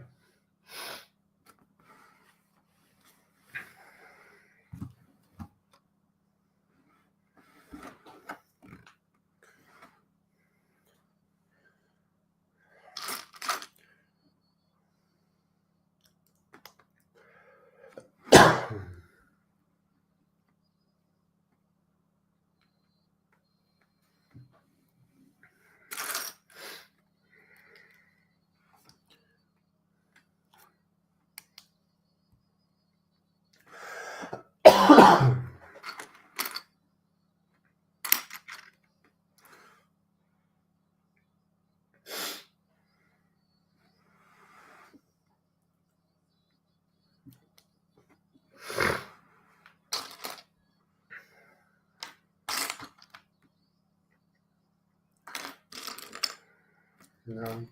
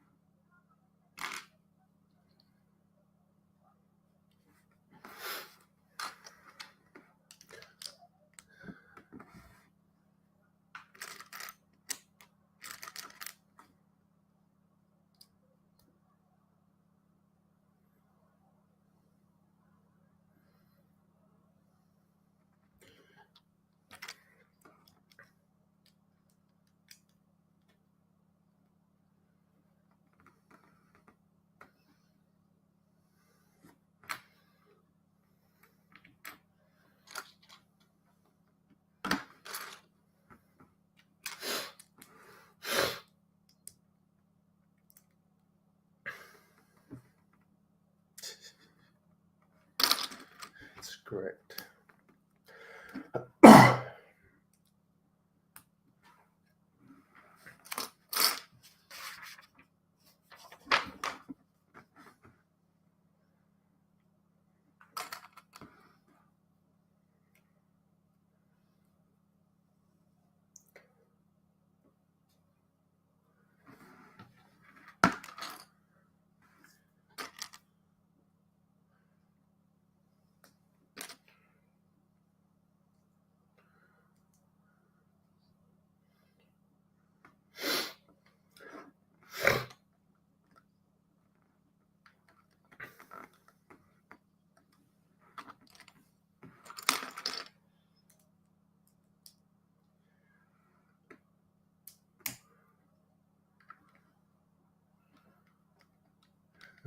Okay.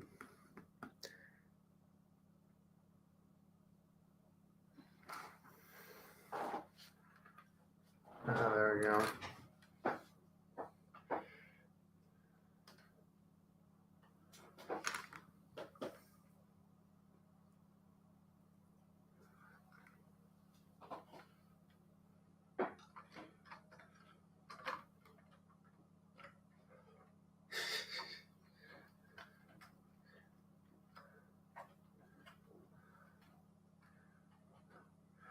There's been some confusion all around me.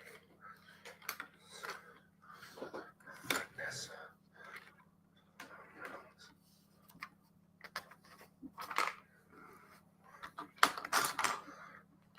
Yes. My roommate is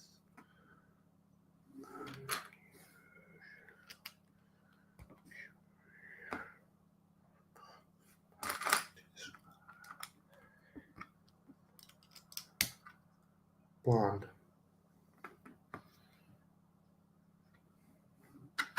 I might have been obsessed with the soundtrack for this movie for the past couple of weeks.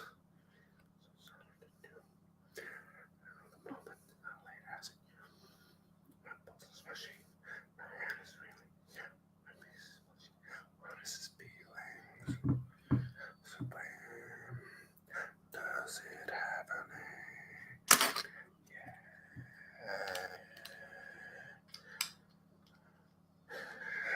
Yes. Loathing, unadulterated loathing for your face, your voice, your clothing. I love it all. For small, for speaking to crawl. Strength, acceleration. Station. So pure, just.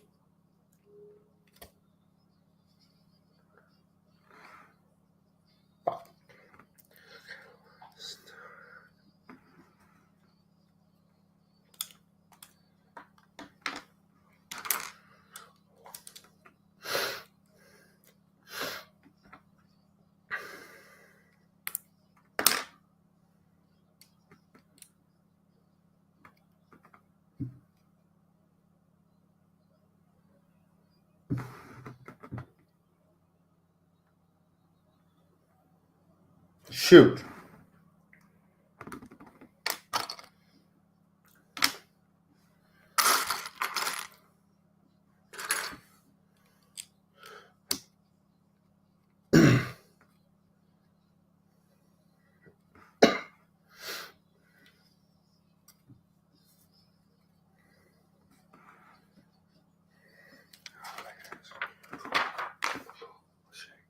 My head is reeling. Oh, what is this feeling?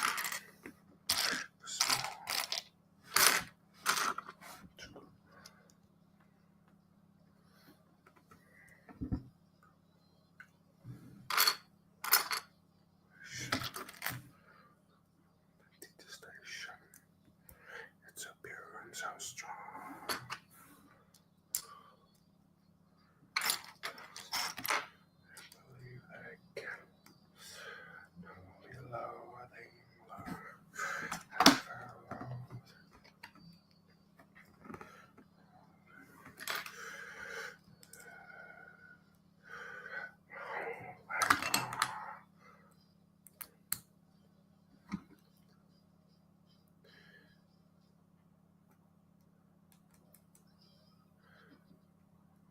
Right. Yeah, it's a good song.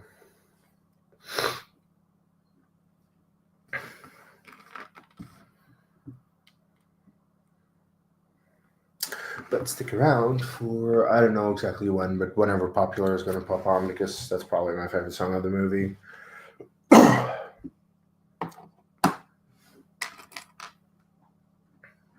Oh, my back is annoying because this is a very weird angle because I want to show this thing, but it's so difficult to be like.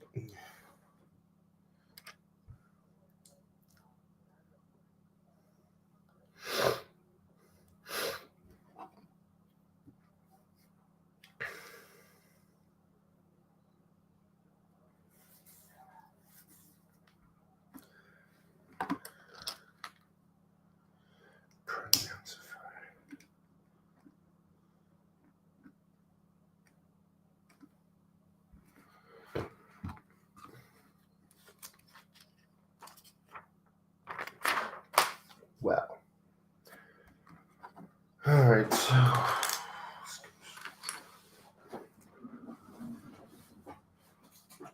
over.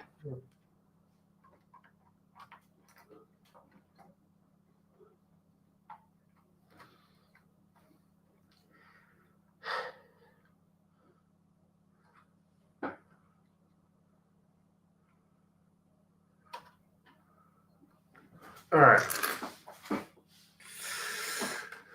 All right, so unfortunately you can't see that, but I'm not going to spin this thing around just so you can see that, because you will be able to see when I get to this part later, whenever that is.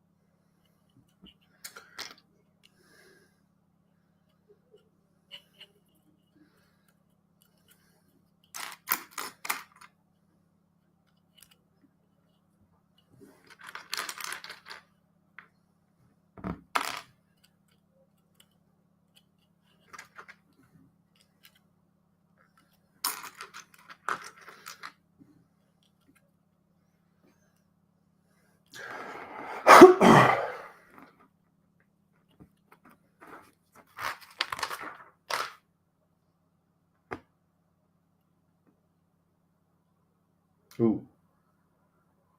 Who wrote that?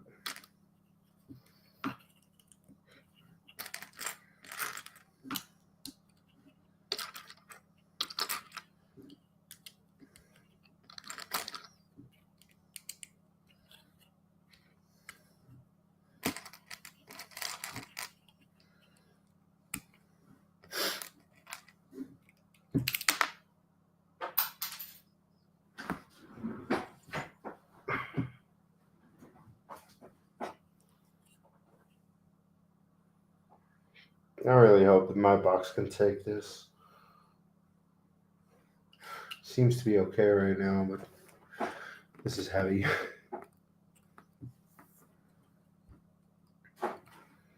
Oh,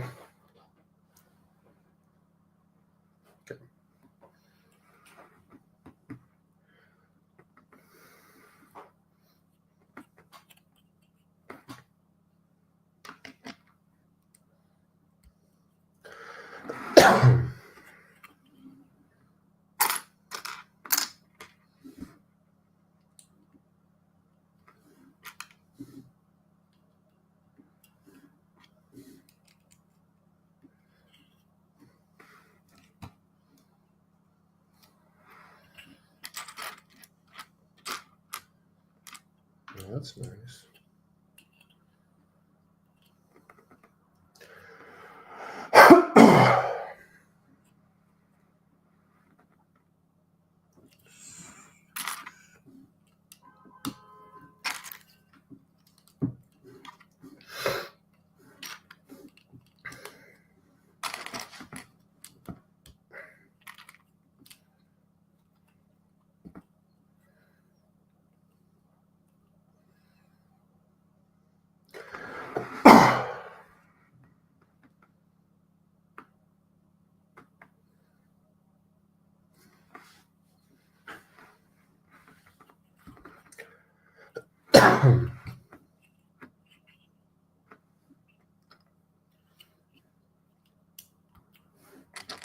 Alphabet has long nails.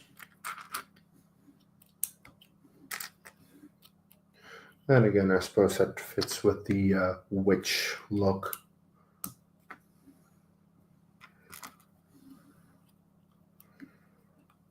Okay, so this goes. I will say, the instructions sometimes I'm not entirely clear on this. I think it's here.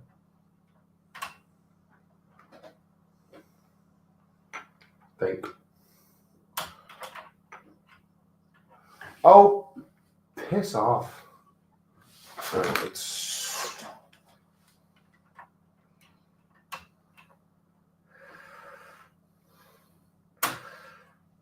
we go.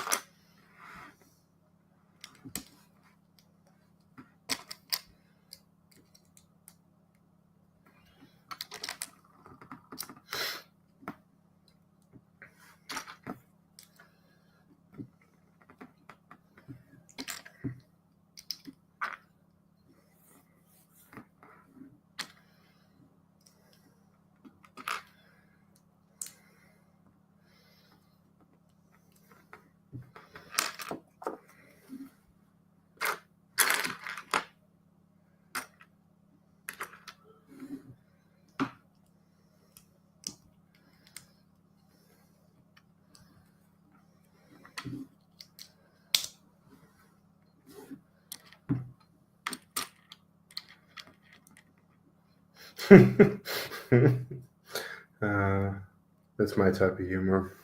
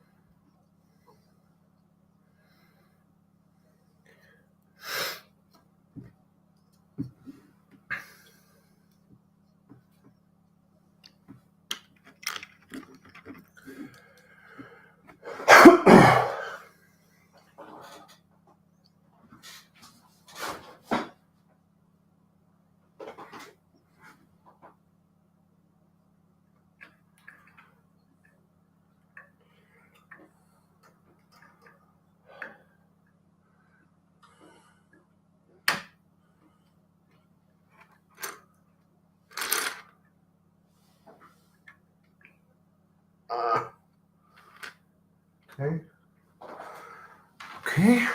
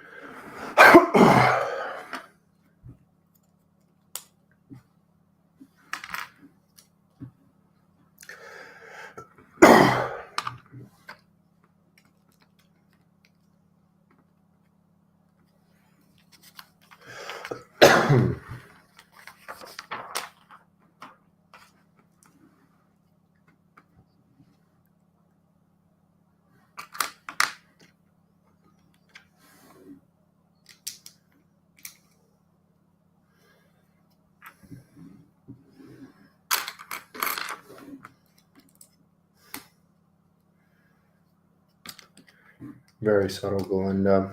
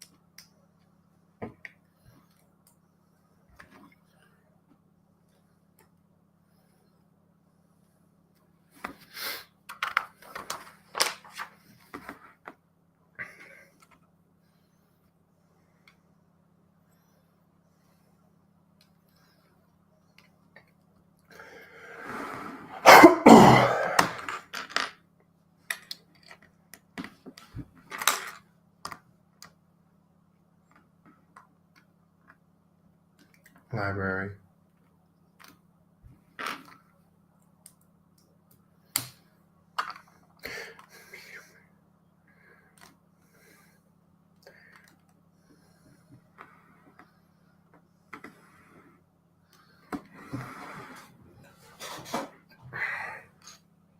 This one.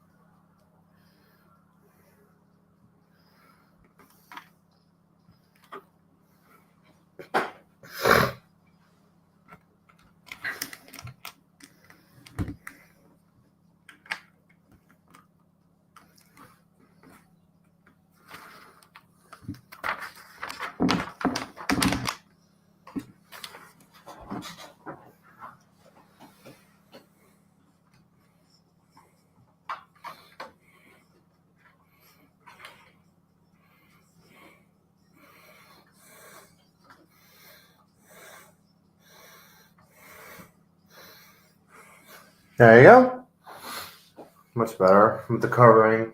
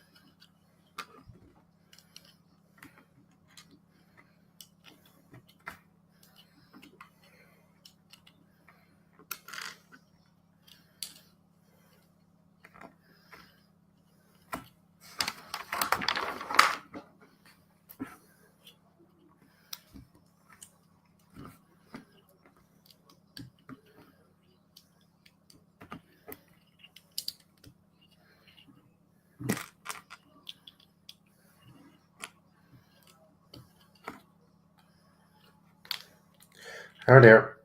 We'll do that.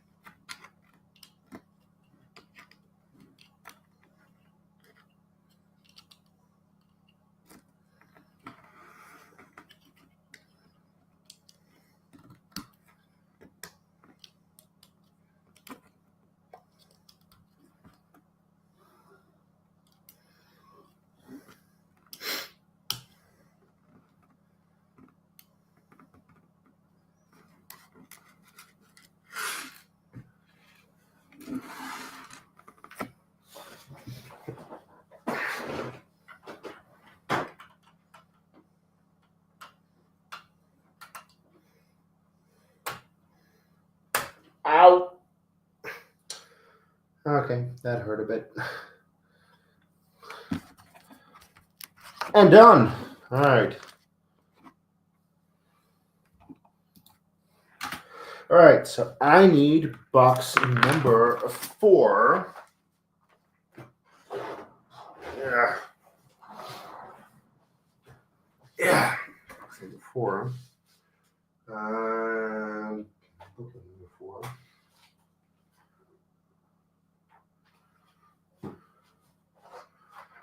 Just keep going. All right.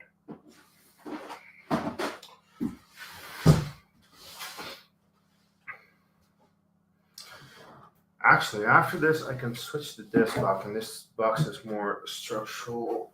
Yeah, it's more structurally sound. Which one was it? No, not that one. Yeah, it is that one. Okay.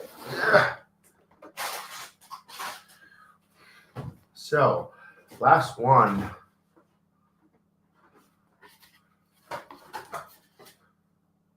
Oh, UCS black. All right. Just take care of this. All this.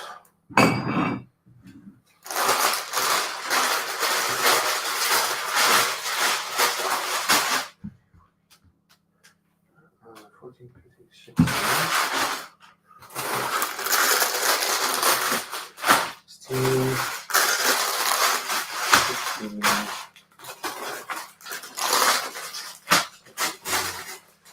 15, 18, more 16,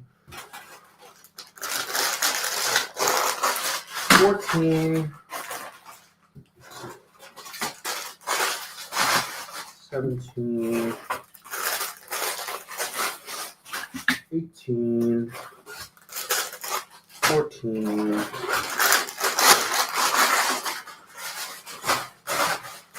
more 17, more 14, more 15.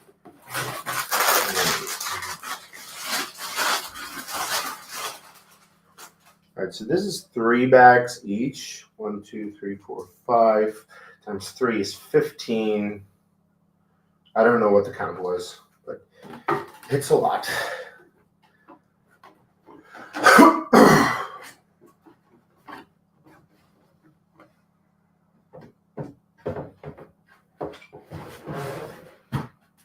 All right, let's close this one up. And then use this as the stand. Slightly lower, actually. But it's just more structurally sound because those boxes in there still. That's a bit better. All right. Because the UCS Star Destroyer box is pretty much. Maybe I need to put it over here. It's not ideal either way, is it? All right, that'll do, I suppose. It's funny, by the way. I've only made 3 of the 9 minifigures so far, and I'm on box 4 out of 4. Now, I assume that, most of the minifigures aren't here, but still, that they wait so long to give you those minifigures. General Veers.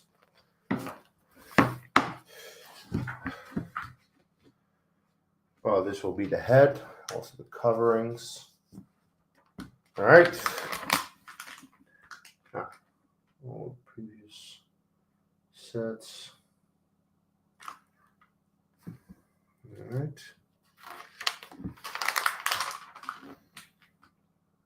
Oh.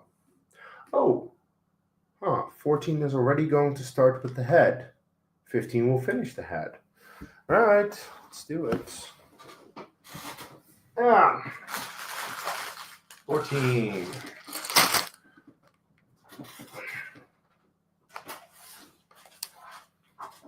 I think I just realized a slight issue with putting it here. But either way, it's inconvenient. It's either here in my way or it's here in my way. So I'm just going to leave it here now. This thing is insane.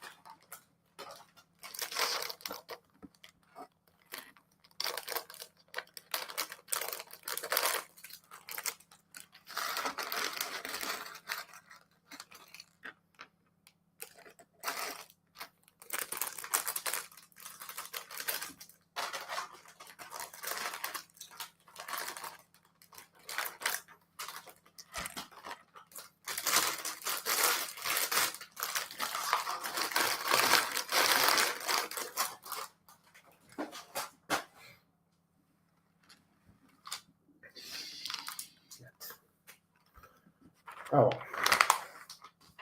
So.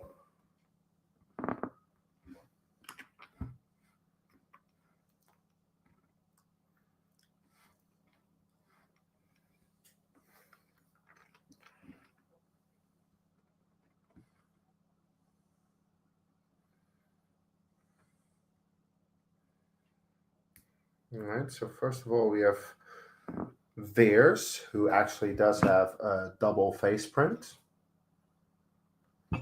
and dual molded legs as well.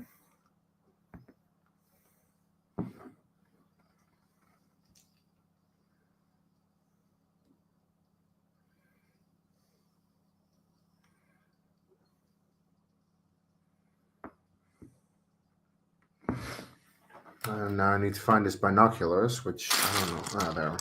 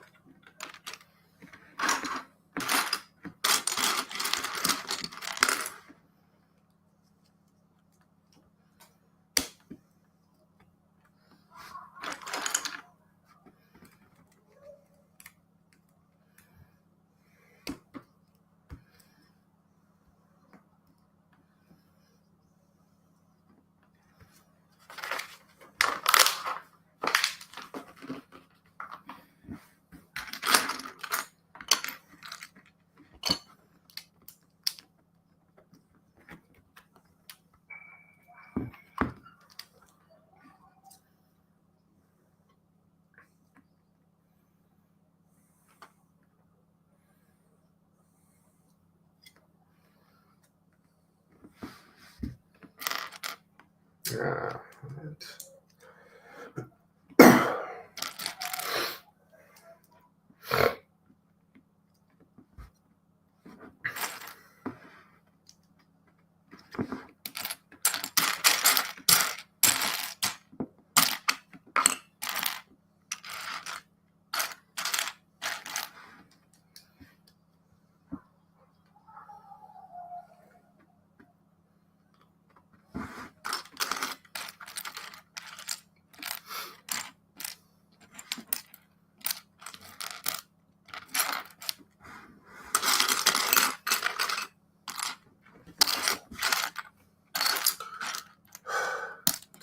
pile to go through.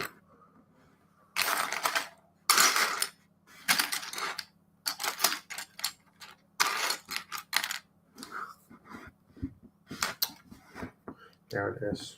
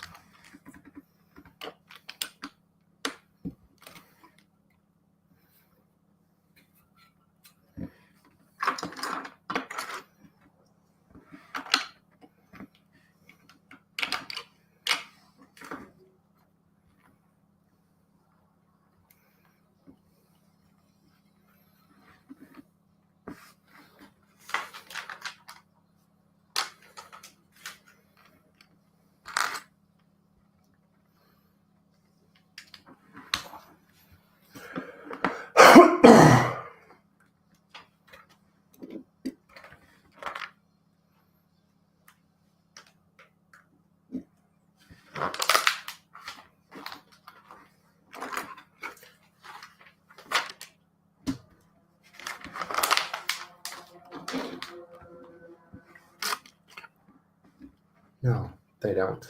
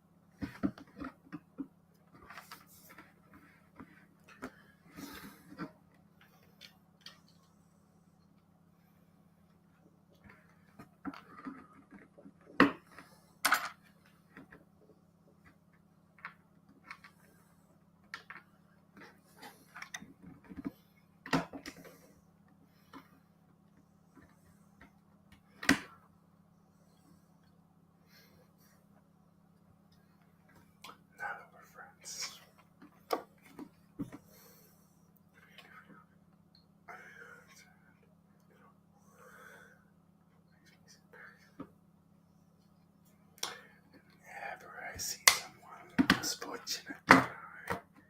Let's face it, less fortunate than I. Tender heart tends to start to bleed. Someone needs a makeup. To take over, I know.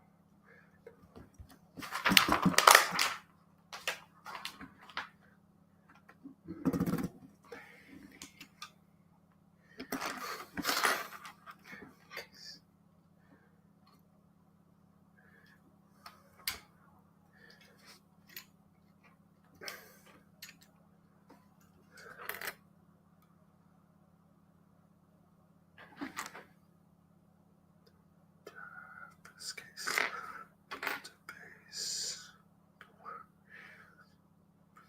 to succeed, follow my lead. Indeed, you will be.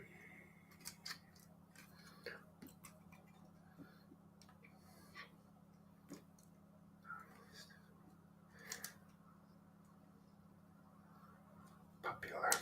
You're gonna be popular. Did you have proper voice?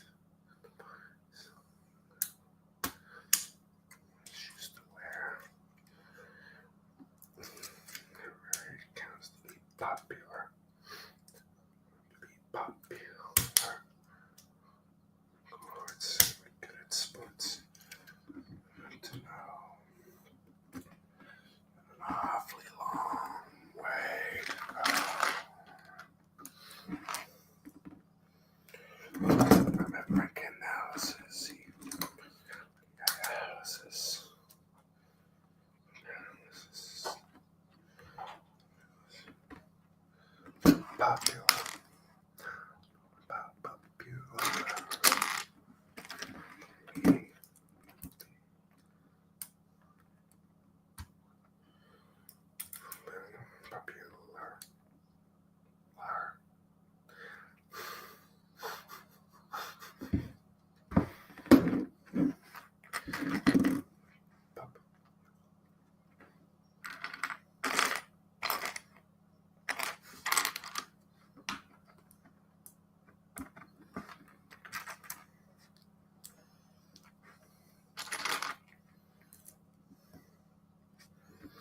I see depressing creatures with prepossessing features.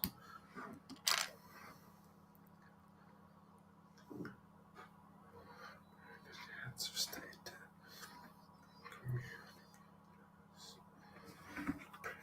Knowledge don't make me laugh. Popular. Right! Popular.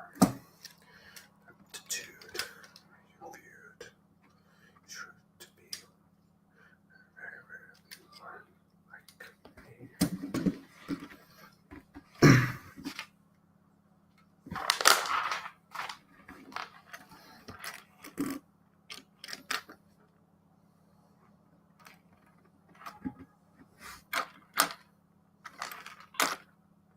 Yeah, that went well. That is.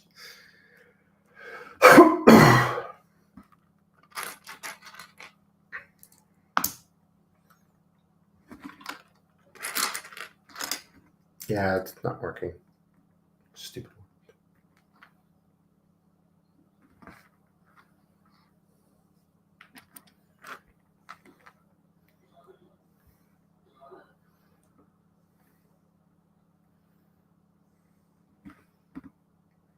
Yeah, this is going really well. Going down.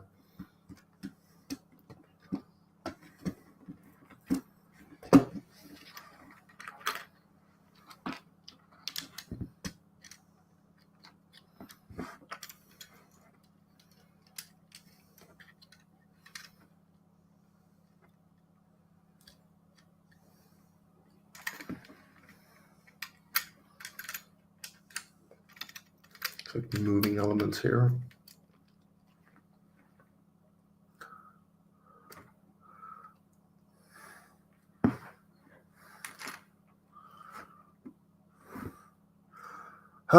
Black on a black background.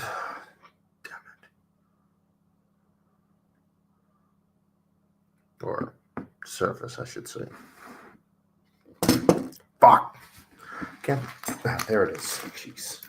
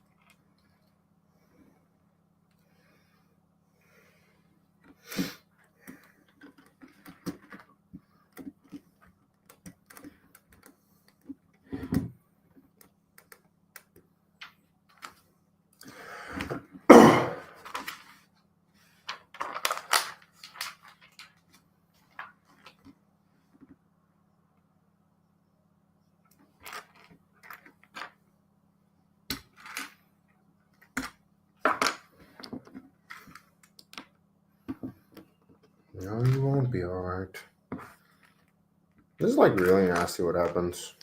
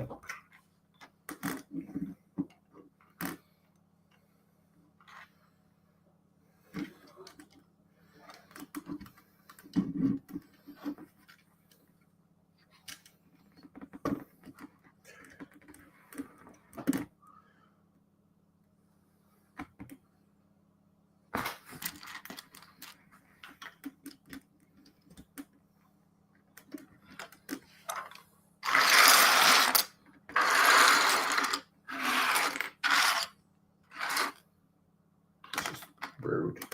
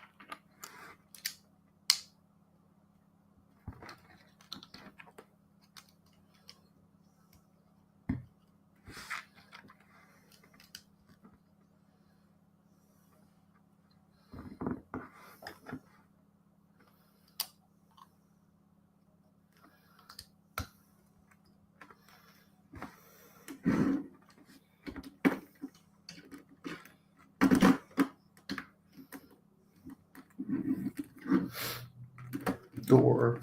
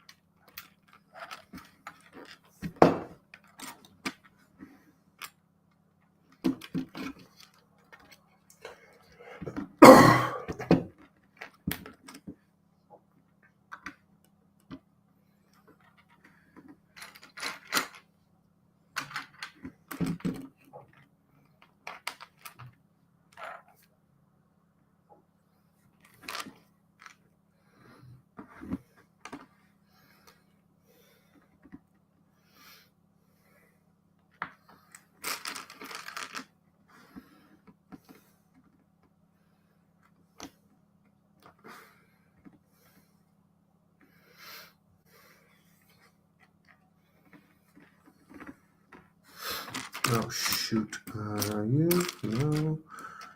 You.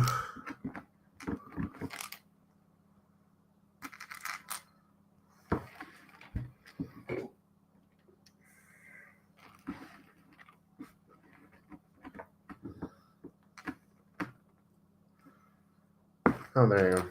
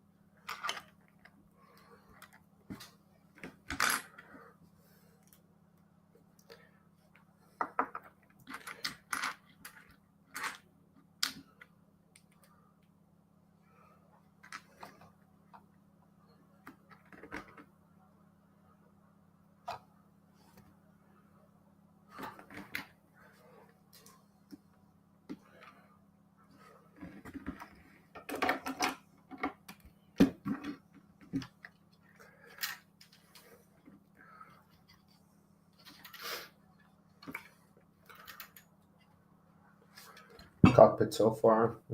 2 seats. It's difficult to see the seats because it's like black on black, but it's there. Seat details pretty cool.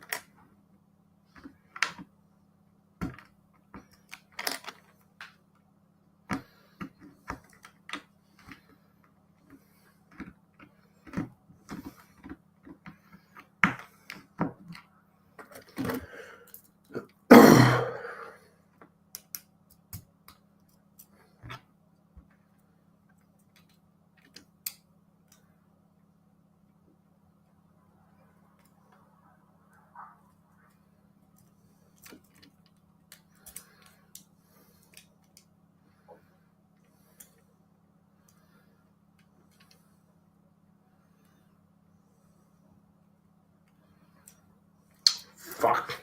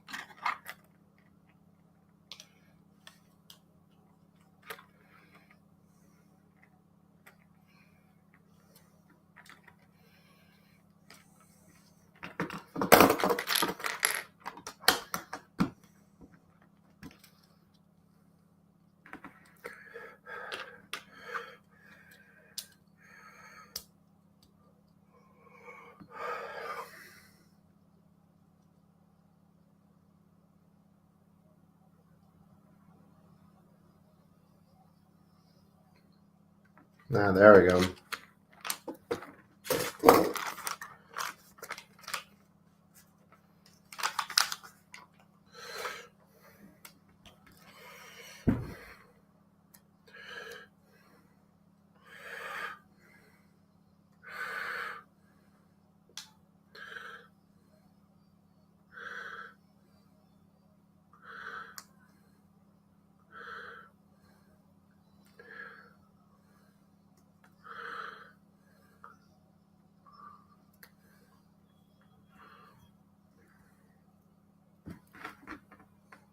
There you go.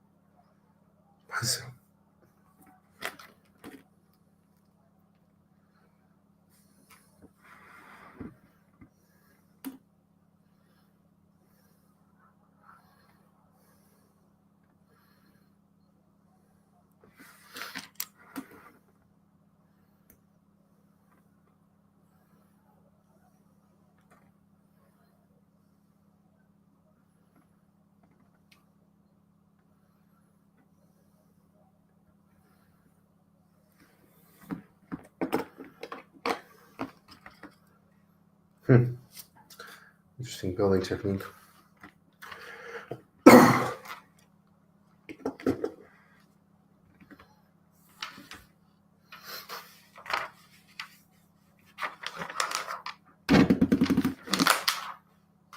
Seven Hills.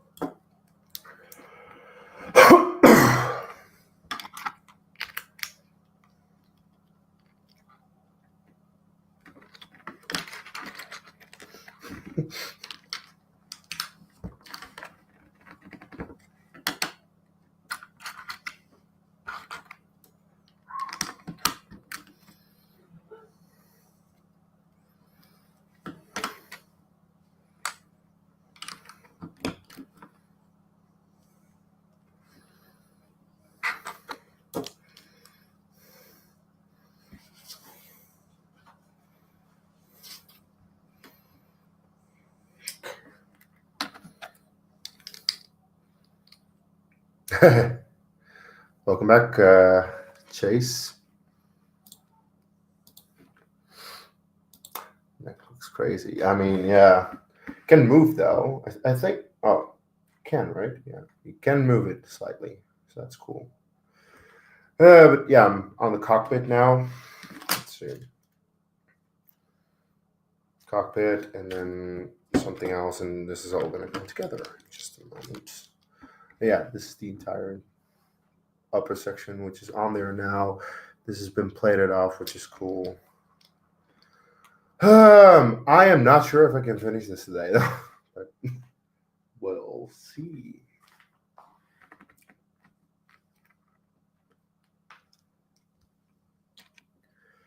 This thing is so big.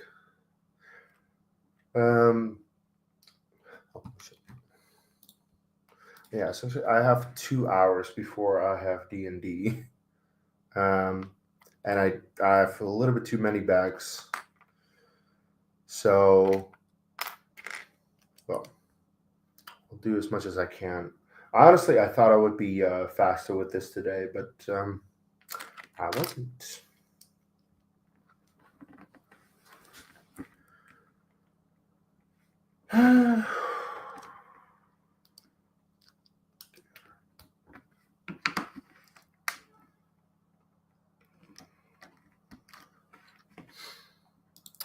I mean, I started with box number 4. There are 4 more bag numbers, but every single bag number has like 3 bags, so it means a total of 12 bags. Still a lot to go. And of course, this, what I have here. There's that.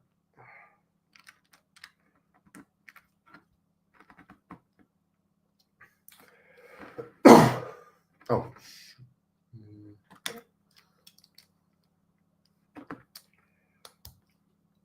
that works.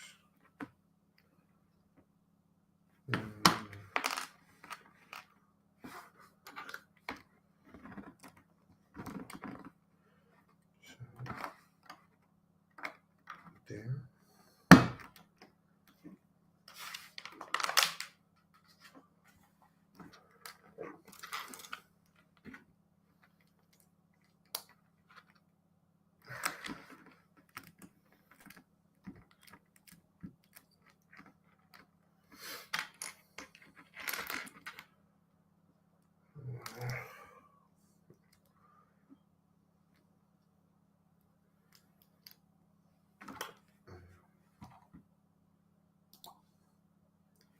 Still an hour to go in the movie.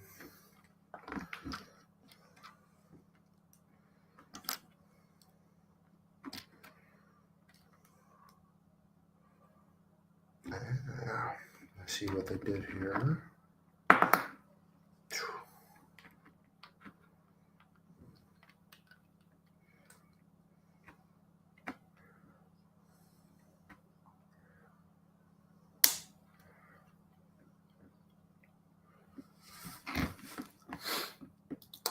Yeah, 6,700 something.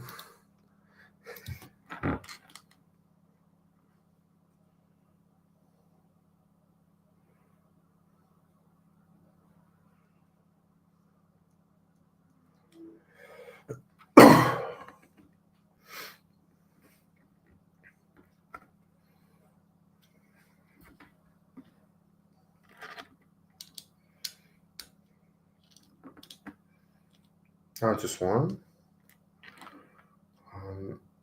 The middle, okay. That makes sense.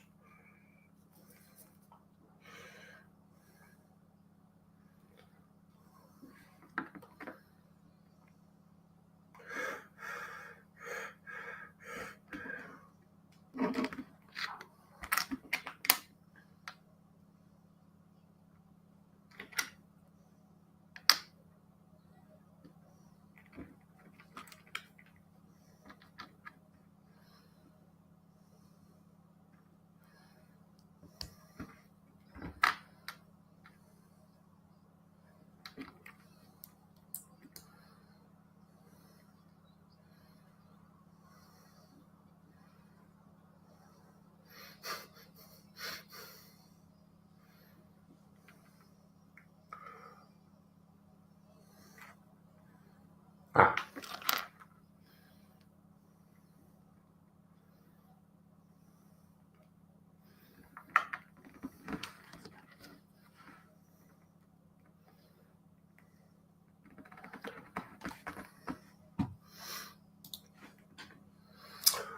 Yeah, the Star Destroyer has about 4,700.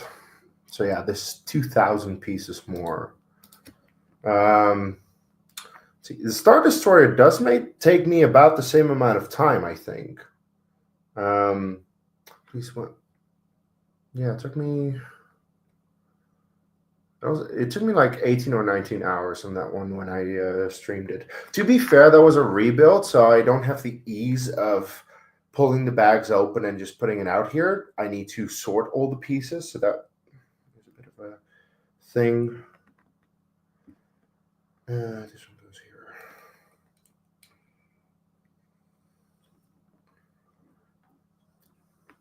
Oh, come on. Still, the biggest Lego Star Wars set is the Millennium Falcon. However, with if the rumors are true, then this upcoming or this year, somewhere maybe summer, maybe a little later than the summer, we're going to get a Death Star that might have more pieces than any of the Star Wars sets so far. Because it is rumored to be $1,000, which is insane.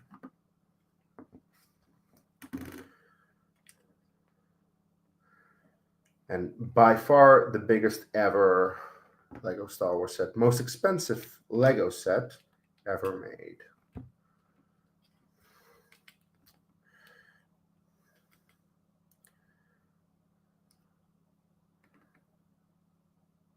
I'm just going to assume this is right. I really don't know. The instructions at times are not very clear. Nope, that's not it. It needs to be one lower. See? Instructions be clearer.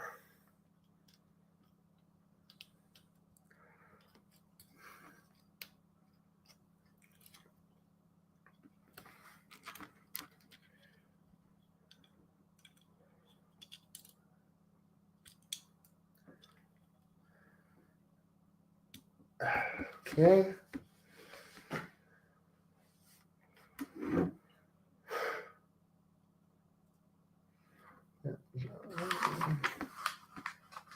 Question. I don't think I'm going to answer.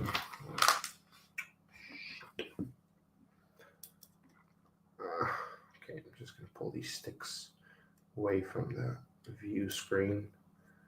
Oh, come on, work with me here.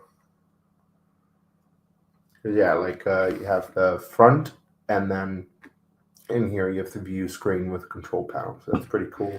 And then you put that onto this there. Okay, it seems like that doesn't really attach.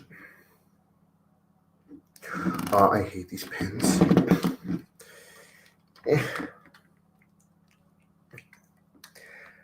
really hate these pins. 7 L's.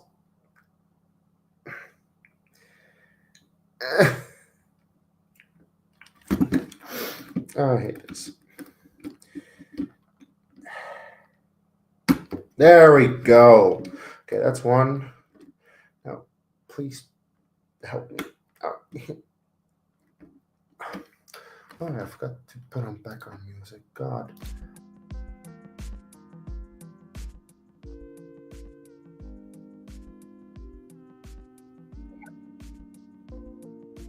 Come on. 7 hills. No, not. Shit. I had it.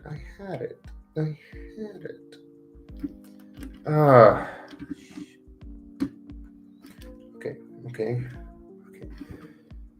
Hey, Ryan. This is annoying. It's a really, really annoying step. Oh, shit.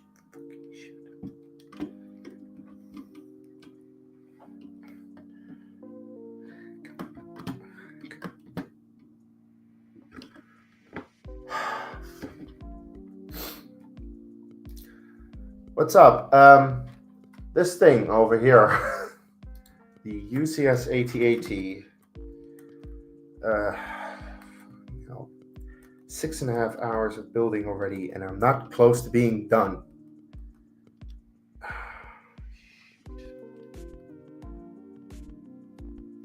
Shoot. Okay, please just work.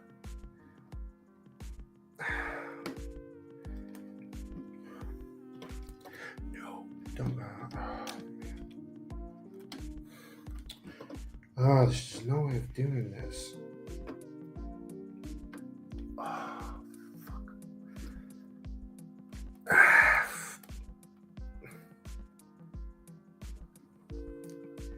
Come on, please just get in there. Anyway, yeah, of course I am. I won't be joining next week. I'll be joining the week after, though. How was your meeting of fandom yesterday? I caught a glimpse of it, but I couldn't really watch. Fuck! Okay, you know what? I'm gonna just start with this side and see if this works. Because this really doesn't. See?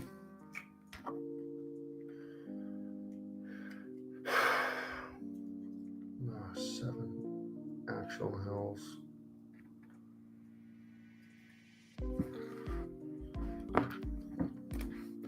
This damn pin does not want to go in. You know what? I'm just gonna force it in by itself and then put the other one on. All right, there we go. That might have been a better strategy. Oh dear. All right, now for the other one, which I already had in there. Oh, come.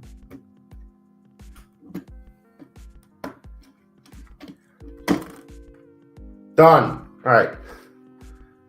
Christy talked Star Wars. Well, what else is new? Christy and Star Wars. It's like me and Star Wars. It's what we talk about. This is pretty cool. And this, now I see. It's like a mechanism. You can lift it so you can open up the cockpit easily. So it's a good idea. It's just putting it together is a bitch. Yeah. Oh, I am in desperate need of a bathroom break, which I will do once this bag is done.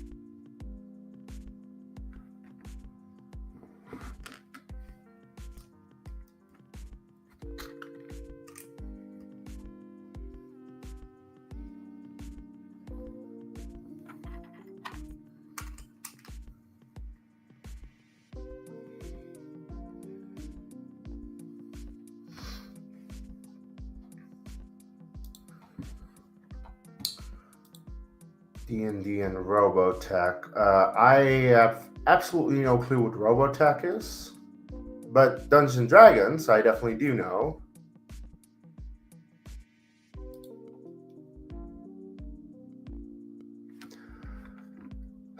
But actually, I'm gonna play D&D in 2 hours, roughly 2 hours, and then I do hope you talked about the movie for a moment, the new movie that is, not the old one with Jeremy Irons, the new one with Chris Pine, because that is such a fun movie, honestly.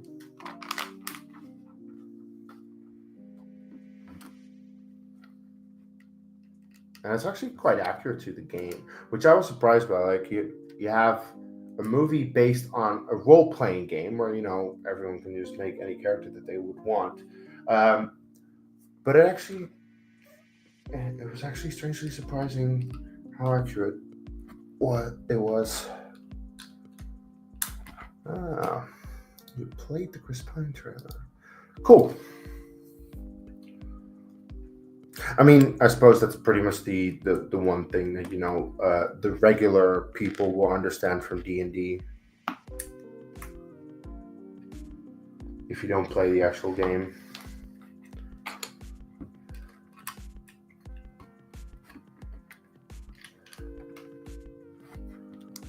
But yeah, I should be able to find time to at least listen to the replay of Meaning of Fandom somewhere this coming week. I'm curious what Christy has to say about Star Wars.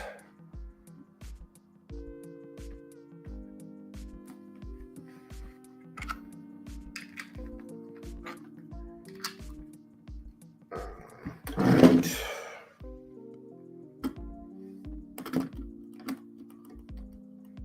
I'm going to assume that this is correct. It seems like it, like seems to. Oh well.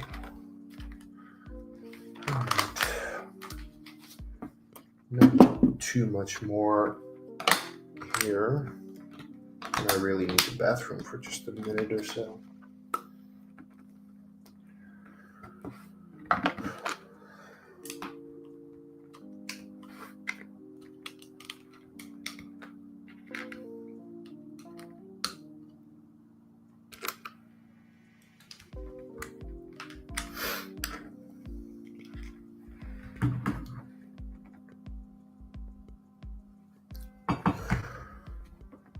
I haven't checked my phone in a while, but luckily no notifications, so didn't miss anything. I hope at least.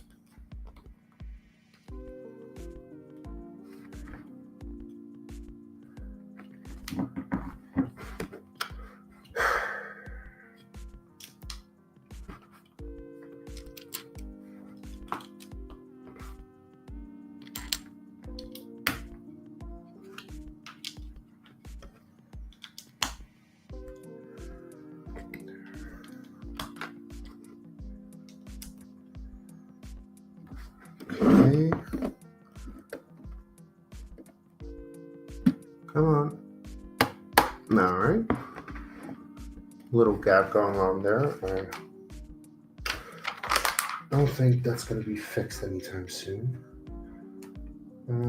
Oh, now I need to turn it around.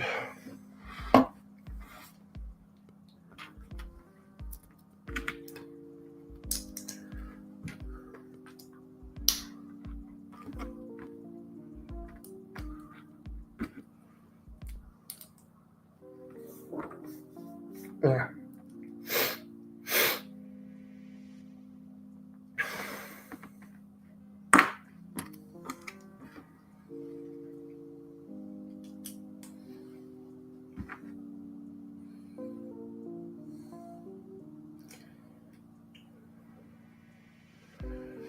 Right.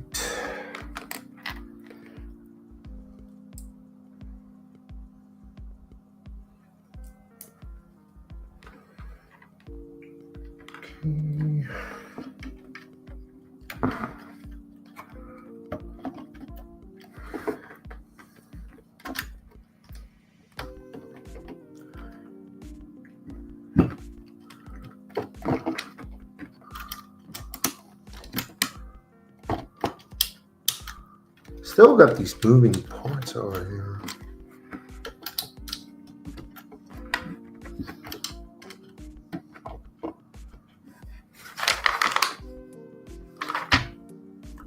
I'm not a fan of having this left over.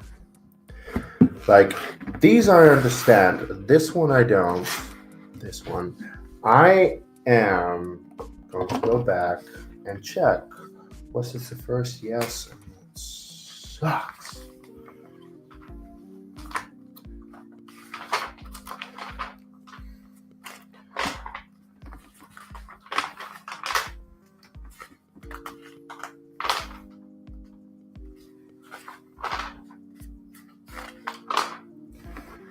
I really hope this is just a backup piece.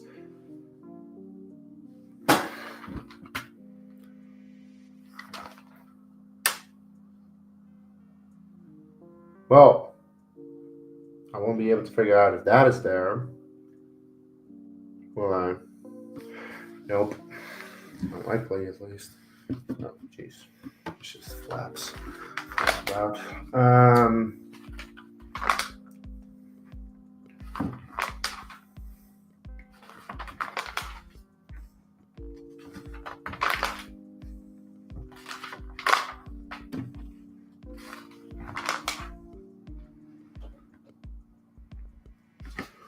Pretty sure that has it. Yeah, that does have it.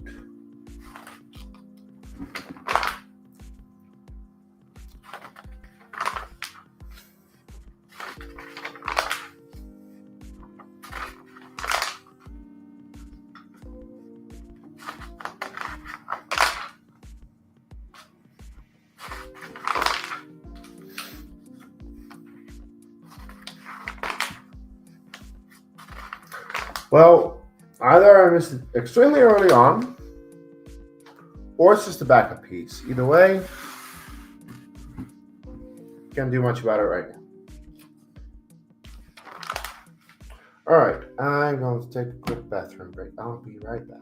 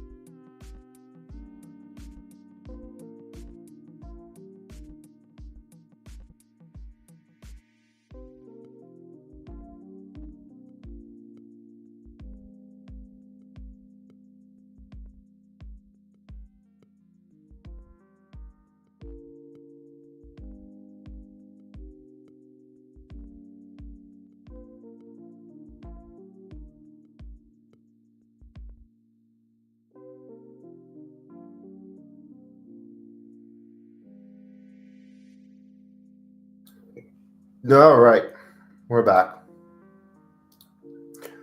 from the break. Cool.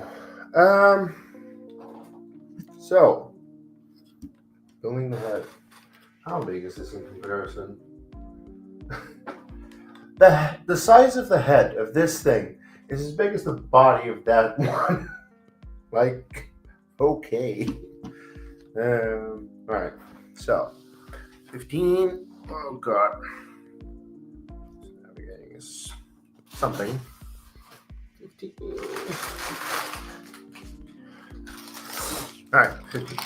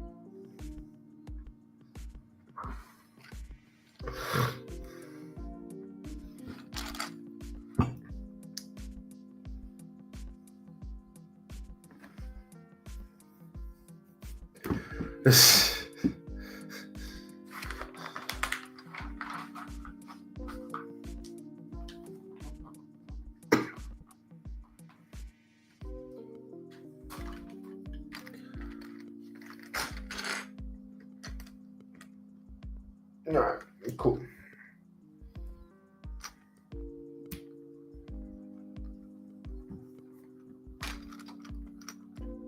It's like an engine piece. Interesting.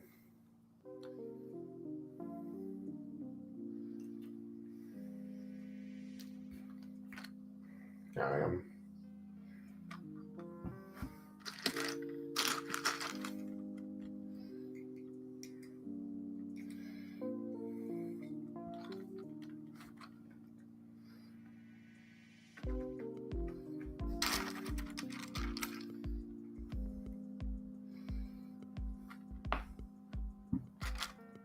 Ah, right. That's why we have the moving parts.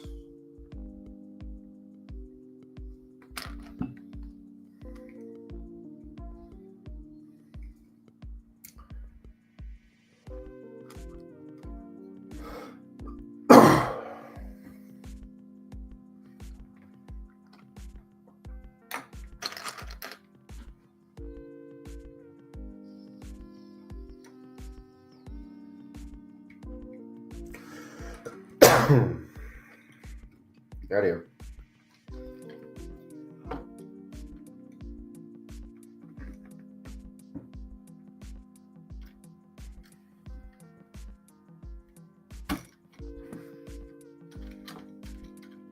Yeah, that's cool.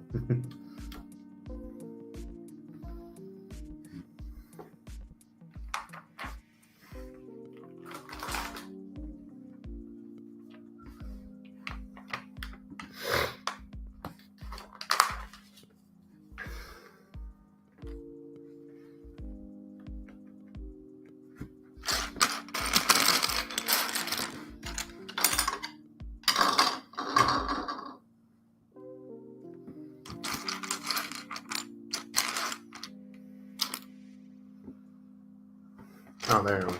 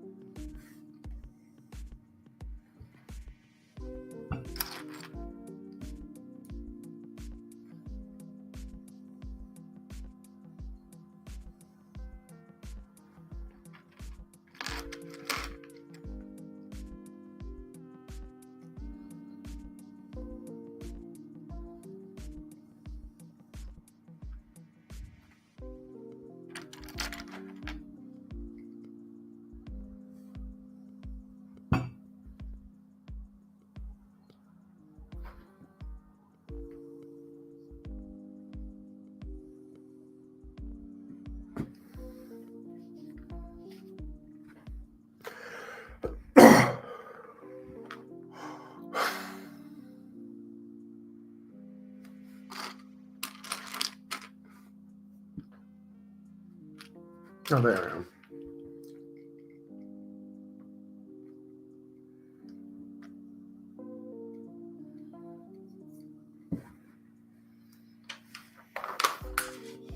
All right. So.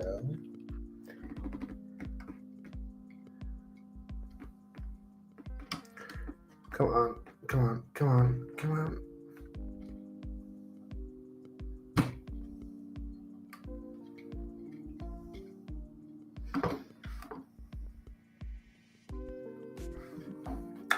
So yeah, the guns underneath move. It's cool.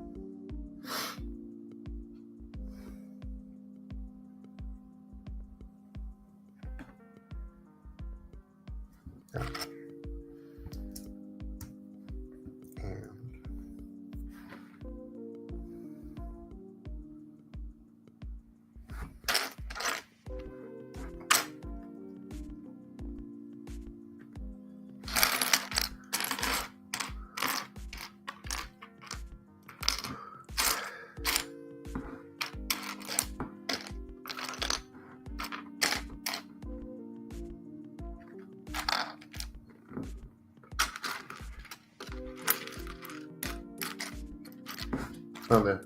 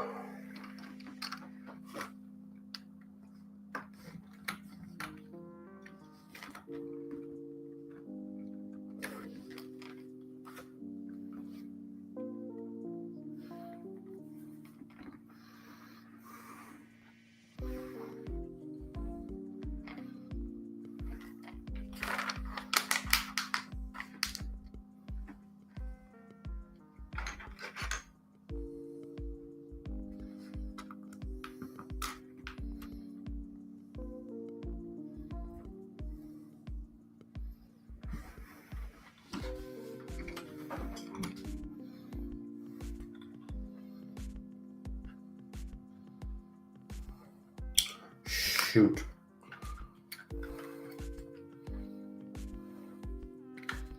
No, it's there's gonna be shit. I already feel everything moving.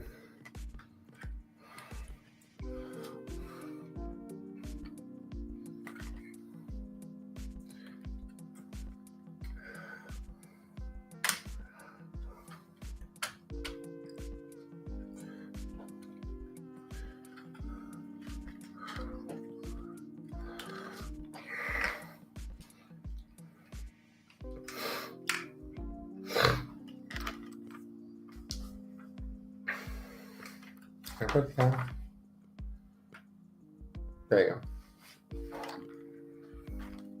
Well, that's the head. Jeez. It's fun.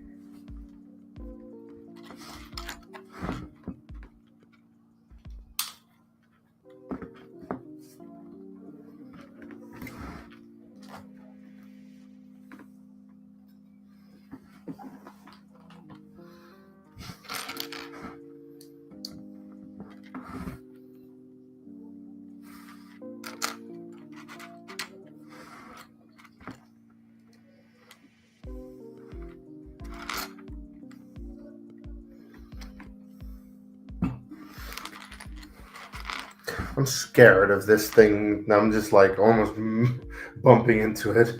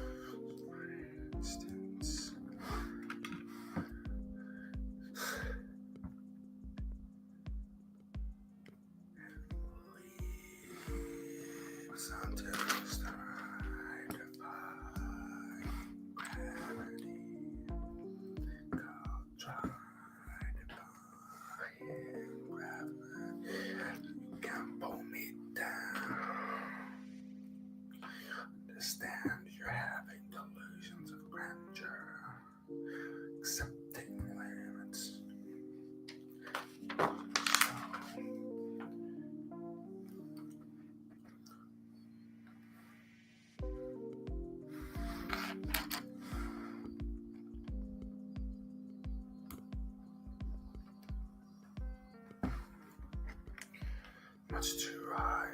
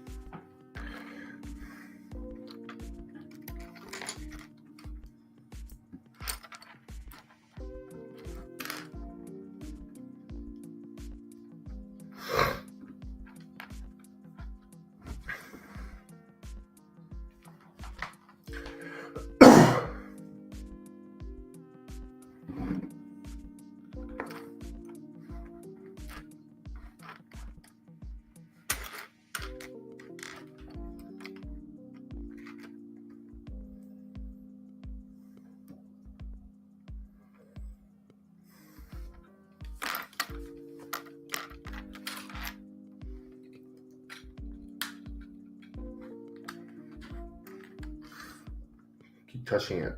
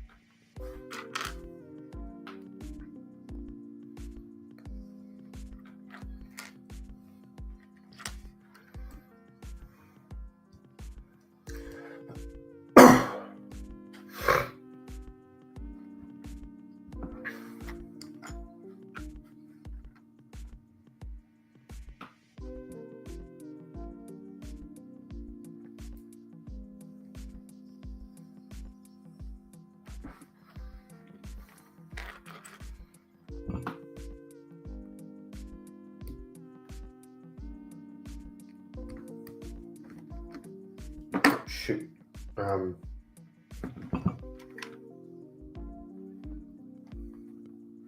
Shoot. Ah.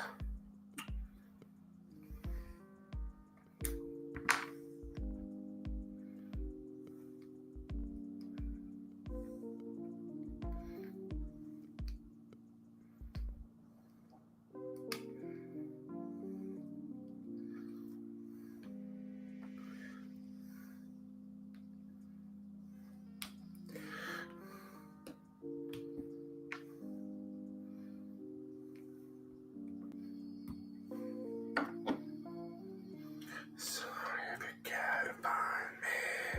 Look to the western sky.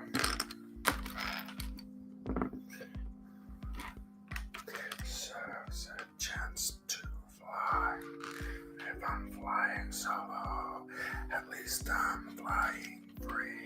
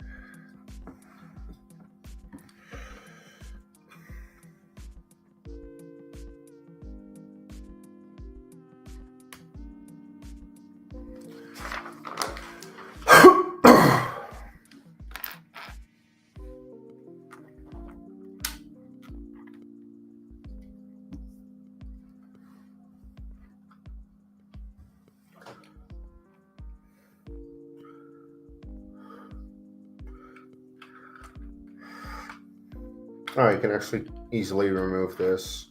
I just need to be really careful not to bump into it and like it falls off. But we'll see. We'll see how that goes.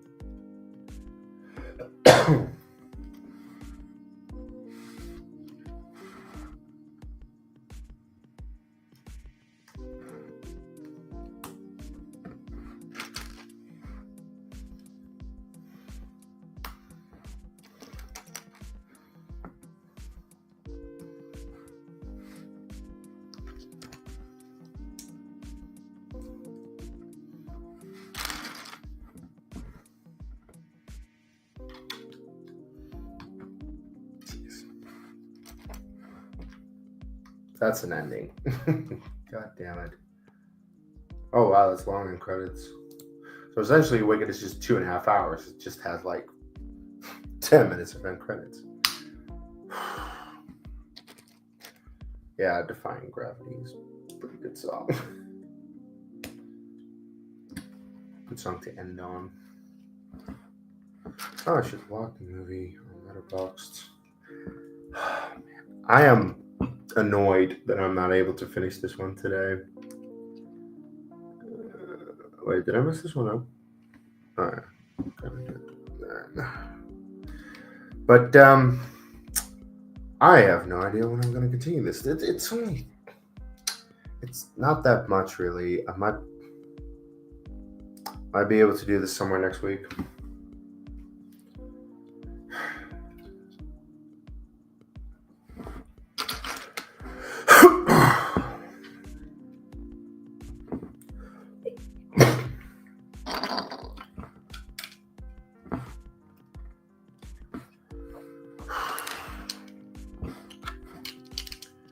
All right, I'm gonna burst. I need a bathroom break.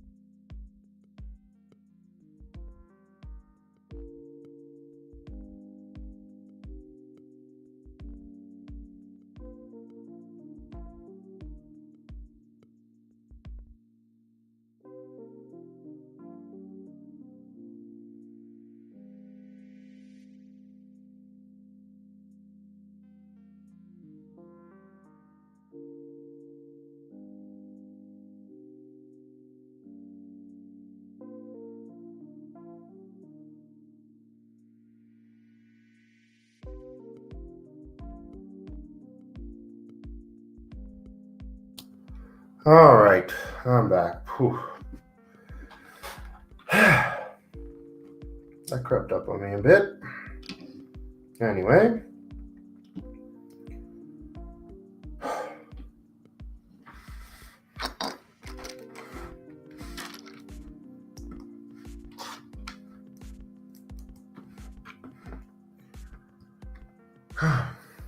Oh wait, I didn't walk with it yet. I didn't, right? No.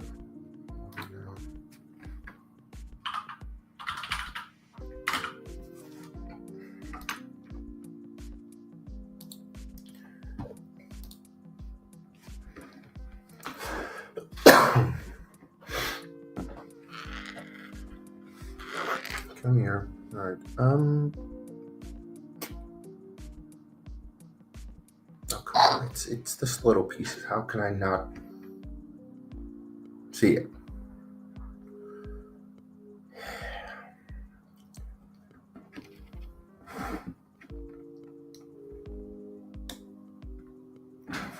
Honestly, how do I not see it? Okay, there I am. God. Sometimes you can like just stare at the pieces that you have and be like, how can I not see you? And it's just right there, you know? No. Got it.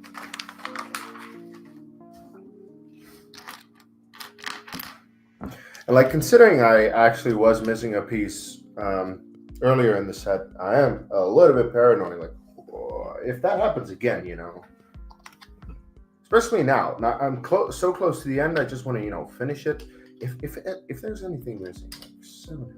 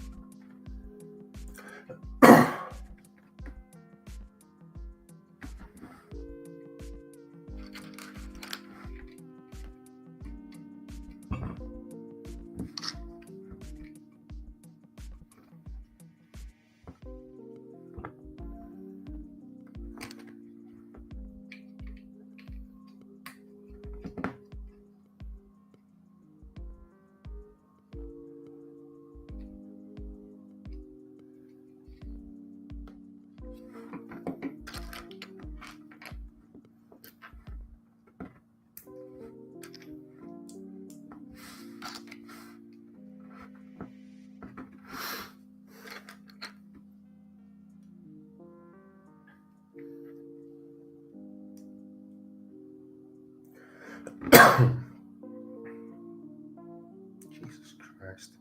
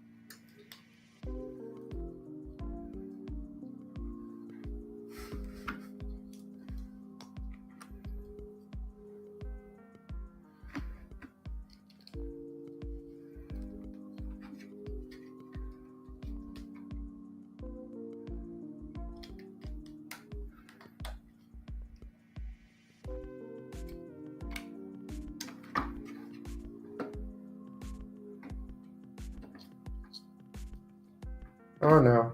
Oh no. Oh, fuck. Oh, this is really wrong. Oh no. Crap. So, no. This one goes there. That one goes there. Right?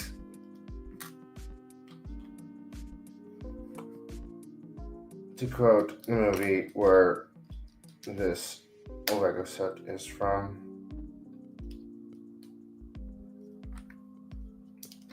Wow. Messed that one up. Alright. Fixed. All good now. So, So I was not allowed to do this, yes. I don't care. I'm a rebel. No, I'm not a rebel, actually. I'm Empire. Team Empire. Right. So this. Oh! And now. Where the fuck do you go? There?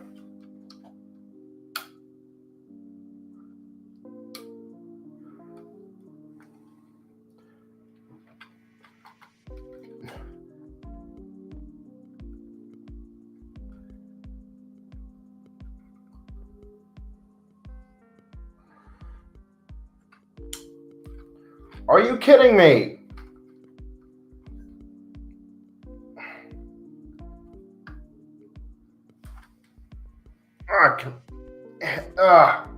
Come on.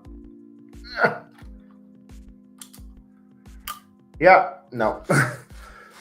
Shit.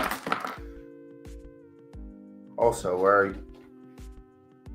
Oh, I forgot something. Of course I did.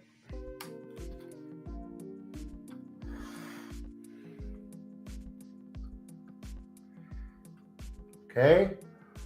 Okay. The other one over here.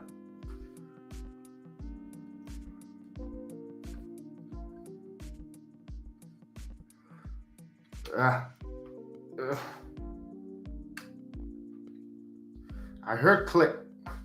Fuck! The other one. Get in there.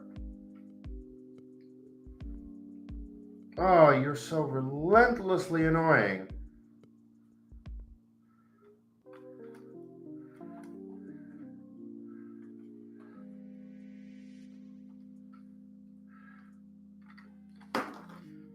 Yeah, that might as well happen. Fucking Christ. I'm sorry for swearing, but this is really something.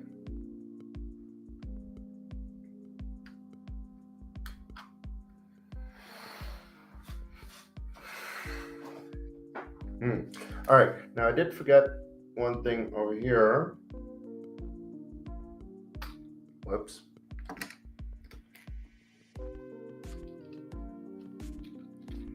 The rest of the pieces are backup pieces. Can confirm. Okay, there we go. It's done. This is done. Wow. Oh, this I gotta see. This I gotta see. It's insane.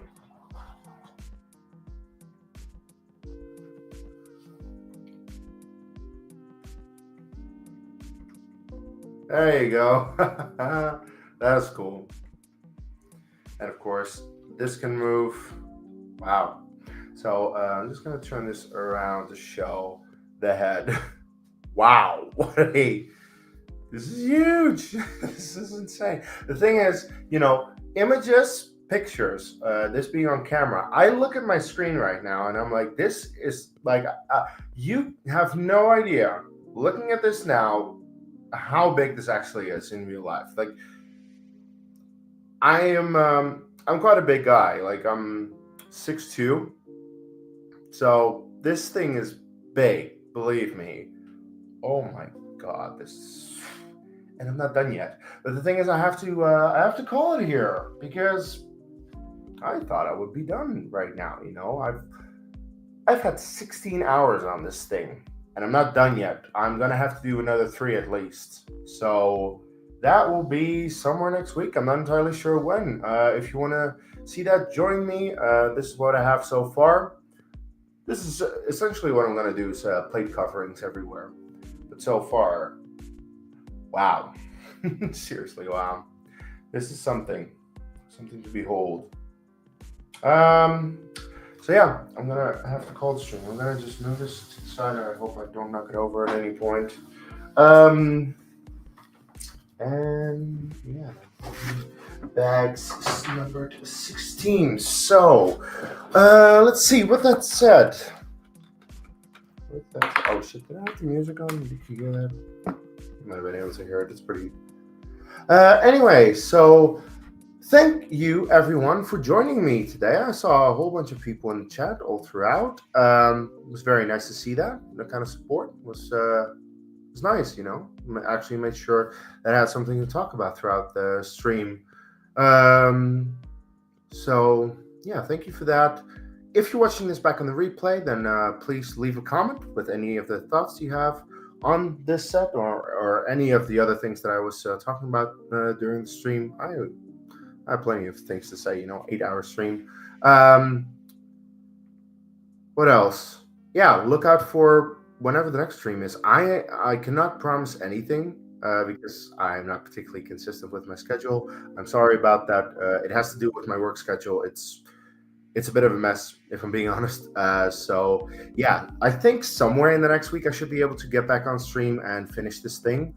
I'll figure that one out. So look out for that. Please follow me on social media. I think the links are in the description. Are they? I need to check that for a moment. Yeah, a couple of links are in the description. Where if you go to my letterbox, you can see that I just logged Wicked because I, of course, was watching it throughout.